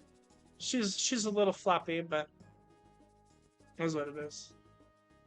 Oh, I didn't mean for you to spin. Okay, we got Cherub up in the corner now. And I guess I'll just hold Riley, because he can't sit on the soda can. So he can be my friend. So everybody gets their screen time. I had a big on for the first hour. I think Houdini snuck in for like 2 or 3 hours. So, I think I'm going to need to pay him royalties for his appearances there. And he's probably going to demand it, or he will psychically strangle me. Has anyone ever introduced the concept of angels to the Pokemon? I find it really interesting when people try to tackle, like, real-world religion in Pokemon Mystery Dungeon contexts. It's not something I would ever do, just because that's not really in the scope of what I'm trying to do. but I think it's interesting if you kind of have some loose concept of the afterlife. Um, Generally, what I do, and what most Pokemon Mystery Dungeon fans do, is they take a legendary and kind of make them stand in for God. Like Arceus is obviously the most popular one because he's like the creator. And I kind of do that. I also have in my fic, I have different Pokemon have an affinity and worship for different legendaries. So there's kind of that multi-theism. Um, Lex when her OCs strangle her. I'm not gonna lie to you. If my OCs had any context for the shit that I do to them, you would find me wigless in alleyway. I would be gone. It would not be good. Um, it's a tough time. I want to be isekai to the when I die. That'd be my personal heaven. If I had any possible chance of making it into heaven, I would agree. But I would much rather PMD be my hell because that's where I'm going. May I rest in peace. Um, but yeah, I don't really focus too much on the like the god aspect. I do kind of have a cheeky line in Act 1 about it that I won't say because it is spoilers for a certain character, but Owen does know what I'm talking about. Um, I think another interesting because we were talking earlier about the fake ad reads that we're gonna do for Sentry Duty. I think another interesting thing would be to do like a fake religious pamphlet over some legendary. Hopefully get Isekai into a more wholesome PMD world. See, that's what I'm saying. Like, a lot of people want to get Isekai into Pokemon Mystery Dungeon world, and like the implication is that they want to do that no matter what comes. But sometimes shit be fucked up there. Like, you got legendaries trying to kill you. So I don't know about that one, Chief. I don't know if it's happening. Lex cannot keep their mouth shut around me regarding the mystical monitors. True. Look.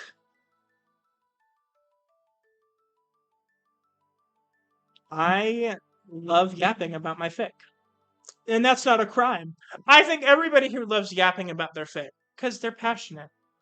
And the only person that I could yap with in a full extent, with full context, is Iva. So now that you, Owen, are mostly caught up, you still haven't read the bonus chapter, but I forgive you. I need to yap to you, and you're gonna have to sit there and take it, and I don't really care. I'm also planning to introduce legendaries as mythos, as in the sense that some believe they don't exist. That's interesting. I do kind of fall into the thing of the legendaries are confirmed to exist. It's just, it's kind of like an offering system. Like, who do you choose to devote yourself to? Who do you choose to worship? Like, I have as a thing as fairy types that grew up in a certain area that I've made in the guild region. They are more attuned to worship Xerneas than Arceus. I'm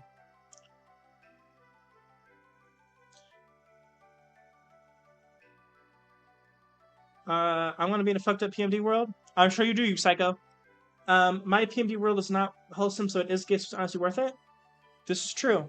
It can either be, it can be, it can either, it can be wholesome and gay, or it can be wholesome or gay.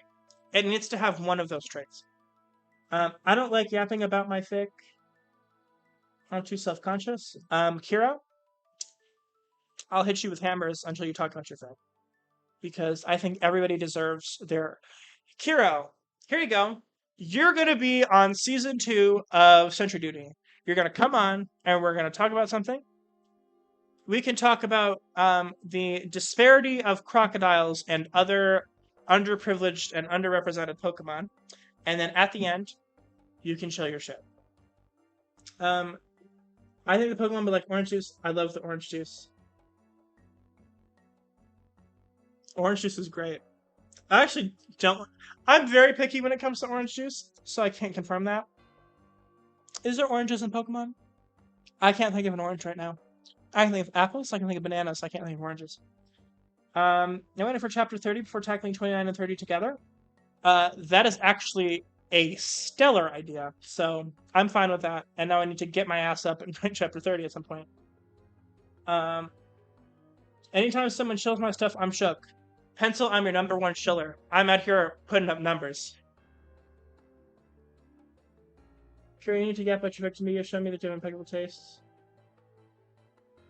There's only 3 crocodile evolution with Pokemon for Crocodile and Sandile. I love the Crocs. I don't have... So, okay. We have a Skeledirge OC in mind. We don't have anything tangible for it, though. I have a Feraligatr OC that we've done a script for. And I think Ivo... Ivo has a... What's the big one? Crocodile? I think so. Has a Crocodile OC. See, that's how you know I'm fucked up, because I'm forgetting the damn Pokemon names. But yeah, I don't know if any of them... If any of them are going to show up, it's probably going to be Skeledirge.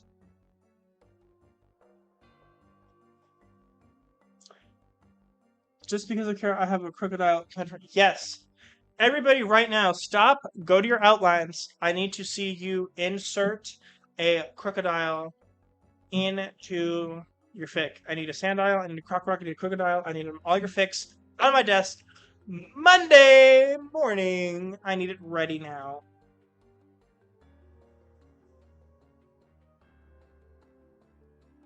Sometimes I look at this Eevee's lifeless eyes, and I stare into the abyss.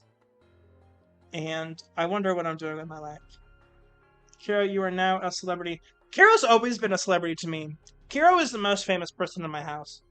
Ivo knows Kiro by name, because usually if I'm playing a game with someone, I was like, are you playing with Kiro? Is that Kiro? Is that Kiro moving right there? Is that Kiro? So yeah, it's Kiro. Your autograph now. Pencil, if anyone's out here giving out autographs, it should be you.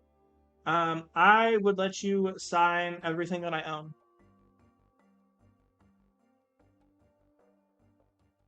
Full stop. I felt like I was going somewhere with that, but I didn't end up going anywhere with that. We got an Eevee. We got Cherub. See, I kind of feel a little weird about it, because I do honestly care deeply about Pokemon Mystery Dungeon fics that tend to have more niche picks. But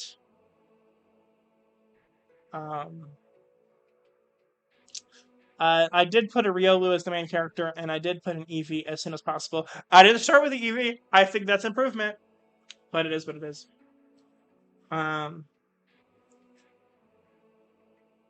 It is. It's just not something that I thought about. I kind of, when I made Riley, I just really wanted a Riolu. Although, from his first iteration, Riley did undergo a lot of changes. I will not lie to you.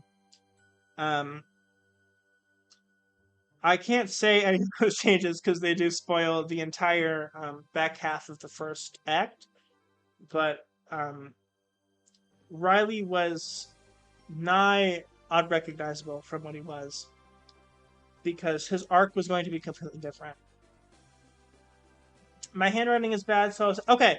Can we talk about that? Can we talk about the dissonance between being an amazing artist and having shit handwriting?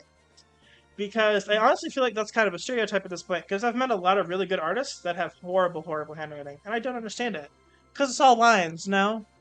You can't let that rock? You can't do that? I don't know why I'm saying that so rudely. I mean, I can't draw and I have really bad handwriting, so what does that make me? But it's fine. One of my biggest things that I used to complain about in school was that a lot of teachers would get at me for my handwriting. And I used to be, because like I just, it was one of the things that I really struggled with a lot. So, handwriting be damned, I will draw goobers. And that's all you need to do. Pencil. Just make your signature one of your goobers. Make your OC your signature. Problem solved. My beef with artist now, so go off. Oh, that's right. Yeah, actually, so I don't really do call out posts. I'm trying not to do drama on this channel, but I will say, I do have you blocked if you're an artist that hasn't drawn a crocodile, Pokemon, or OC, because I just find that really insensitive. Like, it doesn't take that much effort. Like, come on. Drawing is so easy. Just pick up the pencil and draw yourself a crocodile. So if you can't even do that in support of a marginalized community, I do have you blocked. Like, and I'm not gonna say any names, but you are blocked. And I don't think I'm gonna unblock you because if you do it afterwards, if it takes me saying something for you to do it, I find that performative now. Like, why would I? And that's another thing that I never really got with people that used to be like minors.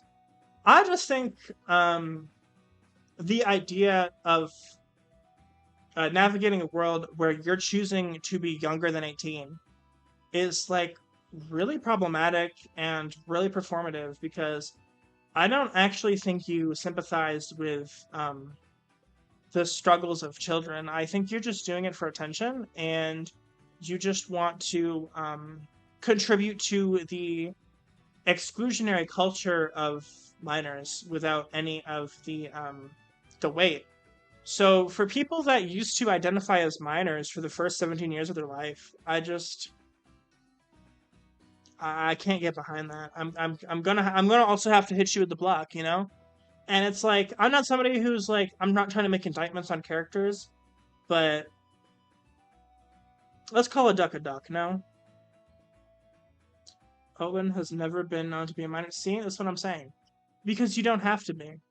When I came out of the womb, I worked at 9 to 5. I was making payments on a car, and taxes were due. Because I didn't feel the need to perform. I didn't feel the need to put on a facade just because because I never found myself wanting to work in such exclusionary culture. But some of these people do, and you know what? I respect your right to be weird, but I can't support you, and I can't see you on my feed, so you're gonna get the block. BLOK.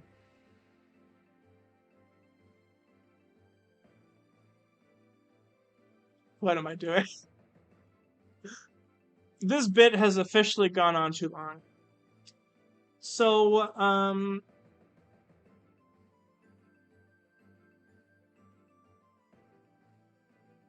I think it's really interesting that some people will, like, write to this type of music. And it probably would make more sense because, um, I know a lot of people that get, like, distracted or they can't really form coherent sentences when they're listening to words in music. But, the vodka's kicking in. Oh, and the vodka has been kicked. I have been kicked by the vodka. Don't you worry about it. But I always find myself gravitating towards music with lyrics in it because the lyrics help convey the feeling more directly. While I've said before that Pokemon Mystery Dungeon is great at conveying emotion with how they do the music, um, sometimes I do kind of like being told what to feel, and especially if they do it in a very poetic way. And so I'll often go with that because if I know the song well enough, I don't have to pay attention to the lyrics. I can just kind of let it go. So I don't tend to write. Look at Milo new Blue Scope post. I so would if I didn't have to. Okay, guys, I'm gonna exit the chat for a minute. Don't say any slurs. My phone is hot. This is not good. Blue Scope. For Croc Day! Oh, guys!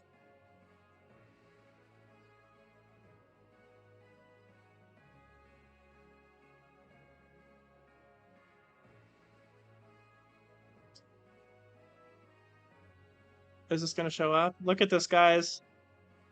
Milo did something for Croc Day. This is so based.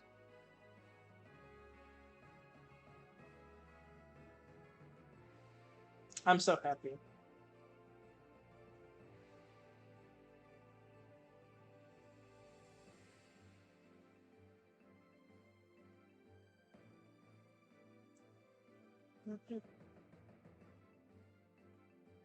Beautiful. I'm so glad.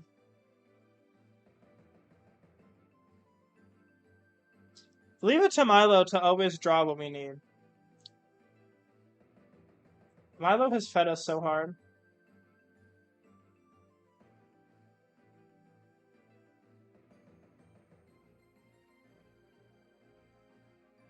Bussy Wolf?